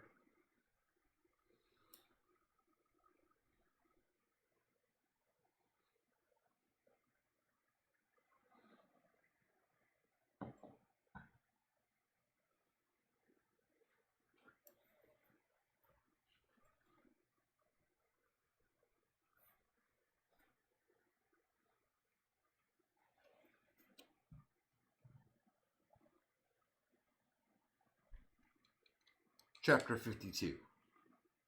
B. From a great distance, I heard a voice. It came to me garbled, distorted, but I am certain that whatever was being said was terribly important. I winced against the alien light and ventured blindly through space. There was no terrain, only that horrible yellow luminescence. There were times when I was certain I felt my feet meet solid ground beneath me, and at other times I thought I was walking on air. Had there been any heat or sensation or temperature Had there been any heat or sensation of temperature whatsoever? Had I been able to look up and see darkness somewhere above, twinkling with distant stars? I might have thought I was walking across the surface of the sun. For how else would light be so pervasive, so all-encompassing as it was here? Those distant words echoed and throbbed through the alien expanse, drawing me onward, yet there was no way to judge my distance. The yellow light was the only existence I knew, save for the flickering shadows racing through the landscape, or lack thereof.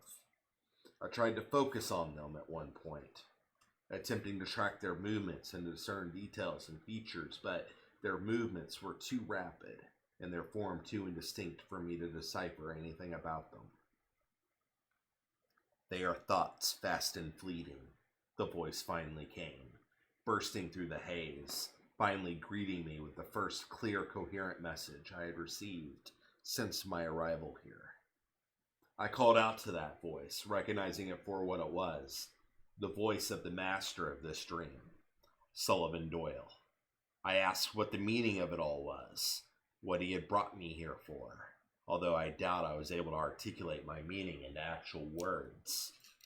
Although I felt my mouth open and my vocal cords produce sound, I heard nothing, and any sense of language was lost in the infinite space surrounding me, engulfing me. You know why I brought you here, Sullivan said, his voice everywhere and nowhere all at once, much like I imagined the bellowing voice of gods must be in the many halls of heaven. You merely don't understand the how of it. The machinations of it all are beyond your comprehension, and probably beyond mine. The yellow began to throb, waxing and waning like the lunar cycles, like the comings and goings of the ocean tide. The color brightened and dimmed, but every time it dimmed, it did so more than it brightened, and with each cycle the yellow grew less and less vibrant, more and more subdued. The light began to seep back into the walls before I realized there were even walls for it to return to. It faded away, recessing back into the deep abyss that was Sullivan's subconscious, and revealed the office and his house once more. Before long, the yellow completely faded away, and the space of the dream returned to some sense of normality. Sullivan managed to crawl out of the kitchen where Jill had left him, and was now sitting in the office chair, head lolled to one side, face streaked with so much blood it was amazing he had survived, comatose or not. What caught my eye was not Doyle, however, but what lay on the desk beyond him. A manuscript.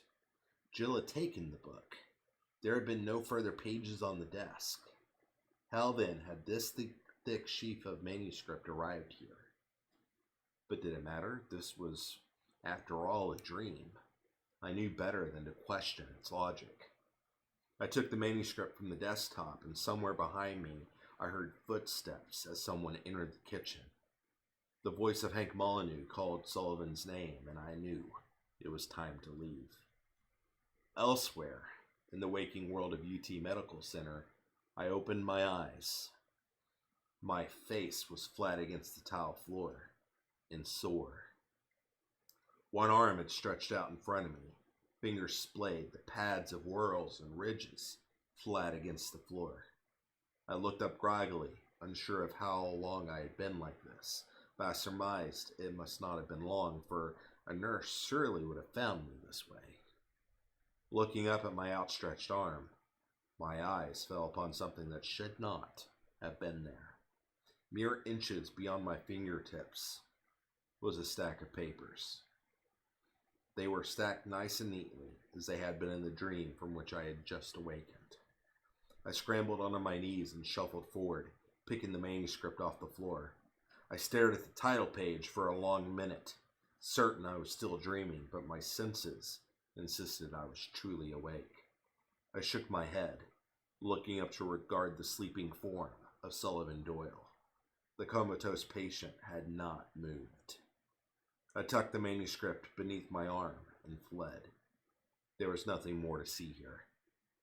I strode right past the nurse's station, ignoring the nurse's shocked expression and her demanding questions.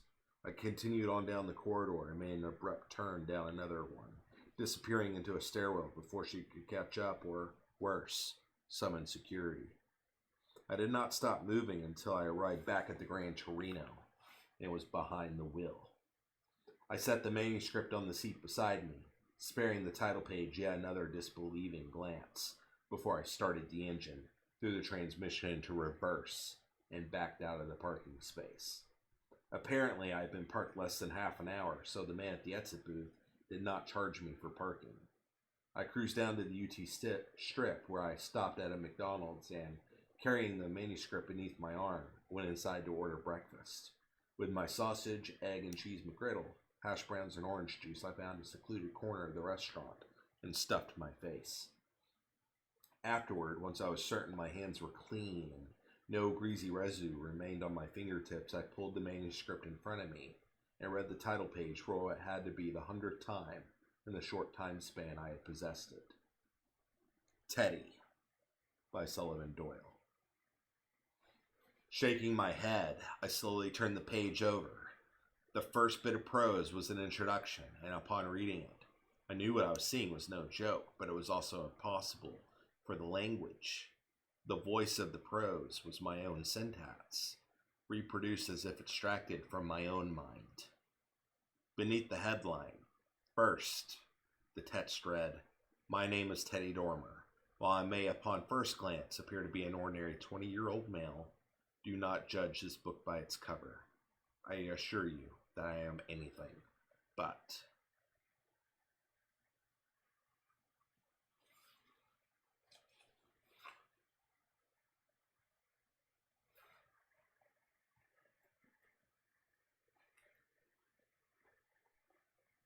You can say things now.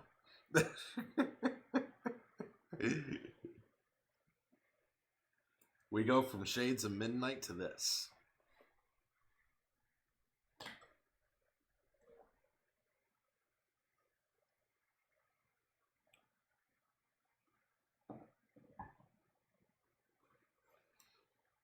This is usually where my friend Ashley would send me the hashtag, "What the fuck, Mike?"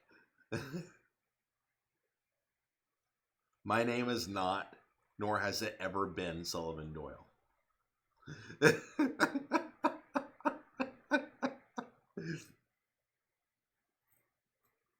is not a thing. I will, however, confirm this. The house that Sullivan lives in is based on a house I used to live in. Yes. I can understand why you would make sure of that.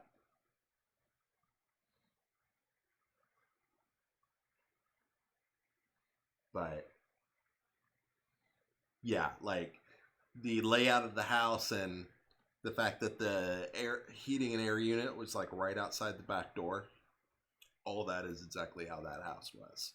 While I was living in that house, I went on a trip one weekend with my cousin, and when I came back, my mom was working on demolishing the wall that led into like the outer like porch like area so she could expand the kitchen.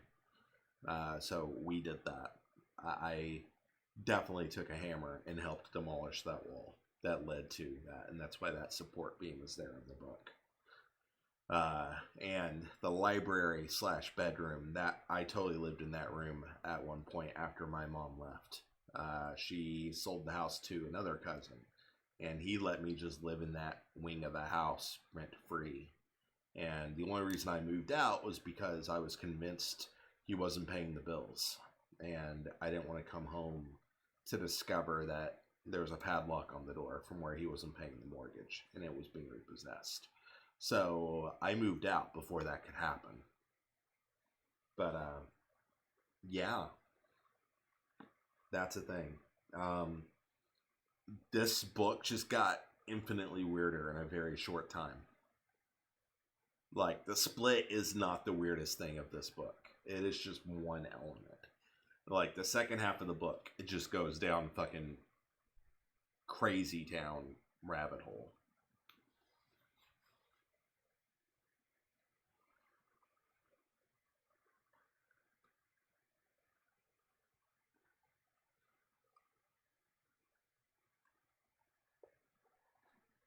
All right.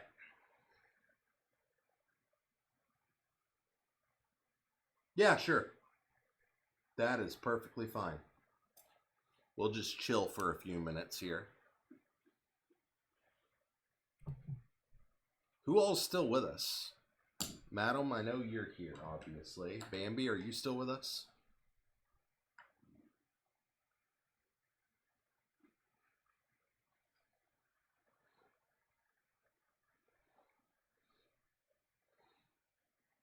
It's kind of hard to tell, actually, who all's with us because the stream avatars, there's a lot more people here than it says I have viewers.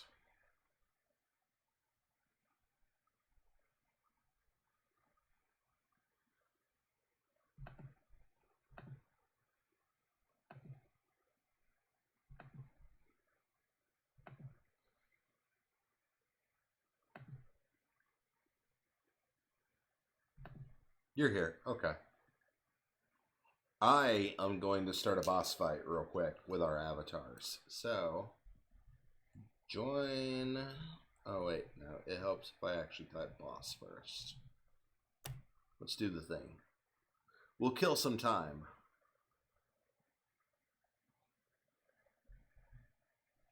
Join warrior.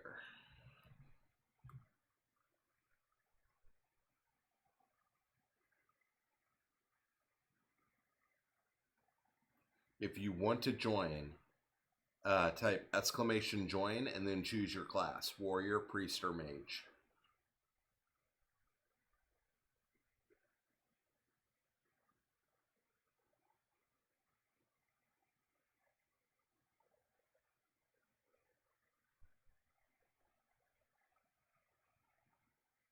You still have to type exclamation join and then your class. Otherwise, it doesn't work.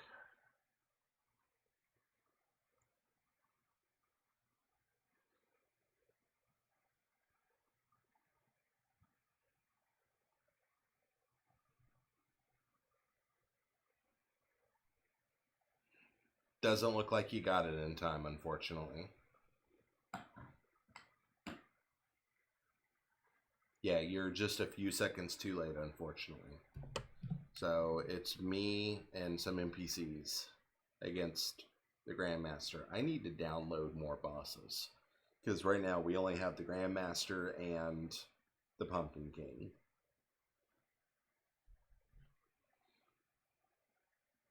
Mortal Strike.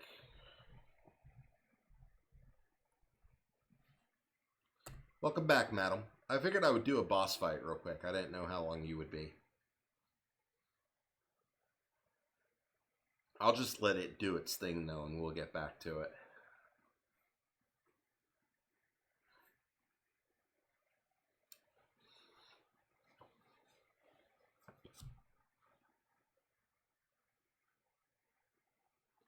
Completely understand. You do what you need to do. We're going to go a little bit longer. I was thinking of going until chapter 55 and then probably calling it a night. And then we could pick up with 56 next week. That's kind of what I'm thinking right now. So we'll get 3 more chapters in.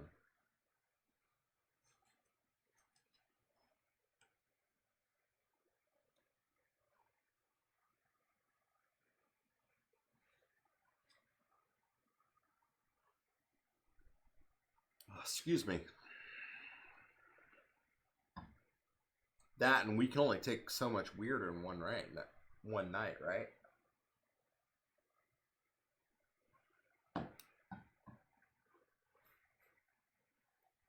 Chapter 53.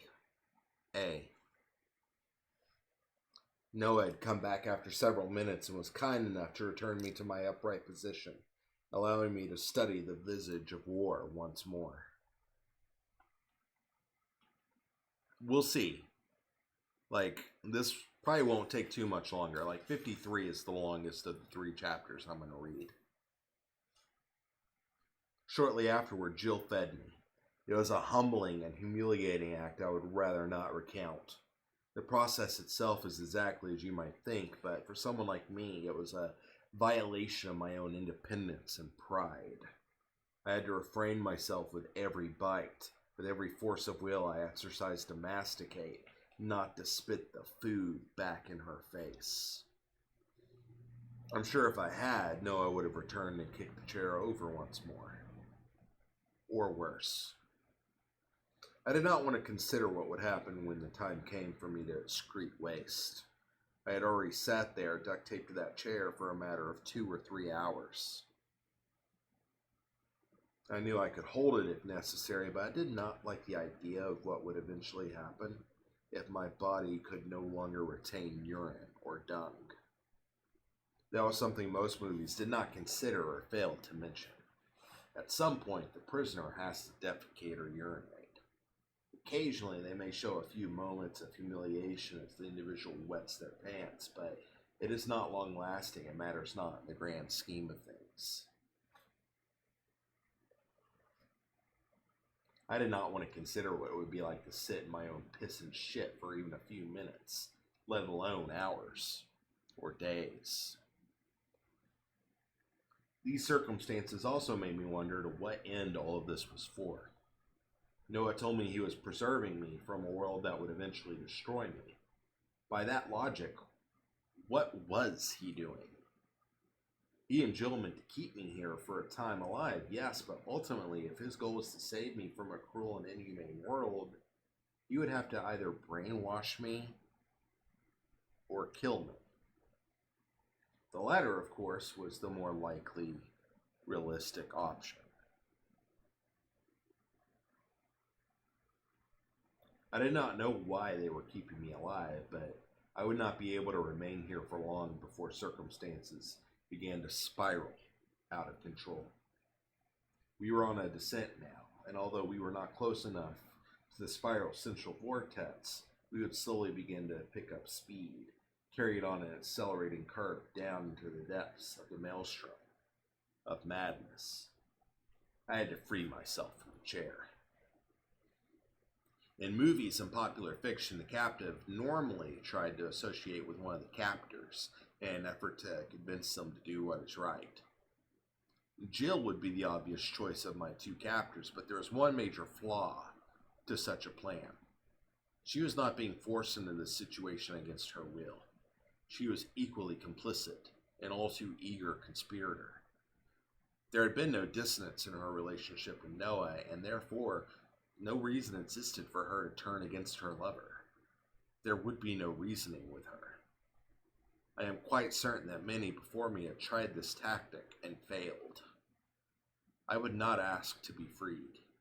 I would not make threats. I would observe and wait. An opportunity was bound to present itself. After I had been fed, Jill prepared another meal. She placed the breakfast upon a tray, included a cup of water, and balanced the meal on one hand at shoulder level, much like how a server in a restaurant does. She approached the door on the left wall, opened it, and descended a staircase, at the bottom of which I heard her open another door and disappear into the secluded basement. It seemed I was not their only prisoner. When the time came, not only would I have to provide an escape for myself, but I would also have to free the downstairs captive as well. I would not leave another poor soul to these people's twisted machinations. Later that afternoon, the very thing that worried me earlier in the day reared its ugly head.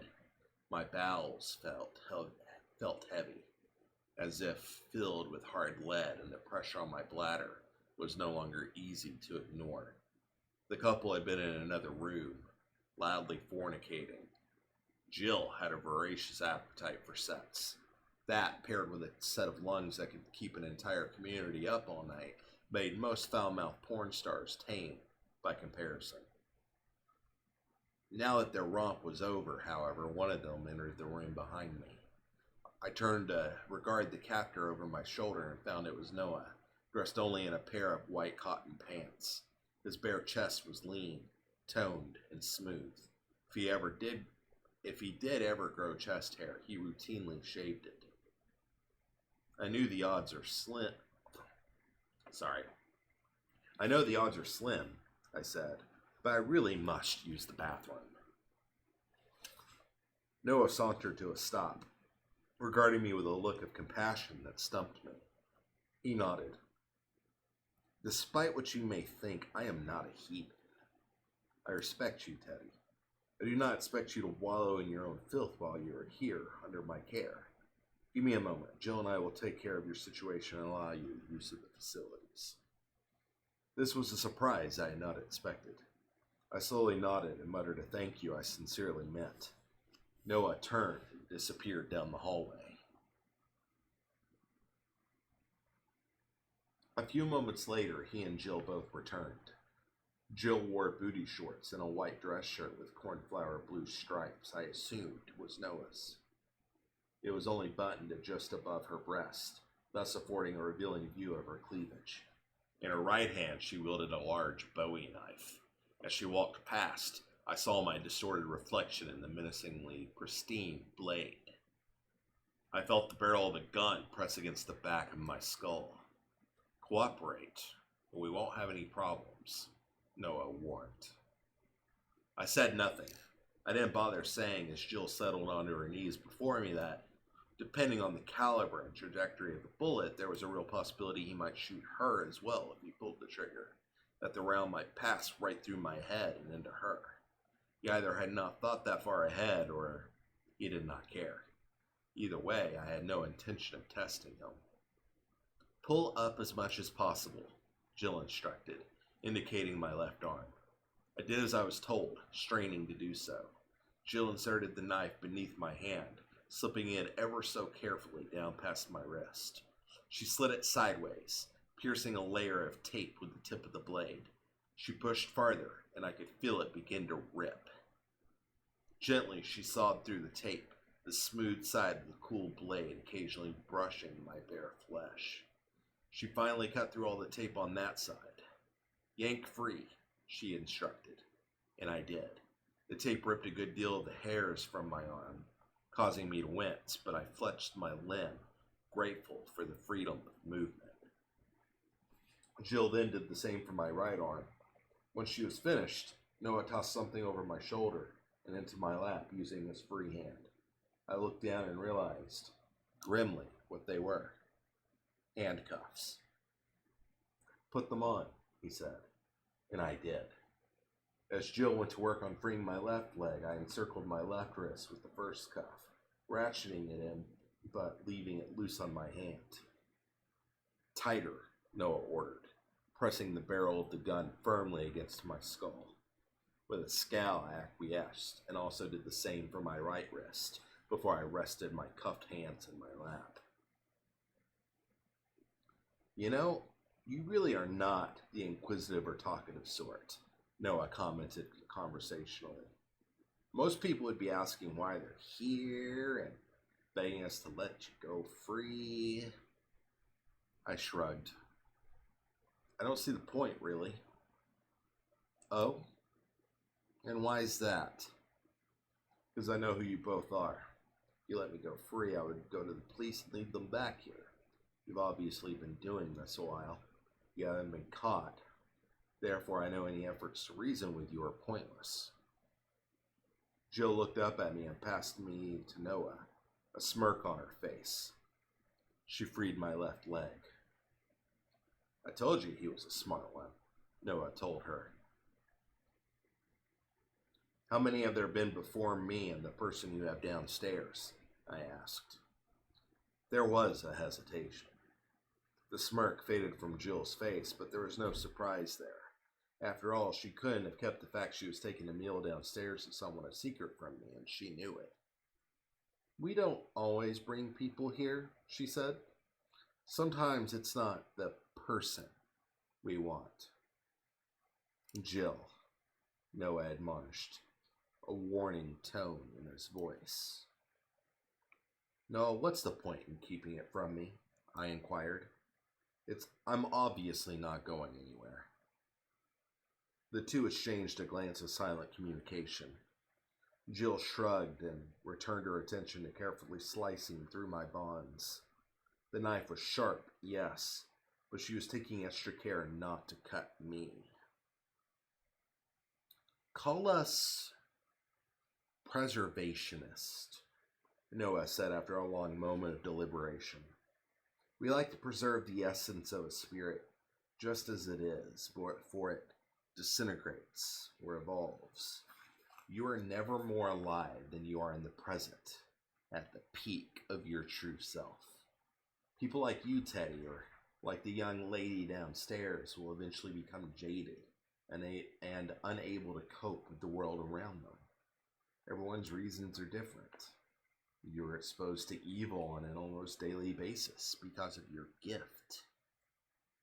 I turned my head slightly at that, grimacing at his poor choice of words. Your gift.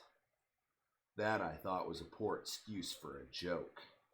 However, this was the first time he blatantly referred to what I was capable of. I was about to open my mouth to speak when he beat me to the punch. How did I know? I could sense his smirk, even if I couldn't see his face. "I just know things, Teddy. Besides, the Robertsons couldn't sleep with you around, and none of them ever experienced insomnia before you came to live with them. When I stayed at Betsy's, I couldn't sleep. You dreamed my dreams for me then, just as you did last night." There was no way he could know that. None whatsoever. How did he know? Noah rounded the chair then, and a pair of shackles rested on his shoulder. They dangled against his back and chest as he turned. He stepped back, putting distance between me and him, so I wouldn't be able to easily reach up and attempt to wrestle the gun from his grip. The weapon was a .45 from the looks of it, and equipped with a sound suppressor. We might have been in an isolated area, but not that isolated, perhaps. Shouts might not have brought someone running, but gunshots? Yeah, I thought so. "Stop trying to understand how I know these things, Teddy," Noah said. "If you stop to think about it, the answer is right there in front of you." I glared at him a moment, my gaze penetrating his own. I centered a single thought at the forefront of my brain, a vulgar phrase that would have landed me in a lot of hot water in my grade school years. My teachers would not have stood for it, nor would the orphanage staff. Noah chuckled. "Stop trying so hard. I'm not telepathic. I can't read your thoughts, although I can guess what you're trying so hard for me to pick up on. You're not too far off, though." He held the gun up then, muzzle toward the ceiling, and ticked it back and forth like a malfunctioning clock. Another display of admonishment. "If you're thinking what I think you're thinking, though, bad boy." I scowled. Jill freed my right leg and scooted away. Noah tossed the shackles at my feet. I merely looked at them, then back up at him. He aimed the gun once more and raised an eyebrow. "Do it." I did. My muscles burned like fire when I finally stood up, but they each cried in relief at the exercise. As Noah and Jill escorted me to the little boy's room, Noah said, "I like to think of my humble abode here as my own personal museum. I have preserved and collected many things here. Things left behind, things of power, priceless things. I even have an author's unpublished manuscript in my collection, and I must say it's the best of any of his work that he ever released. Not that he had the opportunity to publish much work before we came along. He was gloating now. I knew that. Still, to keep him talking as I studied the hall down which his and Jill's bedroom was located, I asked, "Which author?" Noah smirked at this, jabbing the gun into my side just beneath my ribcage. "Ever heard of Sullivan Doyle?" Cold shock washed over me. I thought back to that Texas diner where I had first met Noah. In the dream, Sullivan had done nothing to warn me, but there was no coincidence in my vision of him at that precise moment in my life. It had been an omen that things beyond my control and comprehension were awaiting me on the road ahead. "Yeah," I managed to reply, my voice barely above a whisper. Noah grinned. "Dear boy, we're the reason he doesn't write anymore. Here's the toilet." And he gestured me inside. Chapter 54, B. The Marriott on the Tennessee riverfront was known as the Hyatt Regency for decades, but eventually the Hyatt Hotels Corporation opted not to renew their lease. During the building's time as the Hyatt, many notables were said to have stayed there, Elvis Presley among them. Now, during its time as the Marriott, it would be supplying one more countless unknown to its guest book. Me. Unless I stayed out all night, though, I doubted any other guests would be sleeping when it came time for me to slip off into their dreams. I carried only a duffel bag inside with me, and after signing in at the front desk, using my real name since I wasn't paying cash, I rode the glass elevator up to the top floor, where a panorama of the city lay before me beyond the floor-to-ceiling windows. I stood there, enjoying the view for several minutes as I studied the city, before I rode the elevator back down to the 4th floor, where my room awaited me. Once inside, I set my duffel bag on the bed and unzipped it. The manuscript, bound in a thick rubber band, sat atop my clothes within. I extracted it with care, cautious not to snag the corners on the zipper, and I carried it to the round table by the window. In silence, I read the manuscript.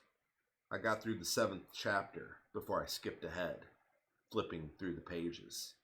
It all rang with truth, but it was the life of another Teddy Dormer, the one who continued west instead of driving north, as I had. The memoir I read is the same as what has been written here, if my memory serves me correct. I tried not to copy what I read, but when the memories and the way of thinking are exactly the same, it was hard not to. The words merely came out the same in the end. I sensed the doubling in my memory, the other half a vague haze. It was as if I were an amoeba that had split, yet the two entities that had come from one were both still cognizant of the other's senses. I flipped forward through the manuscript, catching bits here and there. I stopped to read the bits about Jessica, at once both horrified and mesmerized by my most secret thoughts immortalized on the page, and continued on.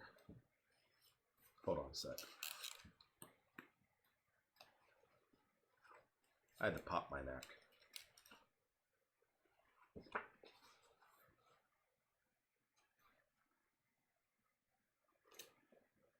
When I did that, did iTunes just completely... Yeah.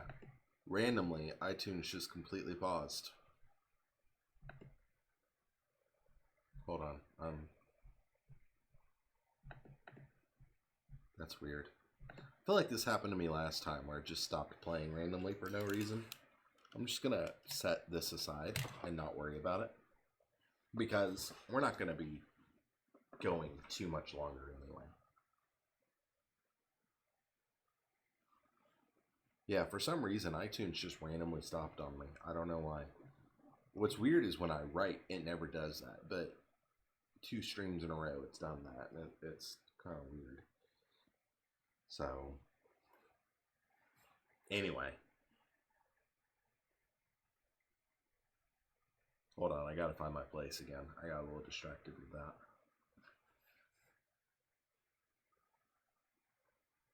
I needed a clue more than anything. I did not know what came next, but if I could puzzle that out, I would go from there. I knew the manuscript was dangerous. I could easily lose myself to it. I could not allow that to happen. Imagine my surprise when I read the chapter where I first became aware of the doubling. Reading it there in print solidified my certainty that if I let it, this manuscript could easily unravel my sanity and destroy me. If you are indeed someone other than myself, you have surely asked yourself by this point, who was truly writing this memoir? Was it actually written by Teddy Dormer? Or did you somehow discover a manuscript written by the great and powerful Oz, otherwise known as Sullivan Doyle? I know I have written a version. I am the one sitting at my computer churning this out, but how do you know which version of the memoir you are reading, especially if the two are virtually identical? I can tell you this, I don't know for sure if the two memoirs are identical, for I never read Doyle's in its entirety. Theoretically, they probably are, but I do not believe in fate. I believe in the power of individuality, of chance, of making life what you will. Therefore, I have to believe this manuscript is different somehow. Alright, good night, Bambi. Thanks for staying with us. We'll catch you next time. I can go around in circles like this forever. The existential question of the paradox is infinite, feeding into itself, spelling out, looping its curvature round and round, twisting into itself, a never-ending Mobius strip. There is no beginning nor end. Effect may precede cause. The very nature of reality, or reality as we have come to think of it, is called into question. I skimmed this chapter, read the very words you are reading now. I read about myself, reading about myself, looping down into the existential infinite. Not metafiction, but meta-reality. And it was here, searching for answers, that one was provided for me. Call it Deus Ex Machina, if you will. I think it was nothing more than a mere clue, an answer provided by the author himself, Sullivan Doyle. I knew what Noah Parkman looked like. I had seen it in Doyle's dream at the hospital. But it wasn't until I read this chapter of the manuscript that I knew what my next move was supposed to be. As I reached the end of the chapter, I vowed I would not continue reading past its conclusion. The rest of the manuscript would remain a mystery to me. Anything else would be pure chance. I would live life as I always had, even if it put me at a disadvantage, because I could not allow this writing to unravel my sanity. And this is what was printed at the chapter's conclusion, just as it is in this memoirs. Noah Parkman will be arriving on Flight 179 from Reno at McGee Tyson Airport at approximately 7:15 this evening. The next move is up to you.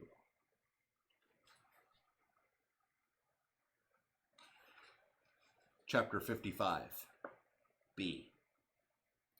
I had 6 hours before Noah's arrival at the airport.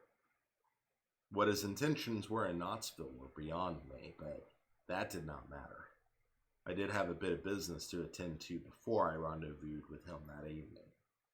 I will not bore you with all the details, but I will tell you what I consider the most vital piece of information.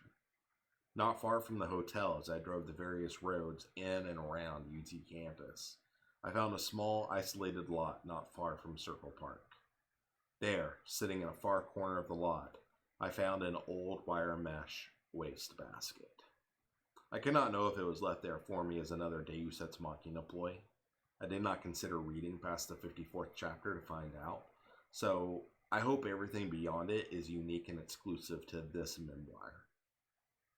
I would like to think every page past Doyle's 54th chapter is blank, I cannot assume it was, however, for there were still plenty of pages past that chapter's conclusion, and I seriously doubt Sullivan would have supplied me with a series of blank pages, unless he meant it to symbolize the rest of the story was mine to tell.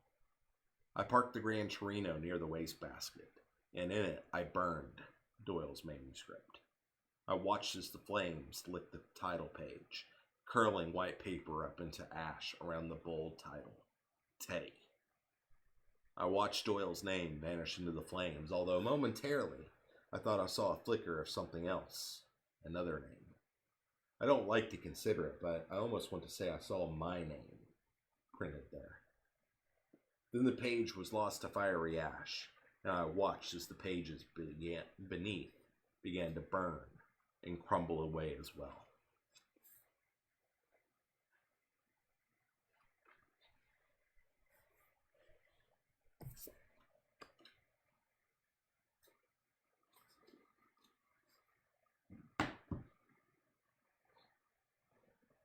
So, thoughts? Questions? What the fuckeries?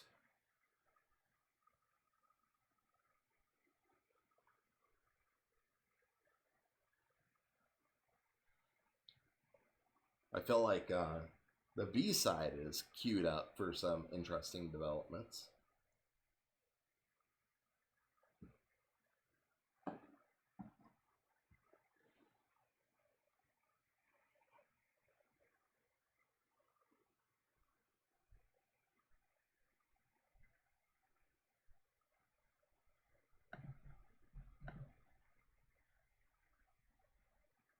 What is this mindfuckery, Mr. Anderson?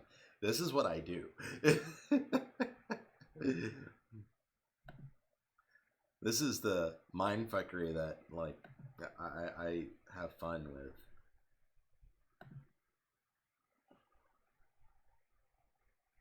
Like, this, like I said, the entire second half of the book is different than the first half, and it just goes down a rabbit hole.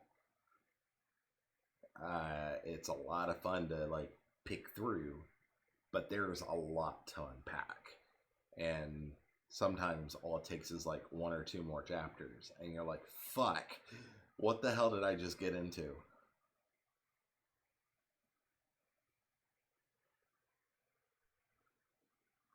But I really liked the psychological and philosophical questions that it raised as well. Like, it just gets really fucking weird and really deep and twisted, and yet there's like other threats other than just like the weirdness of it as well, and it's a lot of fun to look at.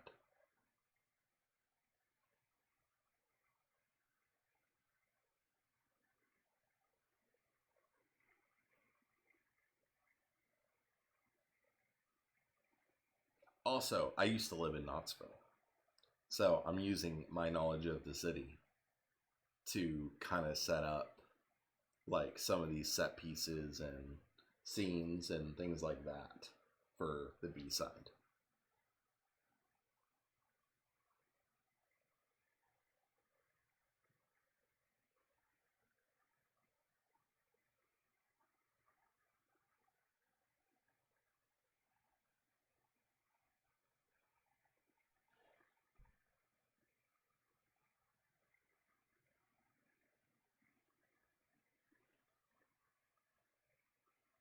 At this point, I'm waiting for you to catch up if you are typing anything. That's the problem. I can't tell if you are. I wish there was a way to like see like sort of like an instant messenger where it's like, hey, the ellipses are flashing. I can tell when you're typing.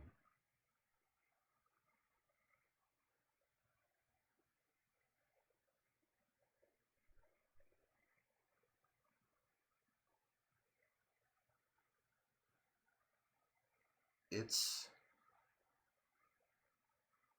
one of those if she liked head scratchers, no matter what form it was, I think this is definitely one of those books where, yeah, it's very much rooted in psychological thriller and horror, but the cerebral side of it is the fun part for me.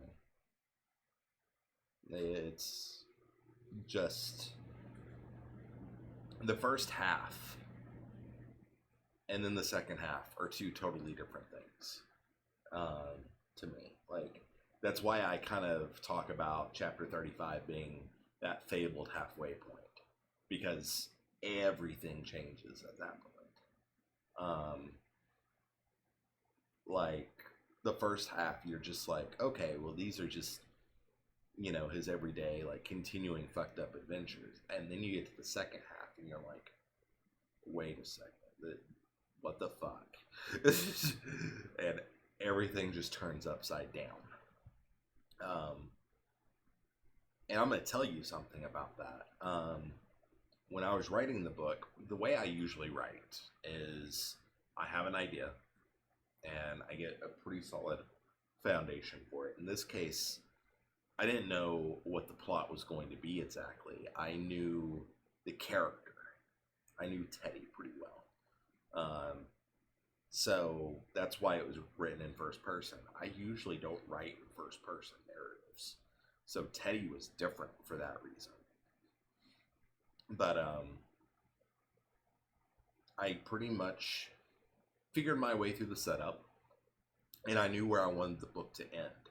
But everything in the middle was kind of like, I had ideas for signposts and whatnot, but there was a lot of it I didn't know. And I made most of the book up as I went. Like, the split, which is like the biggest part of the book now, like, it made this book. I didn't know there was going to be a split until the night before I started writing chapter 35. All of that was just like, I have this crazy fucking idea, and I think I'm just going to go ahead and do it and see how it works. And here we go. Like, because up until that point, I thought I was going to delete the scene with Sullivan in the diner, because I was like, I literally just put myself in my own book, being mentioned as a fictional character, being written by another fictional character. That can't fly, not in my first novel. And then when I started writing about Sullivan again, I realized I have to keep that scene, because the weirdness of that scene just makes that scene, and it just ties in with everything later. And I had to do it. I kept it in. And it's been kind of a rule of just like, if I ever bring that back up, I have to have a good reason. I have to have a very good tie-in. I have to pay it off, because I feel like that mention of me as a fictional character needs a proper payoff if I ever bring it up again. But yeah, this book was a lot of fun to write. And I said this earlier, of the 3 novels I have out, Wake was actually the most fun to write. I had more fun writing Wake than I did Teddy. And I loved writing Teddy. Wake is just, it takes Teddy and then just takes it to an even crazier level for me. I really enjoyed it.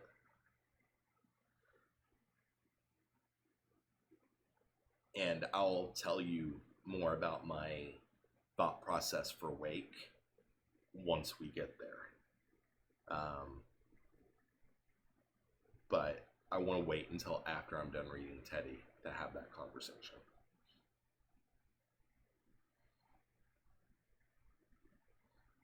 But I'm glad you're enjoying the fuck out of the book. That's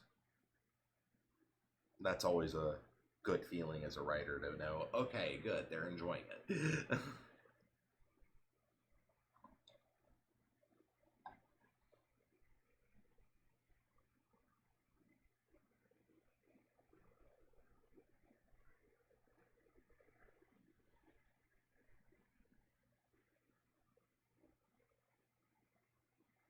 I'm going to be quiet for a second and let you type. That way, if you have something to say, you can.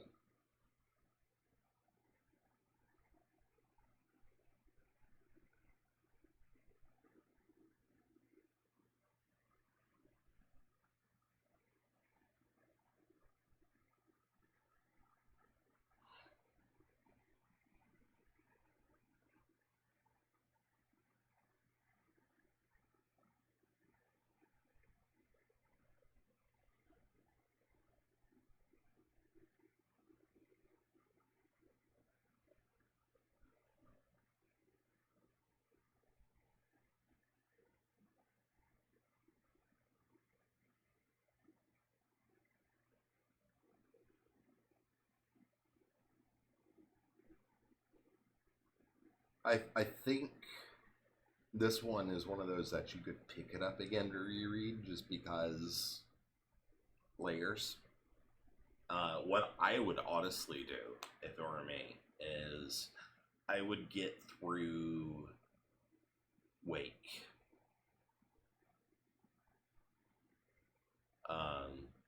Because Wake starts the day after this book ends.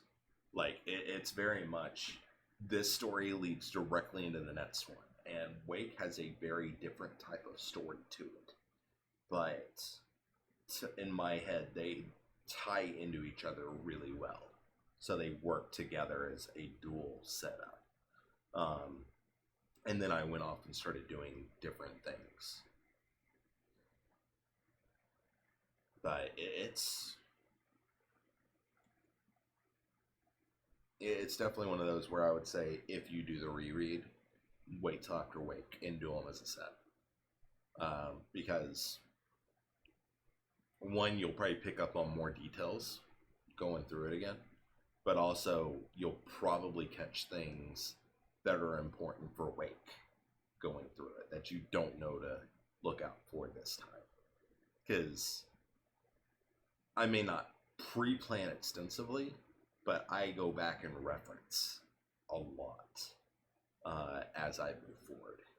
So I am very much one of these writers where I make shit up as I go, but then I go back and I pick up on the details and just like reinforce things or pick ideas and then take those things and recontextualize them. I have fun with that.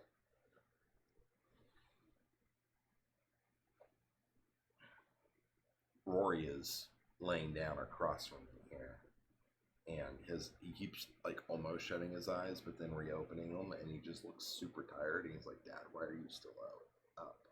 It's past our bedtime." Like he's totally staying in here as a chaperone, because otherwise he would be in bed with Christy right now. But this happens every night. Like, he will stay up until I go to bed. Bandit, on the other hand, if he's not in here on the floor somewhere, he's totally in there beside the bed.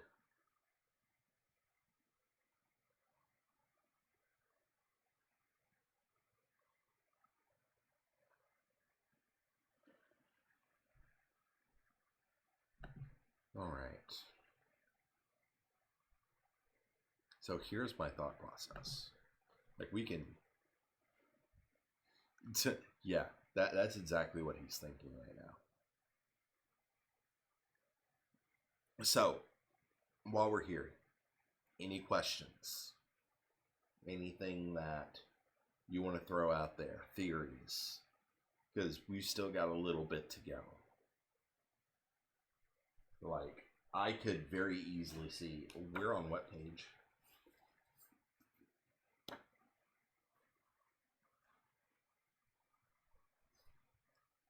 We're on 252. We went through...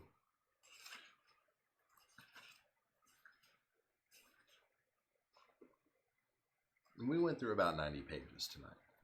So not as many as last time, but still a good chunk of the book. We have...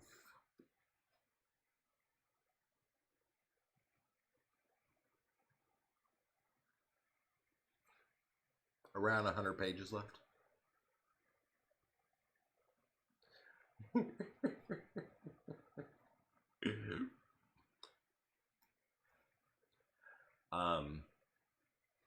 They're loose cuffs. They're not standard cuffs. I realized that in this, the way it was written, I never explained that, but they're wide cuffs. That would, if I ever go back and do like a revised version, I would probably change that to make it obvious. But yeah, that was a detail I overlooked. My focus in that scene is elsewhere. And you'll understand when I get to that scene, because there's going to be a scene of Teddy in the bathroom, guaranteed. It's coming. It's like right around the corner. But yeah. So I totally thought of it that way when he was in the bathroom. Honestly, they should have just like let him go in there, maybe shackled around the feet, but free. But they care, but they don't care.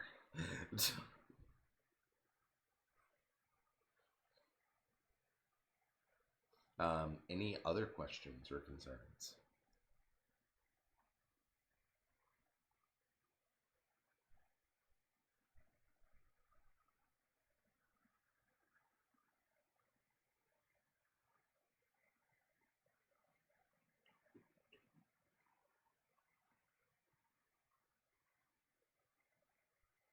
I could see us probably finishing this next Saturday.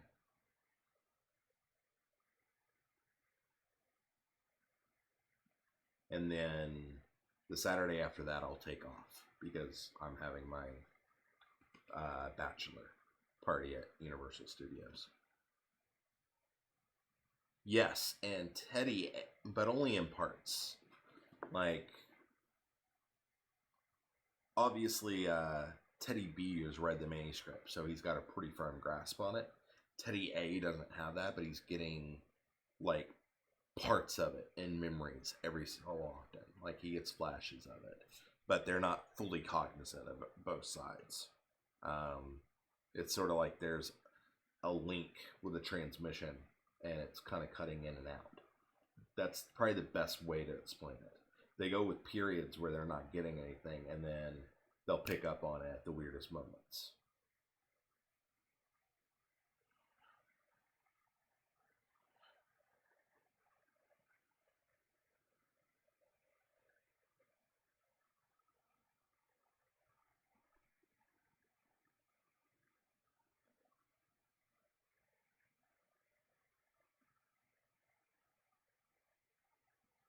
Here's the interesting part.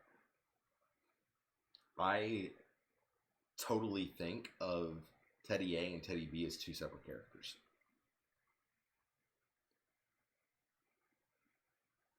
Like they're the same, but they're different.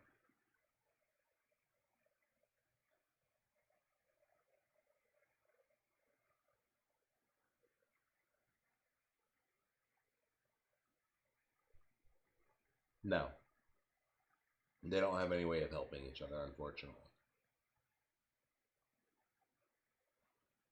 I knew what you meant, but yeah, no, there's no way, at least in terms of their current setup, in terms of how this book is laid out, there was no way for them to help each other. Each Teddy is on their own.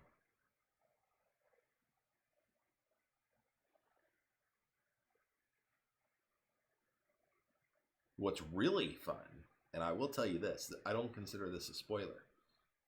This should be obvious with the way things are set up. There are two climaxes in this book. You get a climax for both sides. Side A has a climax, and side B will have a climax. You don't get to do that with too many stories, having two different climaxes.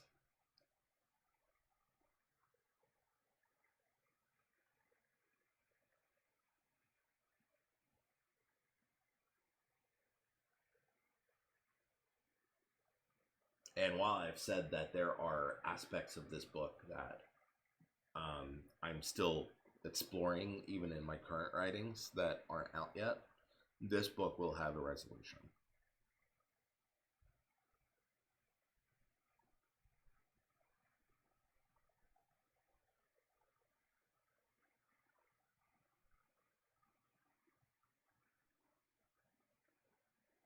I will not answer that question. That's I feel like that's spoiler territory, and I don't want to answer that one.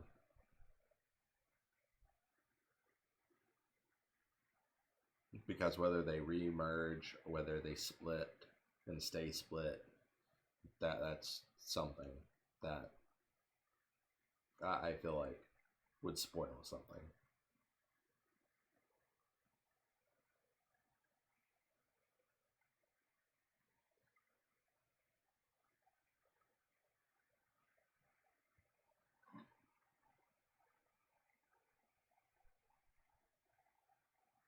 I'm gonna warn you now too. Even after we get to the end of Teddy, there might be some questions I can't answer because later stories.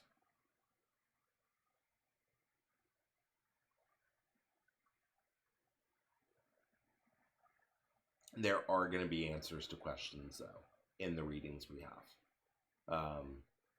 because I already know there's going to be some questions that are going to come up and or might come up, and some of those questions will be answered.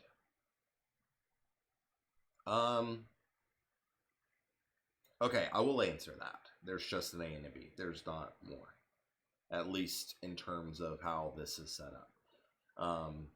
I can't answer more about that question because it actually ties in with shit I'm writing now.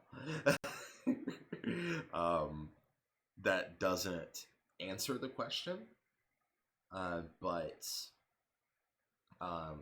the implications of what I'm currently doing with the Damnation Dirge would tie into that question in interesting ways. Even if I can't tell you that because that's still being developed.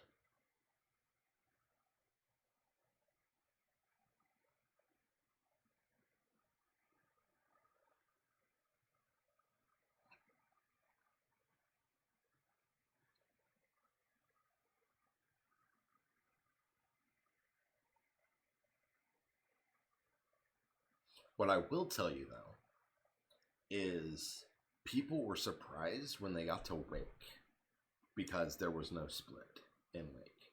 There were no A sides or B sides. It was just told straight.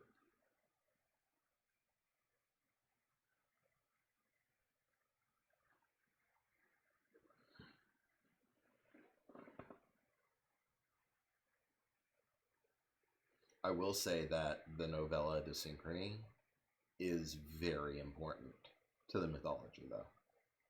Like, it's super important. Like, there's been a lot of people. Yeah, Wake only follows a singular Teddy. Dissonance as a novella, though, like, there's a lot of people who slept on it, and it's like a major development for the mythology. Like, it actually answers some questions that people probably have after Teddy. And it totally sets things up for where things go after. So, to kind of give you a timeline, there's Teddy, and then the day after Teddy ends is Wake, and then Dissonance takes place about 2 weeks later.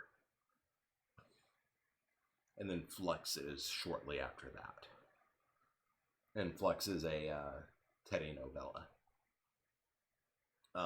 There might be, and then In the House of Wolves, which is set in the same universe, but follows totally different characters altogether, and is not a Teddy novel, takes place a few years later. I'm debating about writing another project before going fully back to Damnation Dirge after I finish this collection of fiction stories. And if I do write that project, then it will take place before In the House of Wolves.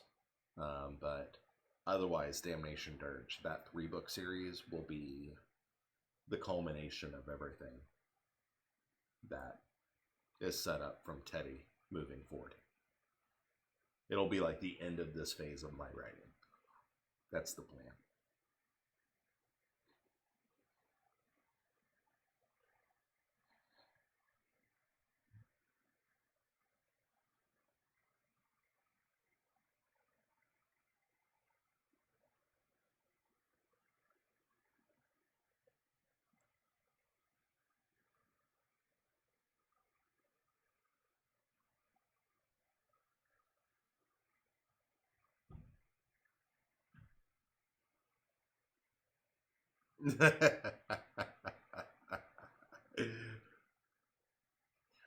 Yeah, there's. Let's put it this way: most of Wake takes place over the course of one day. Like the tagline for Wake is "This is the worst day of Teddy Dormer's life," and I think Wake lives up to that tagline.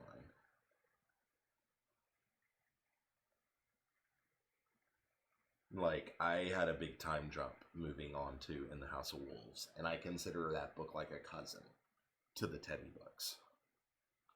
Like it's set in the same world, it's related, but it's kind of like removed at the same time. It's one of those books where you can read it on its own and it works, but you get extra like appreciation and details and knowledge having read the Teddy stories.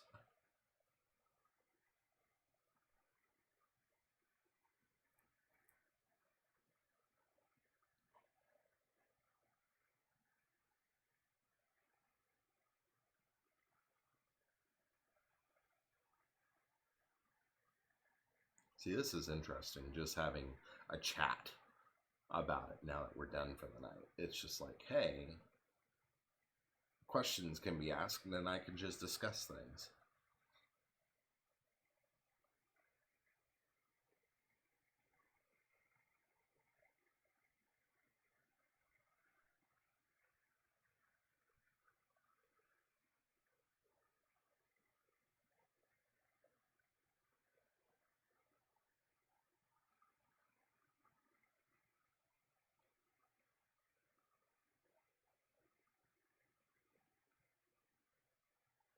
The problem is not knowing how long the delay is between when I talk and then when you start to respond, and then how long it takes you to type said responses. Because then it just looks like I'm just sitting here. And I'm not. I'm just waiting for question or response.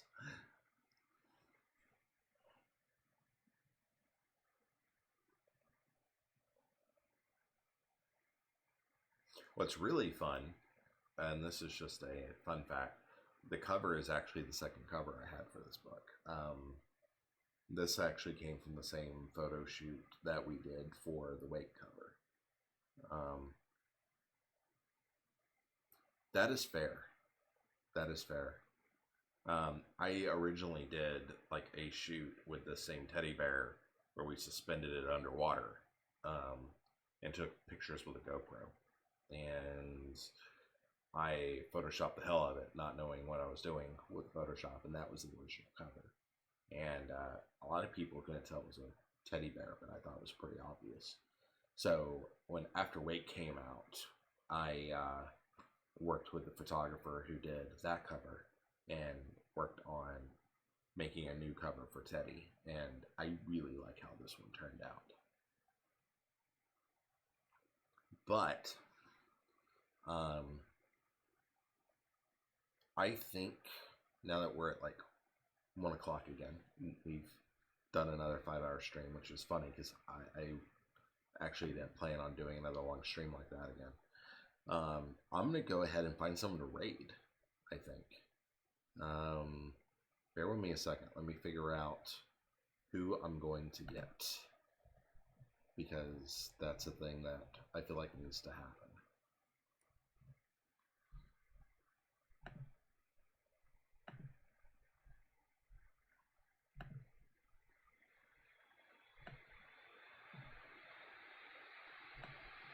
Let's see here. Oh, Cece's on. She's playing Little Nightmares. We'll go over to there and do the thing. So bear with me a second. We'll go over there, and then I should be back on Monday. I might be streaming earlier in the day with Christy playing Destiny 2, maybe some Dead by Daylight with the guys as well. So, but let me get that set up. Dashboard.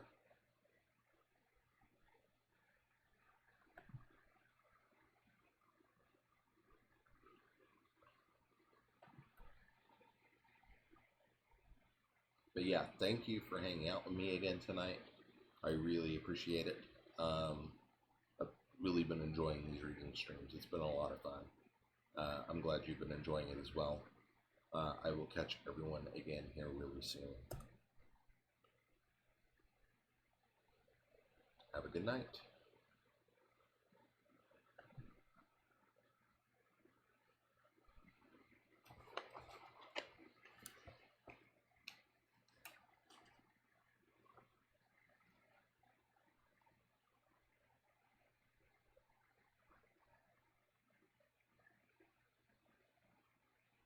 You're welcome. Have a great evening.